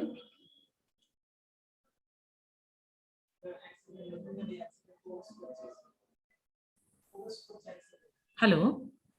Hi, Sudipta. Am I audible? I'm Bhaswati. I was there, but... You are audible. Yeah, you are audible. Yeah, thank you so much. Okay, thank you. Thank you. Do you have a PPT to present? No, I don't have a PPT. I'll just orally present. Okay. Do you need to check your video? Yeah, I'll just check. Yeah. Okay, thank you. Okay, so I'm visible, right? Absolutely. Thank you so much. Madhumita Di, are you there? Yes, I'm there. Okay, Madhumita Di. Okay. So we can start, I guess. Madhumita Di, you are comfortable now? Yes, Do absolutely. Absolutely. do check Absolutely. your video. Yeah. Yes, absolutely. Okay.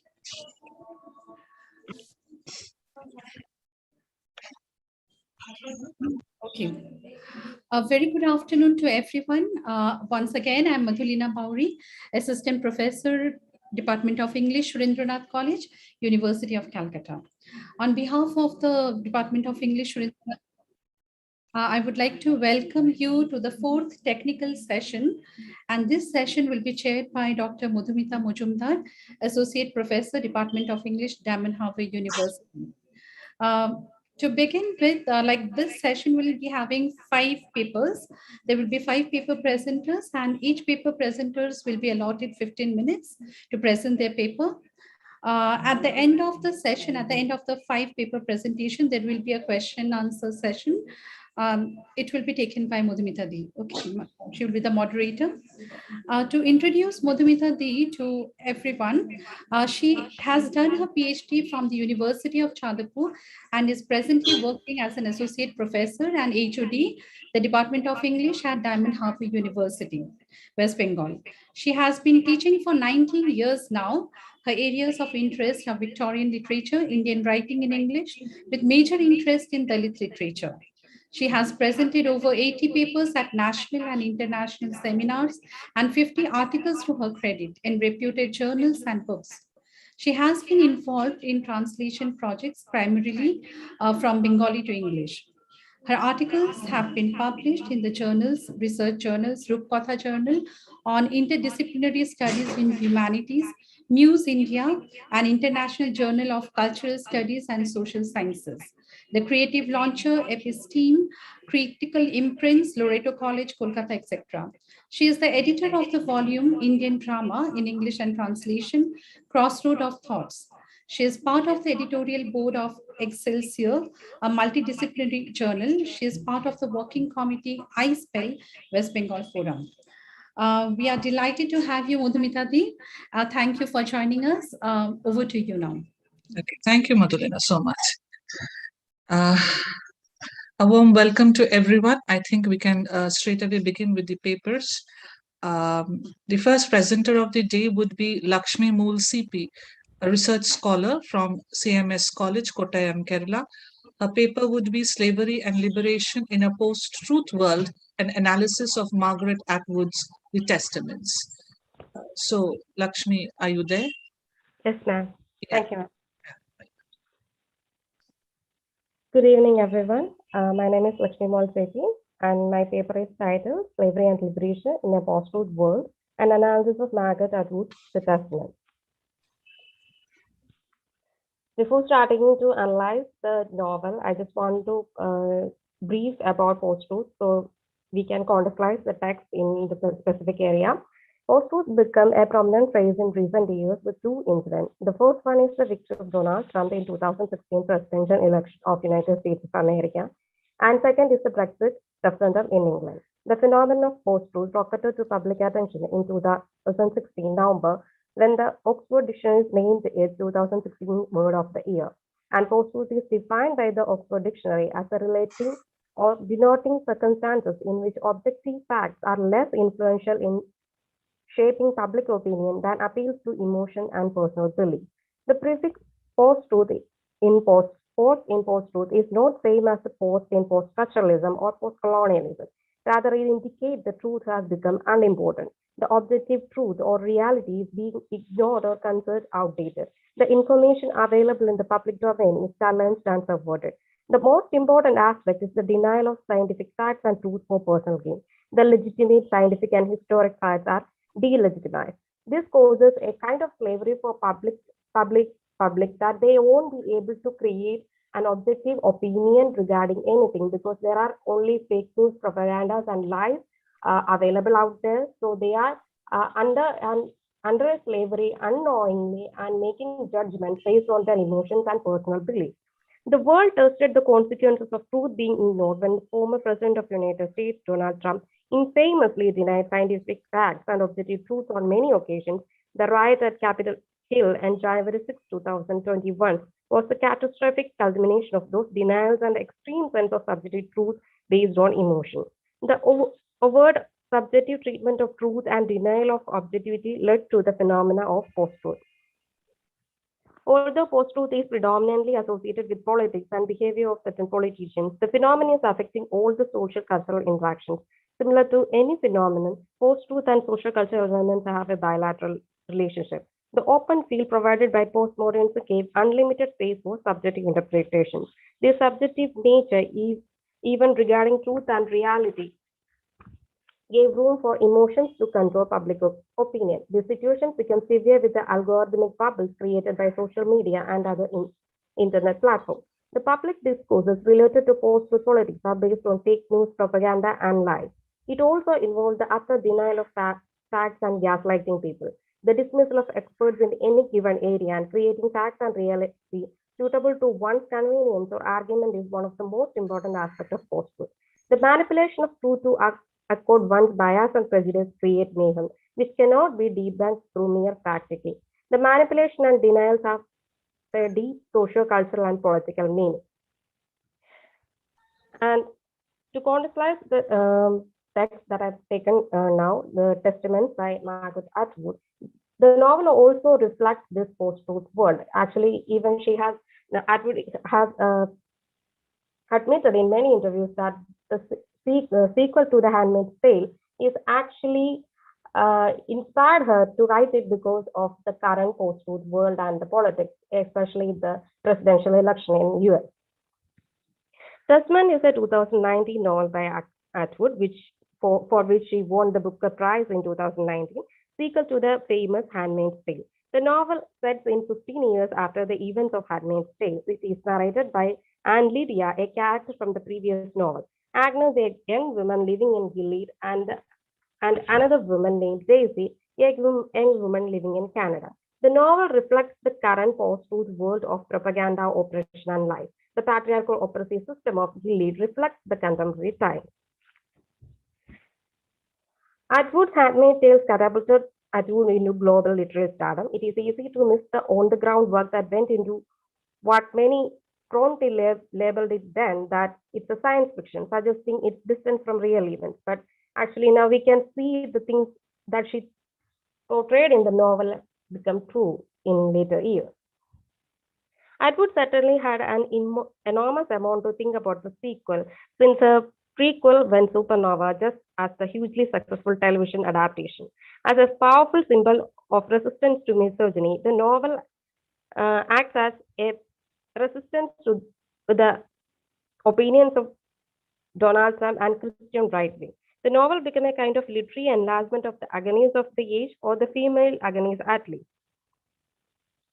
In the Testament, Atwood reclaims the right to consider such difficulties rather than simply imagining them. She is interested not in just how people become degraded as objects, but also how they become morally compromised. And it also comments on the ways to counter this post-truth phenomena.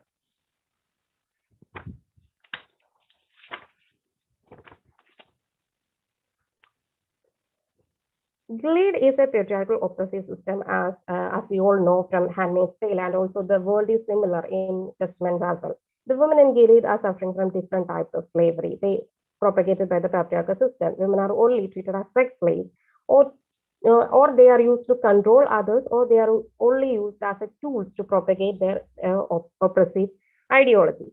Gilead, in all its repression, corruption, and brutality, is awash with secrets: who murdered whom, which biblical teachings are outright fraudulent, what really goes on in the highest level of government. Gilead's government goes to great length to keep those secrets, similar to a post-truth government. As a result, general citizens are kept as ignorant as possible, since Gilead's leadership understand that the truth is a danger to them, and the right knowledge in the right hands could spell their own doom.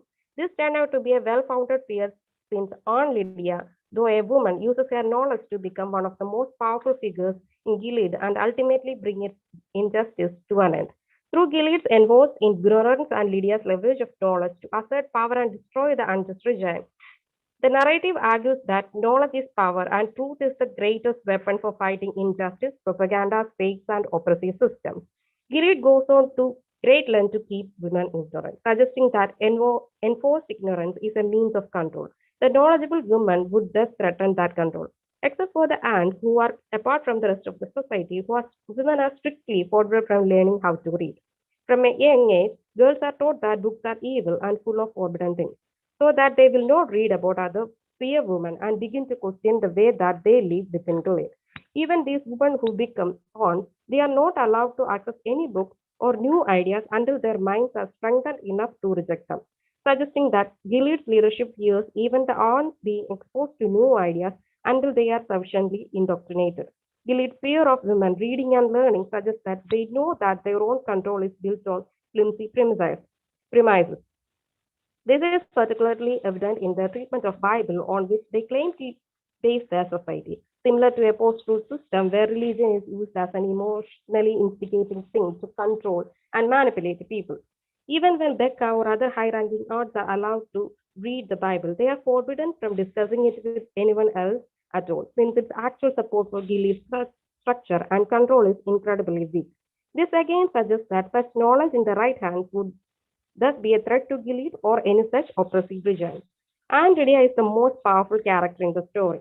It is through her that the author showcases how to counter these oppressive, powerful systems, and it is knowledge that is her power, and she uses for her liberation.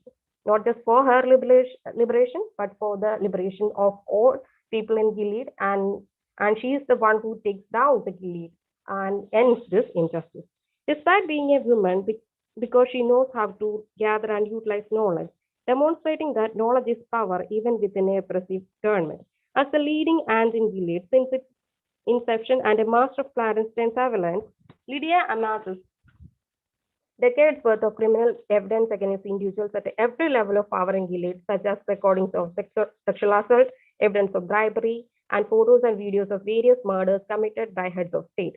This accumulated knowledge gives Lydia the power to preserve herself even when other powerful figures such as her rival Aunt Vidala want to destroy her. Since Lydia has set up several mechanisms to release all that information if her life is ended, Lydia's knowledge of Gilead's inner workings and misdealings allow her to manipulate events and rescue other women as she can. When Agnes, another character, is about to be forced to marry the powerful Commander Jude, who has the history of murdering his wife, Lydia leverages her knowledge against both Jude and Agnes' stepmother. She forces them to let Agnes be made an aunt instead, thus saving Agnes from marriage. Lydia does the same for Becca and several other unnamed women, thus demonstrating that knowledge can not only power to save oneself, but also to save others as well. Though she is constantly under threat as a woman in a strictly patriarchal regime, Lydia even exerts power over Commander Judd, one of the most powerful men in the country, by leveraging her knowledge of his pedophilia and murders of multiple young wives, so that he could have a new younger one in their place. Lydia's ability to even empower the story's most powerful man suggests that the power knowledge grants can even supersede strict gender roles and oppressive power structures similar to a similar to a post-truth world, which is portrayed here as a highly patriarchal system. When Lydia finally releases her decades worth of evidence of grotesque crimes of Gilead's leadership, the world is so outraged at the gross injustice that the theocratic regime swiftly falls into international pressure and local rebellions, demonstrating that knowledge and ultimately truth is a powerful weapon to fight injustice and propaganda.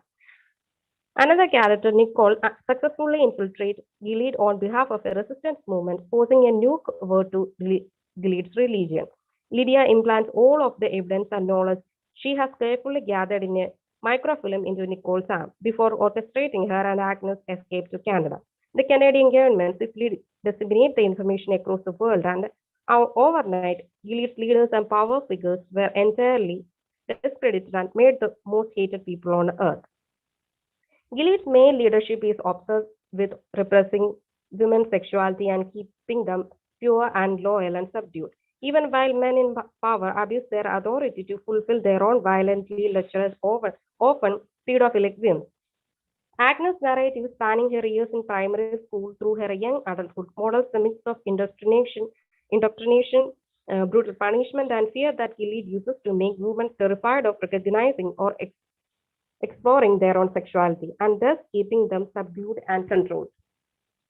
Although women in Gilead are valued primarily as sexual objects in their roles as wives or handmaids, they are never taught that sex could possibly enjoyable, since this could entice them to explore their desires on their own, demonstrating the manner in which a regime or system repressed women's sexuality through denying any sense of pleasure. Gilead's education system for women is very off-putting, too much emphasis on the theoretical delights of sex. The result would most certainly be the curiosity and experimentation followed by moral degeneracy, suggesting that although the men of Gilead superstatedly seek out sexual pleasure for themselves, women are forbidden from experiencing or even aware of such pleasure.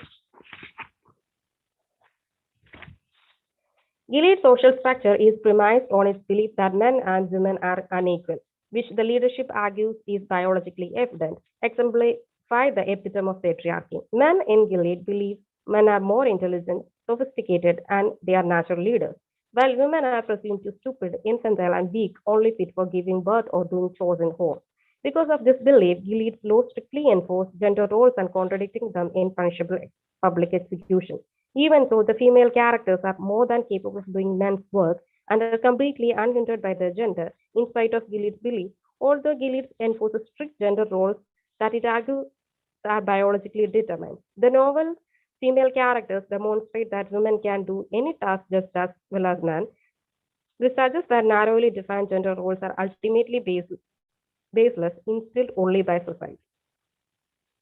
Gilead enforces strict gender roles by arguing that they are based on biology, in which turn affects how women see themselves, suggesting that strict enforcement of gender roles and norms can lead women to have a lower view of their own capacities. Gilead relegates women to minor reductive roles in society, allowing them only to be mothers, handmaids, or wives. Additionally, a very small number are able to become aunts, working as female administrators over other women. Men, however, are allowed to be leaders, doctors, scientists, or to hold any other professional capacity. These gender roles are taught to young girls at an early age is to indoctrinate them into accepting their very limited position in life. Despite these narrow gender roles and low view of women's capabilities, several female characters prove that they are more than capable of performing male roles, arguing that Gilead's strict gender roles have no biological basis. Agnes' secret sister, Nicole, grew up in Canada outside of gender bias of Gilead, thus shows far more confidence in her own capacities. compared to Nicole. As an operative for a resistance movement trying to penetrate Gilead, Nicole learned several male skills such as how to handle a boat and how to fight in a hand-to-hand combat, which she does successfully to protect herself, while the women in Gilead are considered weak and they consider themselves as weak and very fragile. When the female characters step out from under Gilead's expectations of how women will behave and view themselves, Gilead ultimately falls. The symbolic victory of women over an oppressive men's regime suggests that not only are such gender roles socially constructed, but that women can be a powerful force when unhindered by societal expectations. This liberation is briefly symbolized when Agnes wears pants for the first time during her escape from Gilead.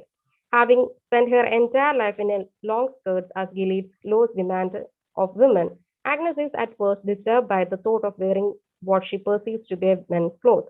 However, the first time she climbs a ladder, she realizes how much freer her legs are to move without the confines of a long skirt, suggesting that without the confines of her gendered role in society, she is far more capable. Atwood's message extends beyond Gilead's too. Through Testaments, Atwood leads readers to consider how much strict gender roles persist in modern society, ultimately arguing that they are unnecessary and inhibit women's full potential. Thank you.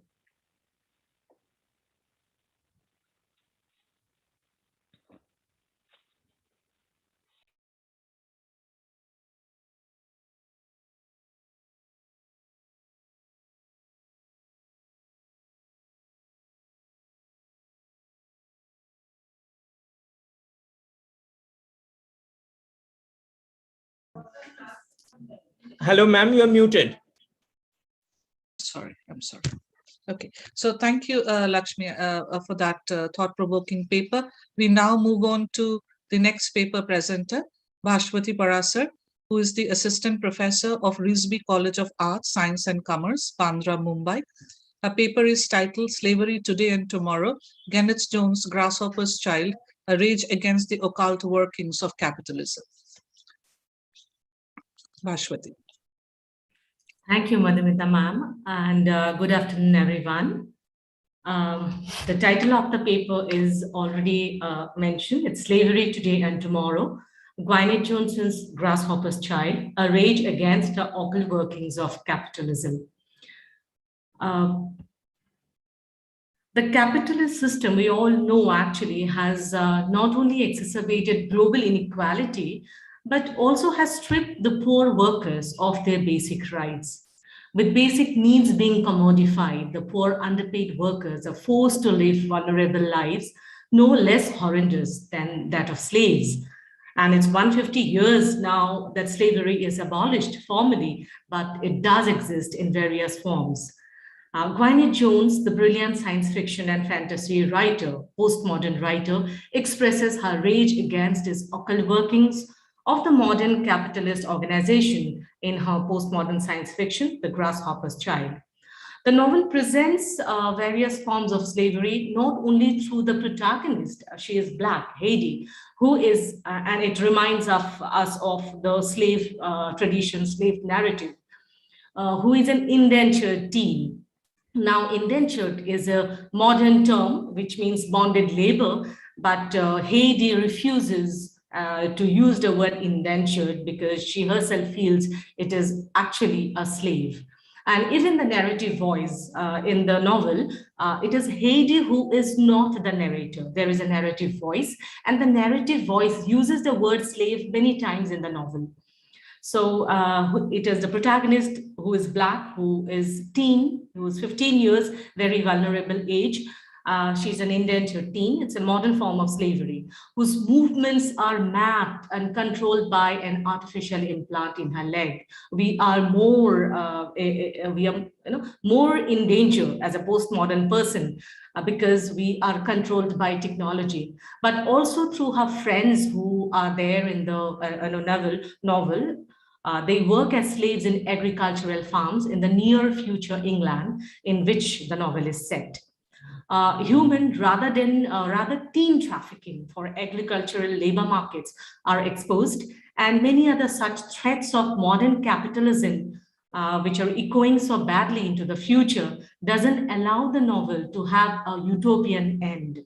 The novel warns that slavery existed in the past, as exhibited in the slave narratives that we have.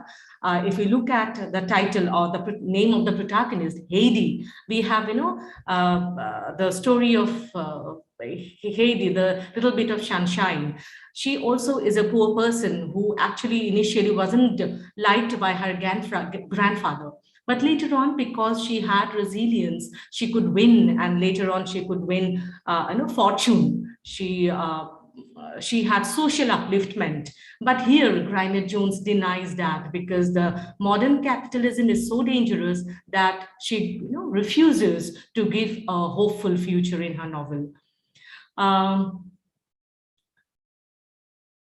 Even in the seemingly innocuous fables like the grasshopper and the ant, Grynett Jones sees capitalism, because it is the grasshopper who is poor and the ant is unfeeling towards the grasshopper. He refuses to give food. The grasshopper begs the ant, but the ant refuses. He is unfeeling towards the problem of the grasshopper. And he says, "You have to dance for me because you had been dancing, wasting your time." Okay, so it is the entire story of Grasshopper, that is Aesop's fable, Grasshopper and the Ant, in a way is reread, reinterpreted in the entire novel.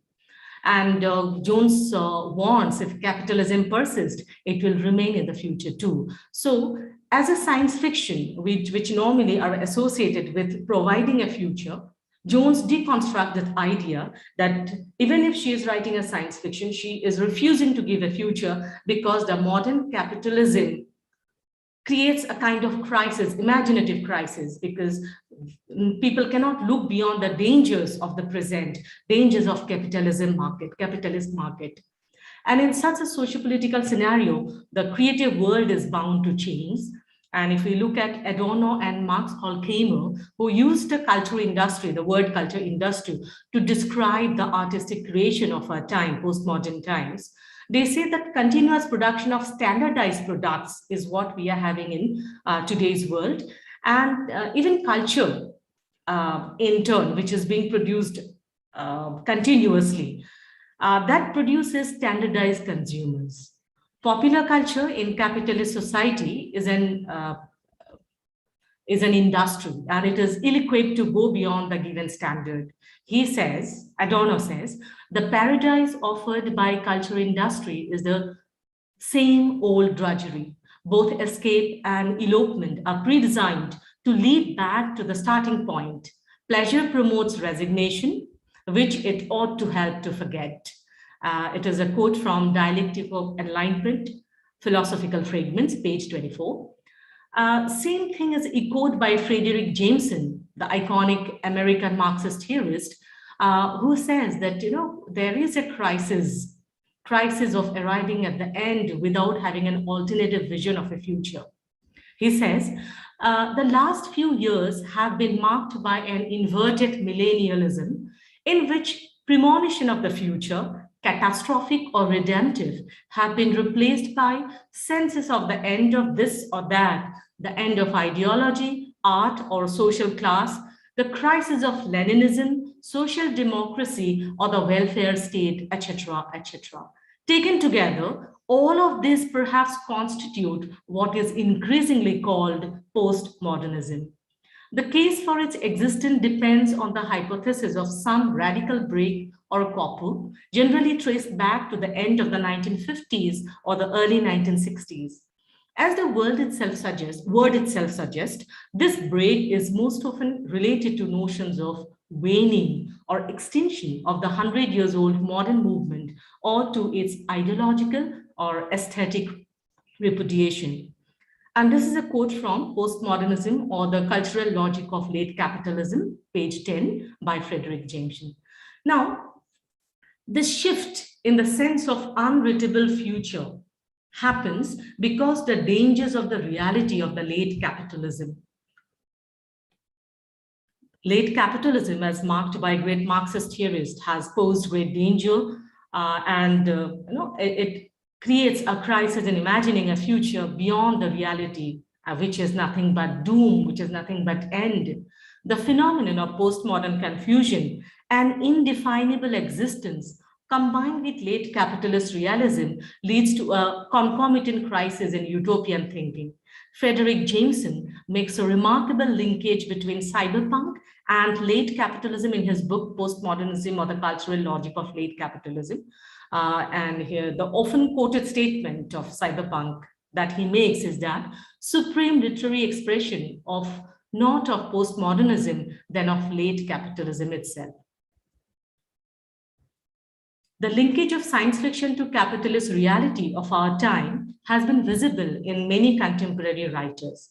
Gwyneth Jones, one of the scintillating postmodern science fiction writers of her time, represents through her writings this crisis is imagining the future. Her recent novel, The Grasshopper's Child, thoroughly deconstructs the immoral world of science fiction and expands the genre's boundaries to accommodate socio-economic and political morality of our times. Of course, she doesn't provide a morality at the end, but at the same time, she does not deny also. And all the fears that, the quotations that we have read, Adorno and Frederick Jameson pronounced in their writings about the warning of the crisis caused by capitalism of the 21st century has actually exceeded them, and the literature of this period therefore fully display the crisis inherent in them. The Grasshopper Child, never failing to evoke these fears, traces the reach of capitalism even to the remotest of places. The novel is set in the near future England, where the United Kingdom has disintegrated and dissolved into separate, smaller independent states following a Chinese invasion. Jones depicts this post-dissolution UK under terrible threats of economic collapse and the resulting dehumanization of capitalist market. The agricultural labor market is in continually search for young laborers, and pirate ships for slave hunt are elaborately explained in the novel, because Gwyneth Jones herself says in her own blog that pirate ships are still existing. She quotes that a Russian ship had actually arrived to traffic young teens. And whatever she had written on the novel, she says, does have a realistic root. Heidi Ryan, as already I have said, is the young protagonist of Color. She is Black, and she reminds us of the Negroes and slaves of color. She lived in the city and till the beginning of the novel. And she's an exempt from the agricultural labor camp where poor teens like her are supposed to work. Heidi is an exempt because she had been a teen with adult dependence, because her mom is schizophrenic and her dad could not manage without her. Imi, they do have a social worker, but she is ineffective. She is supportive to Heidi's problems, and she explains that her mom had schizophrenia, and according to Imi, schizophrenia is not a disease, but a name for a bunch of distressing mental health symptoms. And definitely this is the stress, the mental health symptom is an outcome of the problems that the poor people are suffering. Heidi doesn't know what her dad's issues were, but Imi said that he is a lovely man, and he says that her father is a lovely man, and he was a good dad, but he could not just make decision on his own and pay the bills for the family. And it was not even possible for him to take care of his own self, because he had taken too many drugs when he was young. But Heidi did not mind all these problems in her life because she thought she was in charge of everything. But one day, after coming back home, Heidi finds her father dying in a pool of blood and saw her mother brandishing a knife. Frightened, Heidi did the terrible thing. She called the police. And things went all wrong. Her mother was taken away in charge of murder, and Heidi, to pay off her father's debt, was sent as an indentured teen to the two old siblings, Talis and Roger Maylock, living in the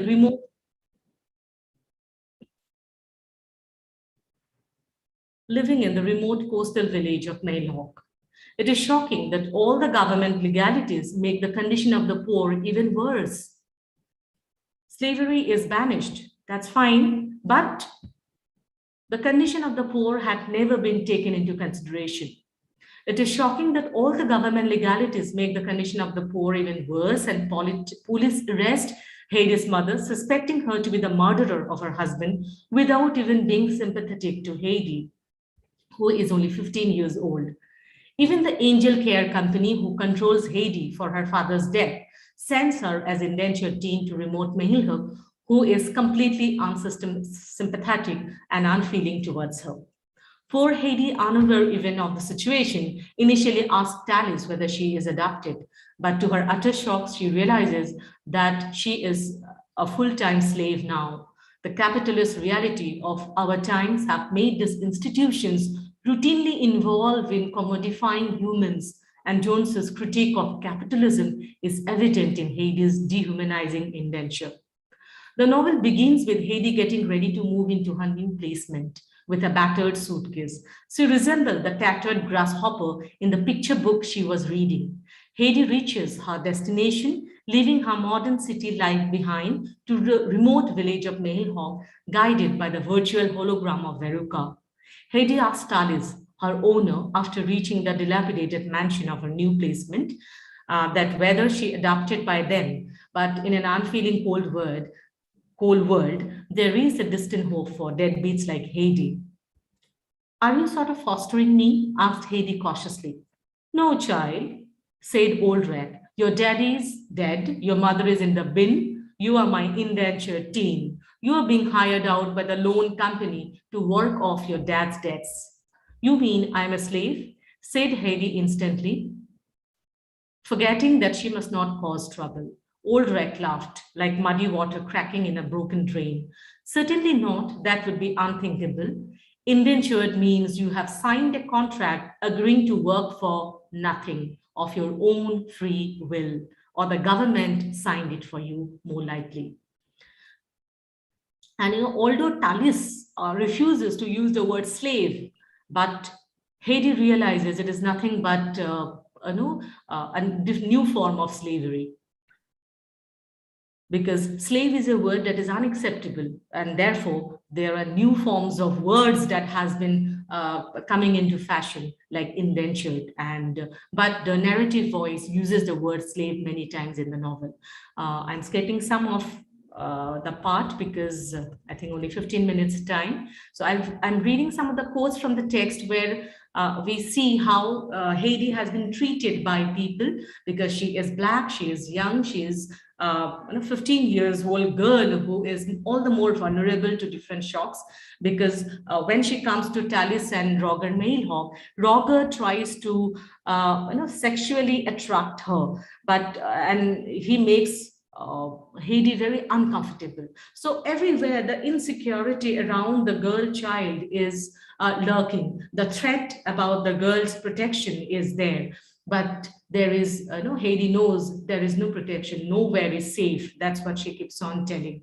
And it is not only in the city where there is exploitation, it is also in the remote village where she comes. Exploitation goes on. It's not only Roger, but it's Talis who behaves very badly. And even Veruca, her placement manager, although Veruca doesn't... Shruti, if you could please wrap up, okay? Yeah, sure. Yeah. Veruca, I'm sorry, yeah, Veruca also treats very badly to her.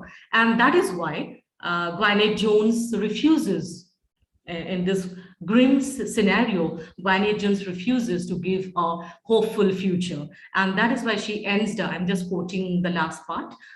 She ends the novel like, her friend Clancy asks what you're going to do now, because they survive a pirate ship attack when they were on the picnic on the coastal after the hard work of working in the agricultural farm. They had gone for a picnic, and then a pirate ship attacks them. But fortunately, an artificial reef breaks the ship open and the children are saved. And she says, Heidi replies to Clancy's answer, I'm staying here far as I know. I'll be here until I'm 18 or 25. I'm indentured, remember. I can't believe that's still happening. It's the law anyway. I like Talis and I'm used to being a carer. And the poet doesn't worry about how she makes her living. They smiled, then neither of them knowing what more to say, they turned together to walk hand in hand between sapphire strings under the blue October sky, looking to the future and hoping they could have together. So here Jones denies, she doesn't give a hopeful future. She leaves ends the novel in the transient present, because it is the present that needs to be corrected. It is the present that needs to be rectified so that we can hope for a future, just like Clancy and Heidi had been doing. Thank you so much. Thank you, Bhashwati. I understand, this paper needed more time, but then we have to stick to it. Thank you for that wonderful paper. Before we move on to the third presenter, please stick to the time. That is what, I would just remind you gently. So the third presenter of the day would be here Chatterjee, Assistant Professor, Department of English, Swarnomoi Jogendranath Mahavidyalaya, affiliated to Vidyasagar University, West Bengal. Her paper is titled Subhuman or Superhuman, a Comparative Analysis of Ray and Asimov's Fictional Robots. Here. Thank you, ma'am. Good afternoon, everyone. Let me just share my screen. I hope my screen is visible. Yes, yes, yes. And am I clearly audible? Yes, yes. Okay. I'm Hiya Chatterjee, and my paper is entitled Subhuman or Superhuman, a Comparative Study of Rays and Asimov's Fictional Robots. Antebellum studies in race theory have undergone a paradigmatic shift with the post-humanist turn in critical theory. Christine Ellis contends that the ideological struggle over slavery redefined the meaning of the human as such. Critical posthumanism revisits the concept of the human that originated during the early modern period in Europe and evolved through the Enlightenment and post-Enlightenment eras. Posthumanist scholars therefore not merely invest in a futuristic telos of the interaction between the human and technology, leading to the subsequent birth of the cyborg, but a branch of this theory also employs a methodology to probe the origins of racial hierarchy. Sylvia Winters is one such scholar who traces the roots of racial discrimination in Europe and America to the biocentric turn in European epistemology, initiated by Darwin's theory of evolution. Darwin's Origin of Species would completely debunk the Judeo-Christian myth of origin, linking God and man, positing the human unceremoniously as another animal species having evolved from primates. Having lost the divine connection, Western man sought to reconfigure his own identity by restructuring the principle of social hierarchy, not on the basis of feudalistic class or caste, but on the basis of race. Winters argues that the biologization of Western man introduced the idea of genetic non-homogeneity of the human species. As the identity of the white male was in flux, the need for a racial other was felt imminently, and the institution of slavery served this purpose effectively. The same principles that were used to legitimize colonialism and slave trade by Columbus were appropriated by the Americans practicing chattel slavery. However, the practice of chattel slavery was predicated not merely on racial otherness, but also on human otherness. Winters suggests that the notion of the human in a globalized secular world came to conceptualize the white male figure, the norm, and anything that did not belong to this category was termed as the other, subsequently creating differences based on class, sex, sexuality, nationality, religion, along with race.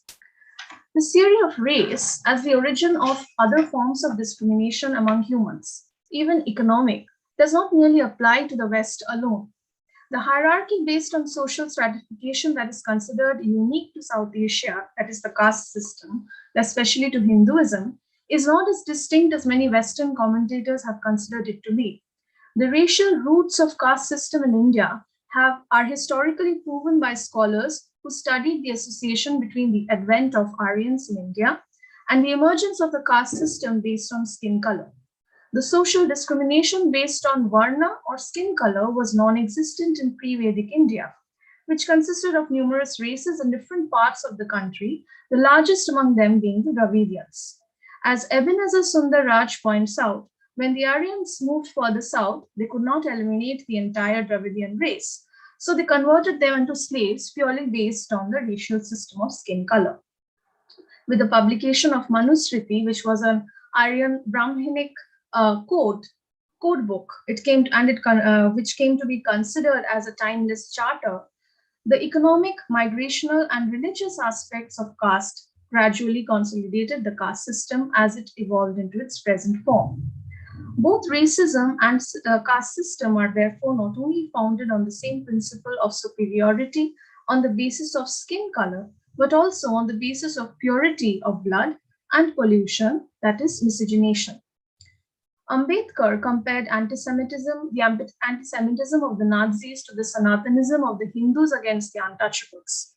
And when W.E.B. Du Bois made his prophetic statement, that is, the problem of the 20th century is the problem of the color line, he accentuated the role of skin color in perpetuating social and economic inequality in various forms.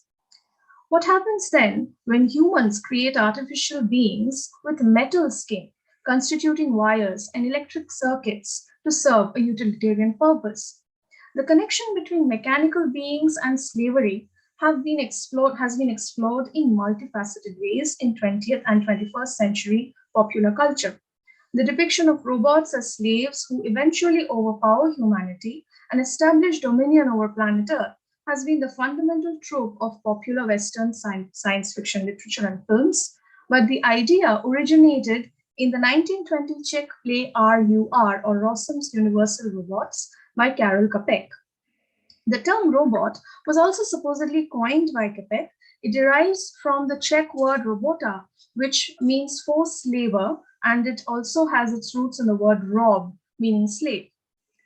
The Frankensteinian anxiety materializes through the robot revolution in the play, which overthrows the management and kills most of the human members of the company. Čapek's idea is liberally borrowed by science fiction writers and filmmakers of the 20th century, and we receive a host of literature and films which explore the man-machine similarities and dissimilarities, conflicts and anxieties through the representations of artificial people. The contribution of literature and culture in the scientific conceptualization of robots is thus indubitable. The fictional robots of Čapek and Asimov have been germane to the creation of robots in real life.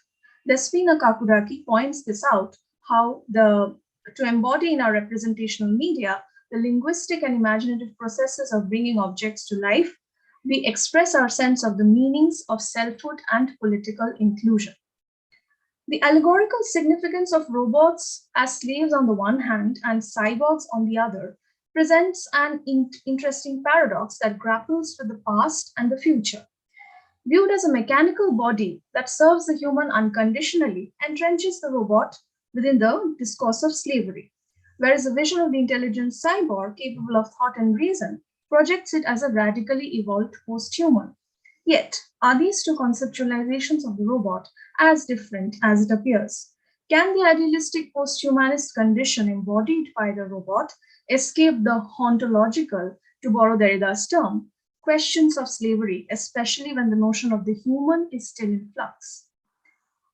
In this paper, I will very briefly analyze two texts and focus on these questions. The stories are one of the stories is The Bicentennial Man by Isaac Asimov, and the other by Satyajit Ray. I will attempt to understand how their depictions of artificial people serve as socio-political allegories. While Asimov's works on robots have served as the touchstone of science fiction in late 20th century America, Ray's short stories are lesser known and often dismissed as children's literature.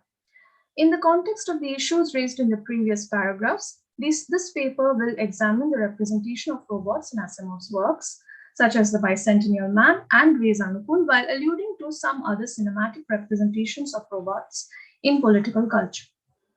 Asimov's The Bicentennial Man and Ray's short story Anukul were both published in 1976, and the similarities between the anthropomorphic appearances of the two artificial beings in the stories are uncanny.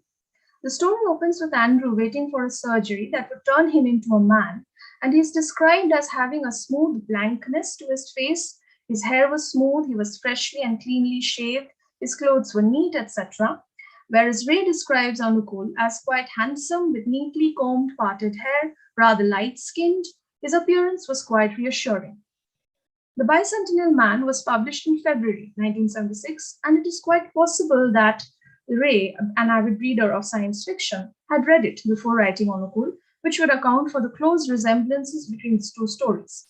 Yet, Ray was writing for children, and therefore he did not have much scope of investing in the scientific details of a robot's creation or even an overt socio-political statement built on the premise of the mechanical being's evolving identity, which Asimov explores in his novella.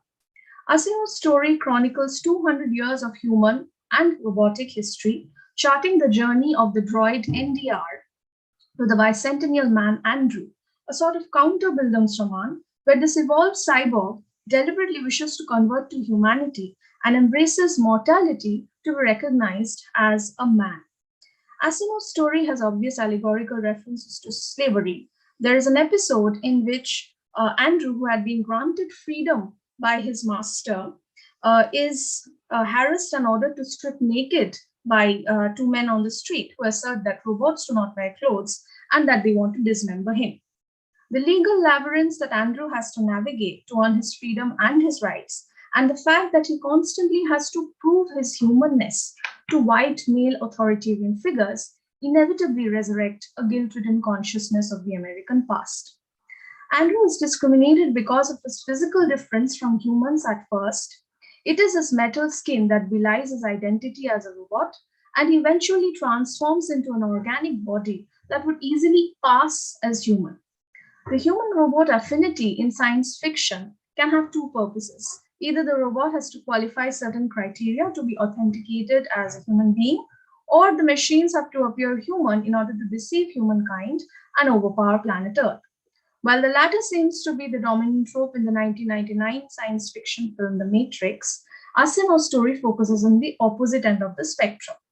Andrew shows human attributes and qualities, which finally leads the World Congress to confer the title of Bicentennial Man upon him.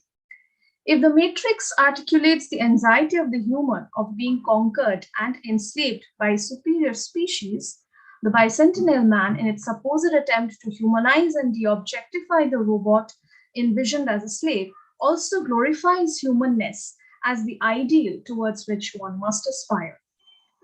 This performative aspect of humanness is highlighted in Anukul as well. The young, good-looking servant, mechanical servant hired by Nikunja Babu is human in all respects. The word Anukul can be translated as congenial, an apt name for a servant who mutely and invisibly serves his masters. He performs his tasks flawlessly and even understands the notion of the continuity of work. Ray does not indulge in fantastical plot lines, but sets his simple story in contemporary times where an agency, much like Capex RUR, provides robots as domestic helps. However, Anukul, despite being a marketable commodity, demands a certain treatment from his master. He is not to be harmed physically in any way, and he must be addressed respectfully. The climax of the story ends with Anukul electrocuting Nikunja Babu's uncle Nibaron Banerjee because the latter had slapped him. Anukul exhibits human-like qualities through an intuitive understanding that lies beyond his engineered functionality. However, unlike Asimov's presentation of robots as subhumans in the beginning of The Bicentennial Man, who are legally debarred from harming humans even for self-defense, in Ray's narrative, Anukul has a strong sense of self and is authorized to self-preserve in exigent situations. The questions of both class and caste surface inevitably as Anukul plays his role as a domestic servant with an education and an eidetic memory. Nikunja Babu's uncle is quite disconcerted when Anukul rectifies his Gita shlokas, and he fatally loses his temper when the mechanical servant corrects his Rabindra Sangeet. In both instances, the lower caste house help's intervention assaults Nibaron Babu's Brahmanical hegemonic control over scriptural as well as cultural knowledge. Although Asimov does not present an idealistic world of man-machine coexistence because he makes it clear that after Andrew, robots were all centrally regulated, negating all possibility of individuality. His tale might appear assimilationist in nature in the way Andrew persists in fighting the battles bureaucratically, keeping faith in a system built by humans that disenfranchised him in the first place. On the other hand, Ray's tale, which confers rights on robots, might seem revolutionary, especially when considered as a socio-political allegory. Whereas Andrew realizes that he wants freedom, Onukul is emancipated from the very outset and is quite explicit about his role as an employee and not as a slave. Onukul's killing of Nibaran Banerjee might have struck gold for Nikunja Babu, who inherits his property, but it eerily places Onukul on an advantage over his employer. Seen as a socio-political commentary, this indicates a symbiotic relationship between the master and the servant in an unequal world. And from a post-human perspective, it highlights the limitations of the human. By endowing Anukul, the subaltern figure in this case, with the agency of protecting himself, even at the cost of hurting humans, does Ray make a covert anti-class and anti-caste political statement? Onukul's godlike status in the story has mythological connotations as well. His superpower and foresight turn him into a benevolent entity capable of administering justice. Yet, Onukul is also vengeful, and the threat of the kind machine turning rogue and overpowering its maker looms large. While Andrew is subsumed into the human as he embraces mortality, Onukul supersedes the human with his climactic act of retribution. The contrite American psyche is assuaged, perhaps because slavery purportedly was a thing of the past when Asimov was writing, and this was in 1976, which was the bicentennial year of American independence, and it was in this year that Human Rights Day began to be celebrated. On the other hand, the traditions of oppression in the Indian society precluded an easy escape into the future, where all if humans... you could please wrap up. Huh? Yes, I'm just, these are the last lines. Where all humans will enjoy equal rights, because 1976 was the second year of the emergency in India. Both stories highlight institutional and systemic oppression of different forms of slavery through the representations of artificial people, but the dichotomy lies in the imagined ways of handling social injustice through bodies that at once herald evolution and prophesy apocalypse. Both narratives demonstrate the impossibility of evading socio-political and cultural history while constructing tales of and for a future belonging to the post-human and its genus-faced character. Thank you.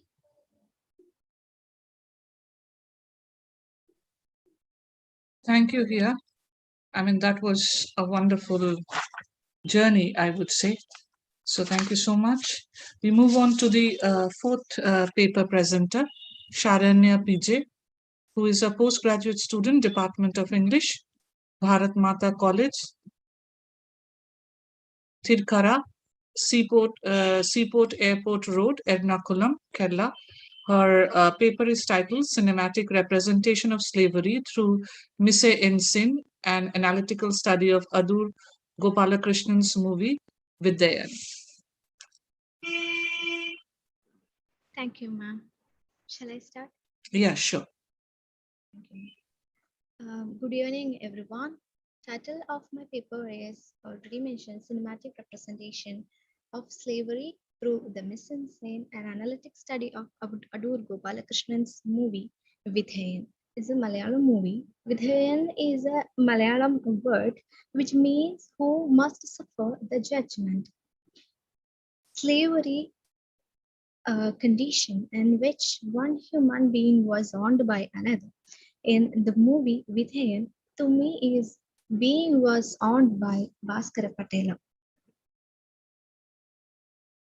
Tummi is the protagonist of the story. Tummi present migrant labor from Kerala in an obedient slave of his aggressive tyrannical landlord Bhaskara Patela. Tummi obeys all his orders. Sorry to intervene, Sharanya. If you can put on your video. Oh, sorry. Yes, ma'am.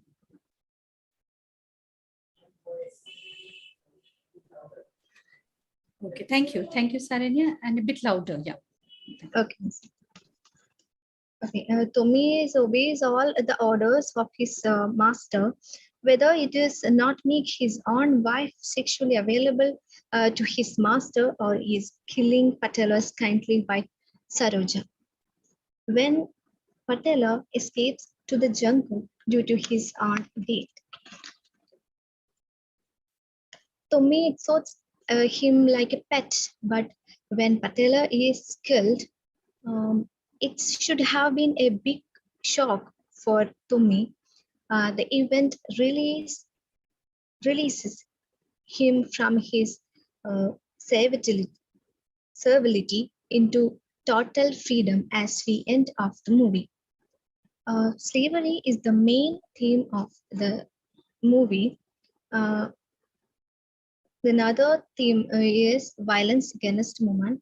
The background of the story is during the Second World War, when food and supplies were scarce in the princely state of Travancore, poor Christian farmers sold all their fortunes. They were drawn by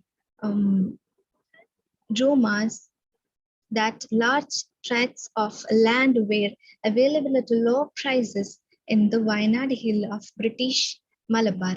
Many succumbed to malaria rampant in the area. Some went back defeated, a few held on against all odds. After a brief but futile battle, a small number papers now moved farther north into South Karnataka with no option to encroach on forest land. Tommy and his wife Omana are among the last of the immigrants to arrive in South Karnataka. They, like the others, managed to illegally fence off a few acres of land and starts cultivating it. It is by sheer chance that Tommy happens to catch the attention of Bhaskara Patela, once chief of the village. Though now shown of his legal power, the people around him fear to question the Patela's authority. He terrorizes Tommy into submission and rapes his wife. A humiliated Tommy wants to avenge his dishonor, but the urge to survive ties his hand, turn his mute.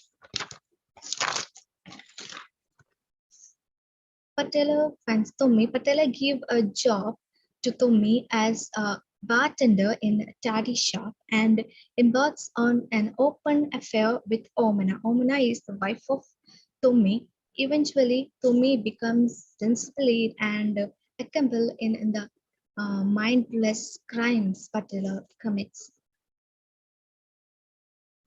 Although he loves his general wife Saroja and their only son dearly, Patela cannot stand Saroja's effort to restrain him, unable to put up with the idea of living under her watchful eyes.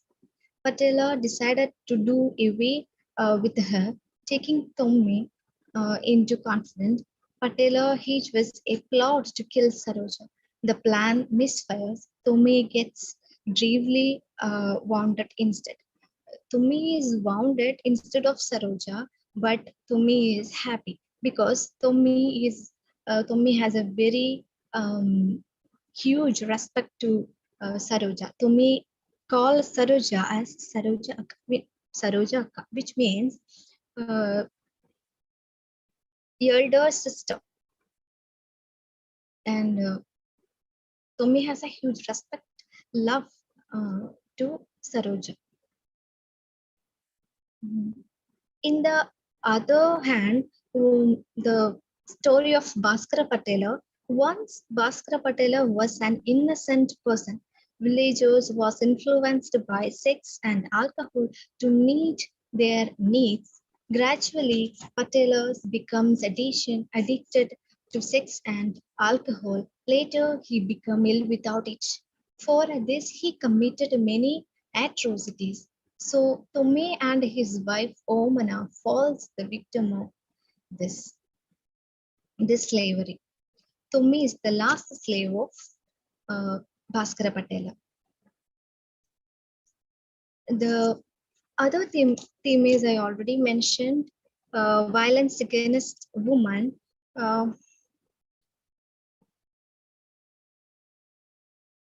There are 3 female characters in this movie. The characters are, all 3 characters are tortured by Bhaskara Patela. One is Bhaskara Patela's wife, Saroja, and next is the other one is Tommy's wife, Omana, and the other is village girl, village lady. Saroja is killed by Patela, and a village lady is raped by Patela, and the Omana, Tommy's wife, is raped by Patela many times. But Tommy is unable to respond it because Tommy has a fear to Patela. Patela has a gun always with him. The very reason for the beginning of slavery is that plays in the attitude of the people there towards Bhaskara Patela. It is society that makes a man good and bad. In the beginning of, we can see an innocence of Bhaskara Patela. In the beginning of the scene, Tommy wear a damaged or dirty dress, but Bhaskara Patela give a new dress for him. Slowly, Tommy loves him and obey him.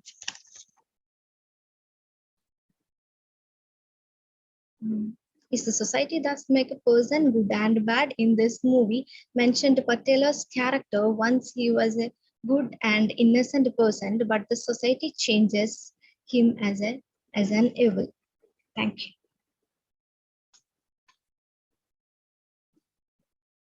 Thank you, Sharanya. That was a very different thing that you introduced us to. Thank you for that. The last paper presenter for the day, Dr. Kalpalata, Assistant Professor, School of European Languages, Department of French and Francophone Studies, the English and Foreign Languages University, Hyderabad. Her paper is titled A Master and a Slave in Django's Unchained, Tarantino's Camera.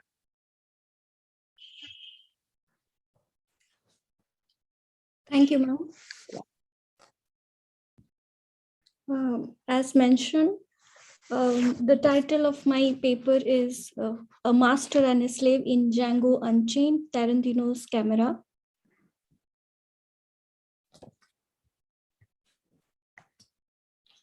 Django Unchained is a 2012 American revisionist Western film written and directed by Quentin Tarantino. Situated in Texas, 1858, it tells the story of Django, a black slave freed by Dr. King Schultz, a German dentist turned bounty hunter, who sets on a journey to free his wife Bruminda von Schaft, a house slave who speaks German and English. The year 1858 in American history is the period 2 years before the Civil Wars, which resulted in Texas declaring its secession from the United States on February 1, 1861, and joining the Confederate States of America on March 2, 1861, on the question of the abolition of slavery in the United States of America. The Confederates' ideology was based on the firm belief of the inferiority of the Negro, as described in the cornerstone address by Confederate Vice President Alexander H. Stephens. He says that the ideology of the Confederate States of America was based on, and I quote, upon the great truth that the Negro is not equal to the white man, that slavery, subordination to the superior race is a natural and normal condition, unquote. Coming back to our film, Django Unchained, this is a film of Western genre. The films of the Western genre are set in the American West, usually from the 1850s to the end of the 19th century. The revisionist Western is a subgenre of the Western film that reverses the standard theme of the Western. In a standard theme, the protagonist, representing the forces of a civilized people, fights directly with the uncivilized forces that stand in the way of the law of the land. In the Western genre, there is a portrayal of a fight between the civilized versus the uncivilized. The uncivilized being generally the Native Americans. The American revisionist Western film, by subverting the standard theme of the Western, became interested in presenting ambiguous storylines with the protagonist being sympathetic villains. The ambiguity in the storyline resulted from the blurring of the traditional clear boundaries between good and bad, or right and wrong. Hence, in a world where survival was dependent on who killed whom first, it became difficult to judge in Western revisionist film what was right and what was wrong. Taking the emphasis away from the struggle between the good and the bad, but instead focusing on the fight to survive amid uncertainty. In Django Unchained,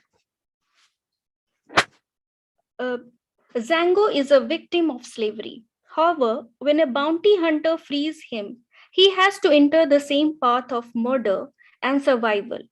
It is difficult to judge what is wrong or right. He agrees to help the bounty hunter in his pursuit of killing the outlaws and getting money in return. Django agrees to do so because it would help him in reaching his wife and freeing her. To attain that goal, he engages in a bloodshed. The sympathy of the bounty hunter for Django is symbolic of the white man's mission to liberate the uncivilized. In this film, the task is to liberate the black man from the shackles of slavery. He encourages Django to become a ruthless as his oppressor to win the fight in a lawless world. Tarantino translates the anguish of Django as a slave, his sudden freedom from slavery, his camaraderie with a white bounty hunter by using different cinematic shots. This paper attempts to analyze some of these shots to understand the film's narrative structure. Also, we delve into some of the signature styles of Tarantino, which helps him establish the plot of the film. Among the many shots, we would firstly focus on the close-up shots. Close-up shot, it is a shot that tightly frames a person or an object in a film, capturing a person's detailed vision from head to neck. This shot helps introduce the character with all its details. These details are physical as well as emotional. In the opening credits of Django Unchained, Tarantino uses the close-up shot of Django. Tarantino captures the close-up of Django walking along the hills with other slaves in a line. Tarantino arrives at this shot after having shown the back of the slave, which has the marks of a leash. These marks establish the hardship of the slaves in general. From the general story of the hardships of the slaves and their endurance of tortures, where Django is one among many slaves, Tarantino draws the audience attention to a particular story. This is the story of Django. The close-up is used to portray his subjective turmoil and anguish. Here, Tarantino has preferred to capture the close-up of the profile of Django, as he does not want the audience to lose focus from the surroundings in which he is situated. In the background, we can see the mountains through which Django is passing, mirroring the white man's cruelty meted out to the slaves. In some way, Django too does not seem to have any emotions. hardened by a life of continuous pain and torture. This close-up portrays him as a victim of continuous inhuman torture, stripping him of all human dignity and hope for the future. He is walking a life worse than an animal possessed and controlled by the white man. He is living a life where death can come at any moment, a death that would not be peaceful but a dreadful one. The weariness of the background also symbolizes the isolation of Django. He, even if he is walking along with other slaves, is without a soul he can turn to. Even nature seems to be against him. He is on his own in life and death. He walks this life till his masters meet German dentist turned bounty hunter Dr. Schultz. He is in search of a slave having the information of three outlaws, brittle brothers. He buys and frees Django as Django has the knowledge of the three brothers, overseers at the plantation of Django's previous owner and for whom Schultz has a warrant. On a dark winter night, Dr. Schultz sees Django for the first time with the light of the lantern. Django confirms that he knows the Brittle brothers. This shot captures the close-ups of both the main characters of the film, Dr. Schultz and Django. The two main characters close-up portray the dynamics of superiority and inferiority of a buyer and the product, respectively. As a trader, Dr. Schultz is evaluating the product's worthiness in Django, for which he would be spending his money. Django is in the position of a meek and weak object whose destiny lies at the hands of the decisions made by Dr. Schultz, who is in the position of authority. This unequal relationship between a slave and his buyer comes across very clearly in this shot, where Django does not possess the power to look into Dr. Schultz's eyes, while he, on the other hand, is keenly and closely watching Django so that he can finalize his transaction. After evaluating Django carefully and his claims to know the three brothers, he decides to buy him. In the event of the consequent opposition by the present master of Django, Dr. Schultz kills him and frees Django along with other slaves.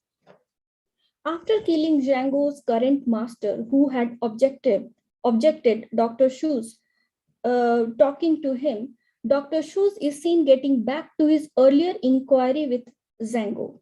Again, both are seen in close-ups in a frame, but this time, having gained courage by seeing the death of his master at the hands of Dr. Schultz, Django sees Dr. Schultz in his eyes to know more about this brave man. Having left no doubt about his ambitions and intentions, Django is now curious to know about Dr. Schultz. Later, Dr. Schultz is seen opening the shackles of Django. Tarantino decides to capture the shackles in close-up to infer the gravity of slavery. The close-up makes the shackles look more extensive than their actual size. The immensity of the shackles translates the immense importance of the moment for Django, for whom it is no less than a miracle. Also, the fact that Dr. Schultz is opening the shackles of Django with his own hand symbolizes that he has become Django's savior. From this moment, he is empowered to use Django as he wants. In this frame, Dr. Schultz establishes the new reality that he has become the master of Django. The newborn freedom and courage of Django are encouraged by his new master, Dr. Schultz. When he asks him to take the coat from his previous and now deceased master who is lying dead in the ground. When Django walks towards fulfilling this objective, he throws away the sack that he is wearing in the air. Tarantino captures this whole action, showing the back of Django to juxtapose the tortured life of slavery of Django with his newfound life of freedom, courage, and hope. Dr. Schultz is seen looking at Django with amazement. Tarantino captures Django's moment of freedom with these close-ups. Though Dr. Schultz buys Django to serve his purpose, The relation he chose to establish with him is not of the oppressor and the oppressed. As a businessman, he is focused on attaining his goal, not with cruelty, but rather by developing an amicable relationship with the person who would help attain his goal. This relation, which is created based on need, becomes humane with the initiative of Dr. Schultz. The dynamics of amicable relationship between the two are based on respect and equality. Dr. Schultz affirms his freedom to others by calling him Django, free man. The dynamics of amicability are translated in the shots portraying the conversation between the two. Instead of using a short reverse shot to film the moments of conversation between the two, Tarantino has preferred to show the protagonists together in the same shot. We see both of them together instead of one after the other. The appearance of both the characters in one frame translates the dynamics of equality between the two. Also, as a free man, Django is no longer in a position of absolute powerlessness, but slowly garnering the courage to speak with Dr. Schultz in equal terms. Together in one frame, both of them translate the progression of the narrative where both are at ease with each other. There are several other shots where the audience gets the hint of equal dynamics between the two. In the first shot, we can see that both. Please try and wrap up. Yeah, both Django and Dr. Schultz are entering Texas, Daughtry, Texas. This shot captures both of them riding their carriage and the horse respectively together. In the second shot, we can see both of them coming out together to see the town's sheriff. An agreement has already been established between them. Now they're ready to fight together with their common enemy. To conclude, we can say that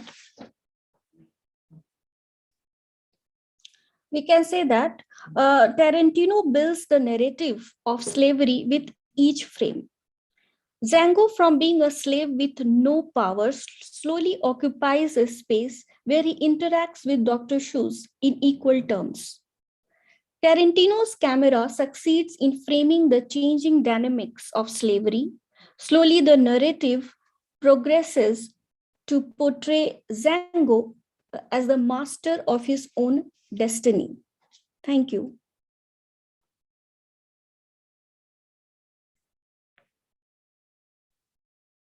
Thank you so much, Kalpalata, for that wonderful paper. If there are any questions, okay, since I see no questions, actually, I would just, share my observations about these wonderful papers that I got to hear from all of you. The first paper by Lakshmi Moolseepi, which talked about Margaret Atwood's The Testament, where she brought out, of course, the suggestion of a more equal world that Atwood was trying to suggest. And there was this gender roles and the discriminations that were really brought out. I was just wondering on one aspect, which was the title of this particular novel. Of course, this is a sequel to Atwood's earlier novel, Handmaid's Tale, but that comes almost 34 years after the first one. So what could this title testament actually refer to? Of course, we can understand the word testament could be an agent. It could, of course, be a reference to the Old Testament and the New Testament. What do you think, could have been the reason? That is one thing that, I would really want to know. And of course, if this paper also talked about this whole thing as a counter movement to the idea of, slavery being of a particular race, of a particular class, that, it also talks about in an imaginative way about a possible subversion. And then, what happened? So it continues that tale. And of course, when this was being published in 2019, you can understand that, what could have been the necessity of, of augmenting such issues of human rights or women rights in that way. So Lakshmi, would you want to comment something? Lakshmi, are you there?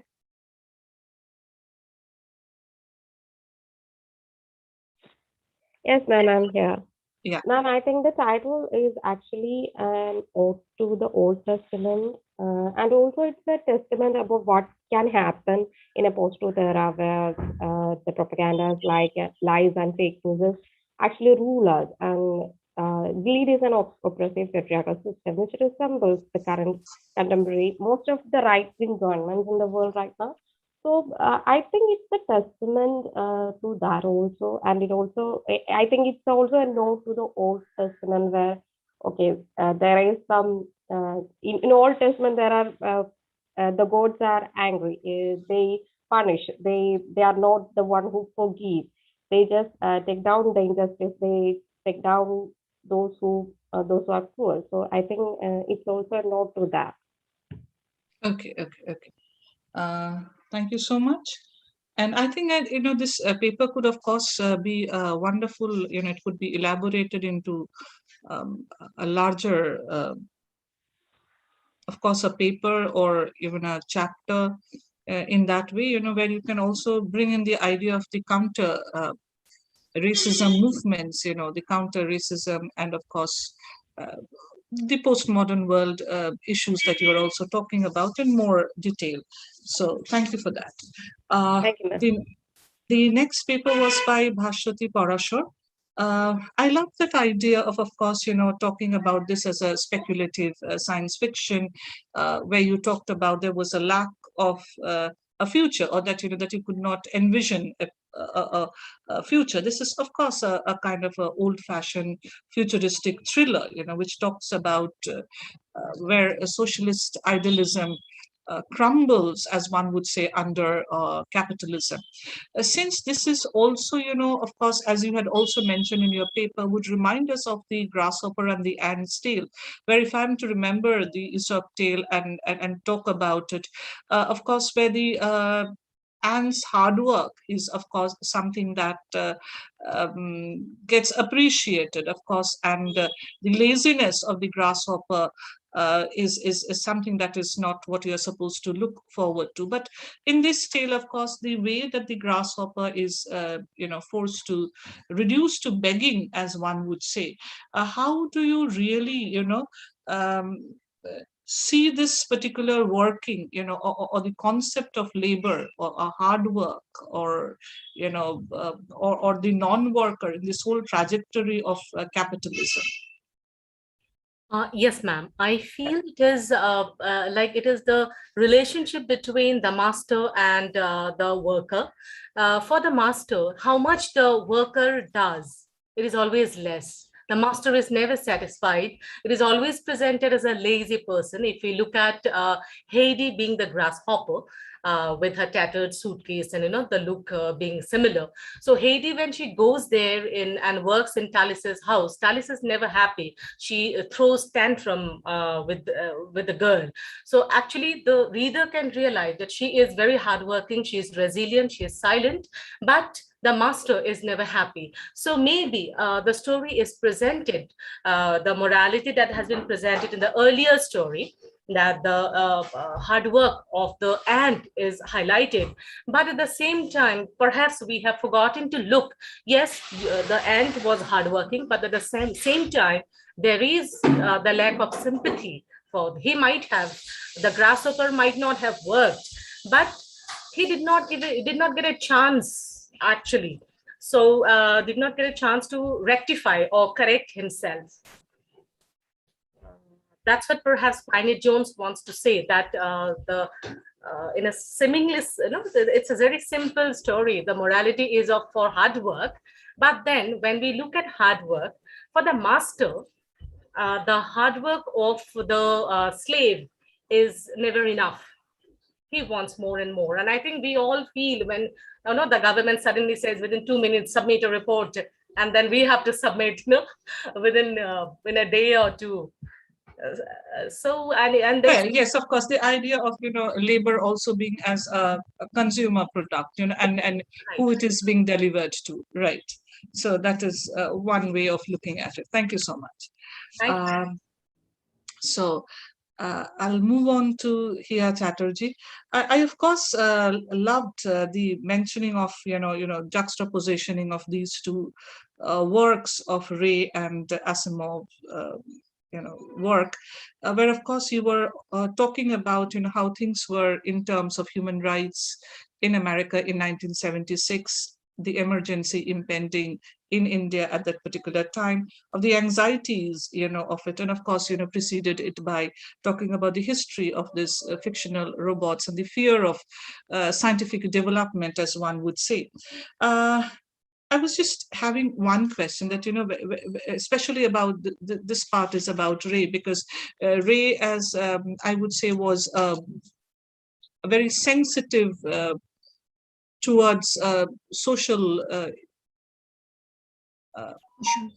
procedures, or was sensitive to social workings in that way. The concept of the domestic hell, of course you did talk about the Varna system and how it all came down, because this was also the time when perhaps the middle class especially was coming into being a formidable role player, where of course you were also trying to become part of that dominant hegemony, and of course the domestic help being lesser. That is there. So is it also a comment by Ray where you think that he is afraid of this class progress in terms of economy, which is also diluting your human values? And the other, that is Ray, because of his Western influence, completely unable to come out of that idea of this, the robots which can imitate human qualities, even human emotions, and therefore that is something that will ultimately suppress human senses in that way. Do you think that fear is also something that he's not able to overcome? Okay, so it's more about the Ray part that I would put this question. Yes, ma'am. Thank you so much for bringing this up.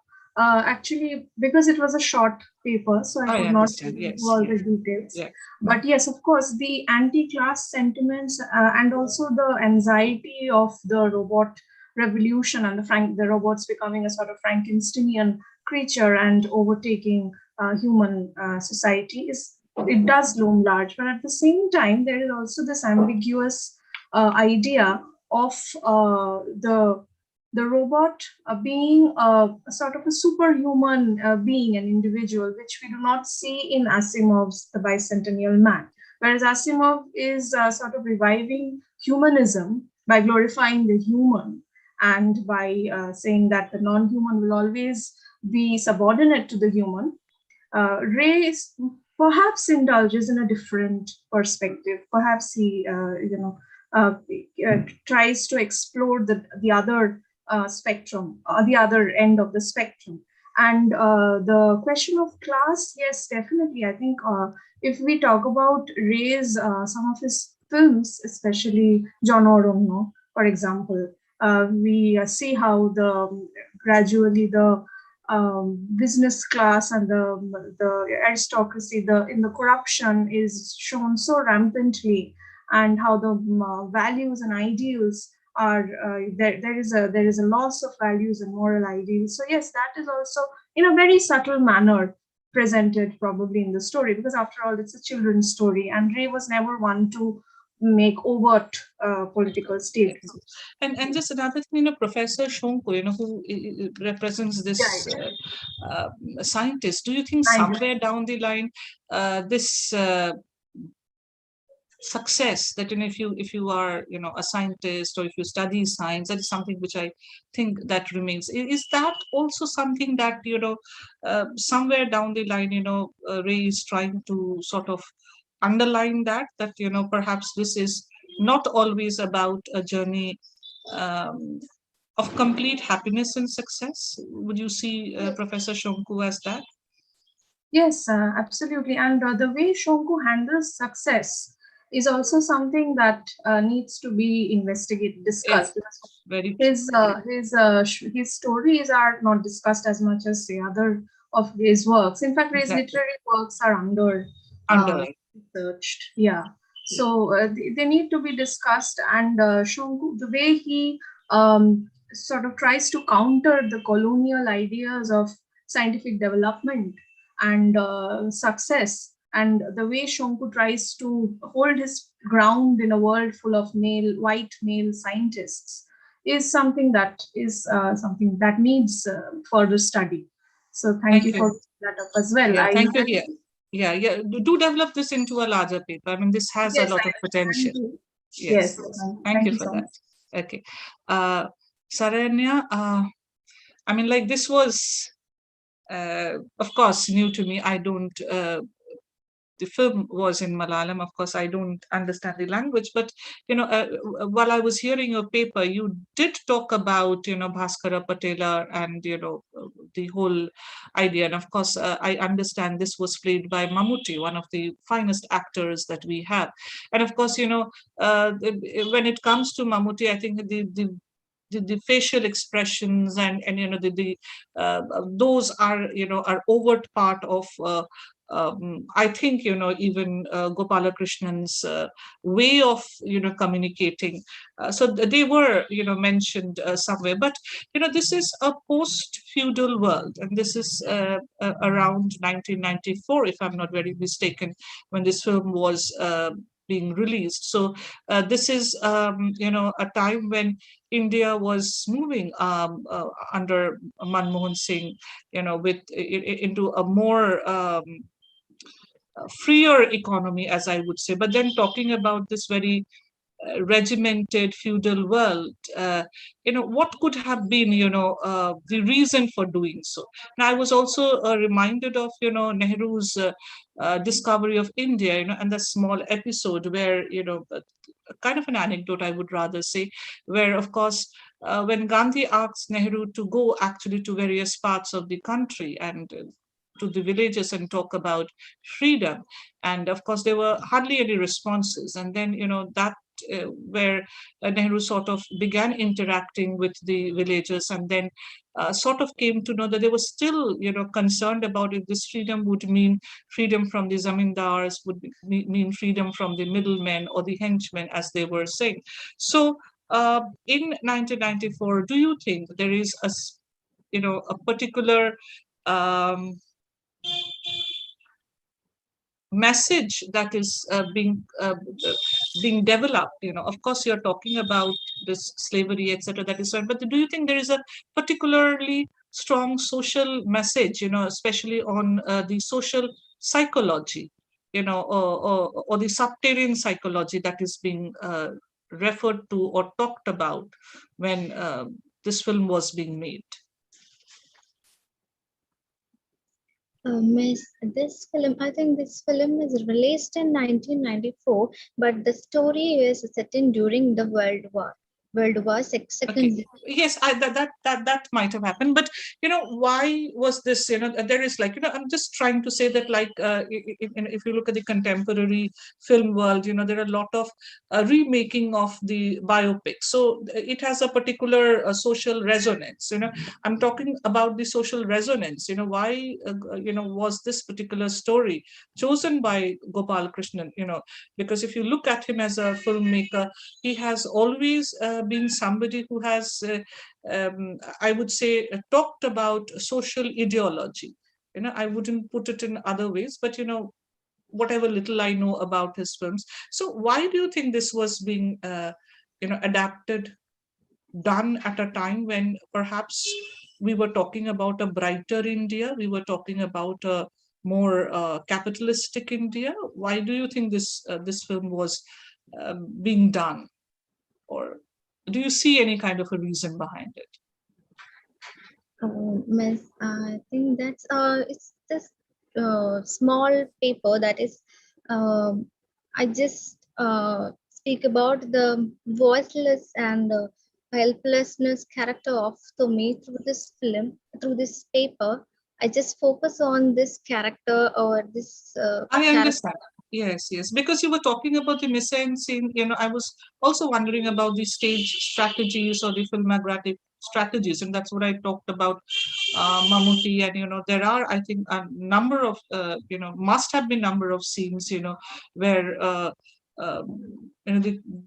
the cruelty is something that is something that you're made to understand, that is able to cross language barriers. So I think, if you could, I understand it's a small paper, but if that is something that you could also talk about and elaborate, I think this would be a wonderful paper, because this is something maybe a lot of people do not know. Okay, so that is a kind of a suggestion. So you could probably reach a larger audience. So if you're really keeping in mind the topic that you have chosen, and then divide this paper into this presentation, and talk about this very post-feudal world, and this adaptation of this particular story. Ma'am, Okay. can I add something? Yeah.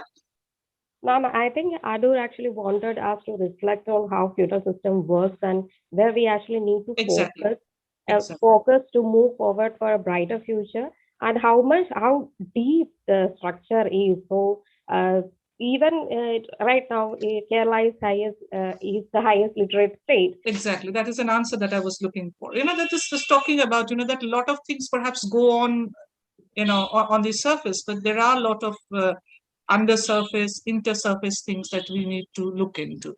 And yes, ma'am. given the visionary the so Adur was, deep-rooted. you expect Yes, this from him. yes. Yeah. The Thank feudal you so system much. is so deep-rooted. So I Yes. think he wanted to reflect on that. Right. So feudality, it's of course, remains a way of, advocating slavery. So slavery, we've seen multiple types of slavery. We've seen in terms of racism. We've talked in terms of, of course, the human and the non-human. And, we have been exploring in this session, such things. So this, I think, was, a different take altogether. Thank you, Lakshmi, for that. Okay. Moving on to the last paper of the session, Dr. Kalpalata's. Of course, this is, this movie was, I think, a 2012 movie. That is what you said? Yeah. So and because you were talking about this visuals, and those were definitely very powerful visuals, and of course, though a story which is in the middle of the 19th century, but then of course that it should have a resonance with the the times, almost the contemporary times. And of course 2012 November, it would be the time when Barack Obama would become the president of America. But do you think somewhere down the line, do those, hip hop albums, of that time come to your mind, especially like Meek Mill's Dreams and Nightmares, and, stuff like that, where, of course, because I was looking at those visuals, you're using visuals as a way of, hitting back, as a way of, juxtaposing a lot of things, of trying to talk that, that it's high time that, you come out of this shackles of colors, and you talk about a world which is which will not segregate people on the basis of civilized and uncivilized. Of course, this is preceded by this 2009 film Avatar, which also has this kind of a referral point in that way. And of course, the camera, as you talked about, was wonderfully used. But just one small question that, this Unchained part,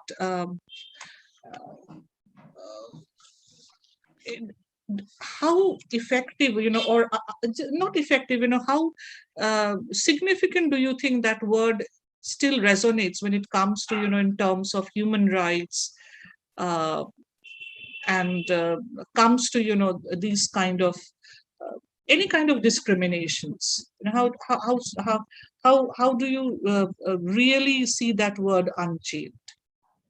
And why did you choose that word? That is the title of the film. Okay, like Tango Unchained. yes, but what do you think is the resonance of that word? It is indicating basically the story starts when Zango is unchained, and then he starts the journey to find his wife, and he does whatever comes, whatever he has to do to attain that goal. That I understand, but don't you think that this is a movie where we are also being called to unchain ourselves from the shackles of many thoughts of discrimination? This is a movie that is being made in the contemporary. Of course, I'm telling a story which is of a past, of course, but uh, uh, that unchaining, I think, has this whole purpose of reaching out to an audience which perhaps in a subconscious or even on a conscious level still responds to such discrimination or believes in such discrimination. Of course, there has to be some symbolic ideas which translates this film, which can be relevant to our contemporary times. Yes. But I was more interested in how Tarantino uses his camera to Yes. The unchaining part of it, you could have concentrated also. It show a lot of images that is there, but a slight inverted quotes. Of course, I understand that's a title of a movie, but Zango Unchained within a single quote would have given your paper that sharpness that you were probably pointing at or hinting at, that the camera itself becomes a tool. It becomes it becomes a way of narrating. It's the narratorial voice. It is the way of narration. It's a method of telling. So you are wanting to unplug a lot of things. The visual images can be very, very powerful. They can just perhaps unnerve you in a way where 1,000 words can fail. So that is exactly what I was trying to point out. So thank you so much. And so it was wonderful, being in your company. It was a learning experience on my part, and hearing you, learning from you. So Madhulina, I think we can call it a day. Okay, thank you, Madhu Itadi. Like, I know it's a long day for all of us, but I would like to conclude this session by a quote that we do not judge a day by the by the harvest that we reap, but by the seeds that we plant.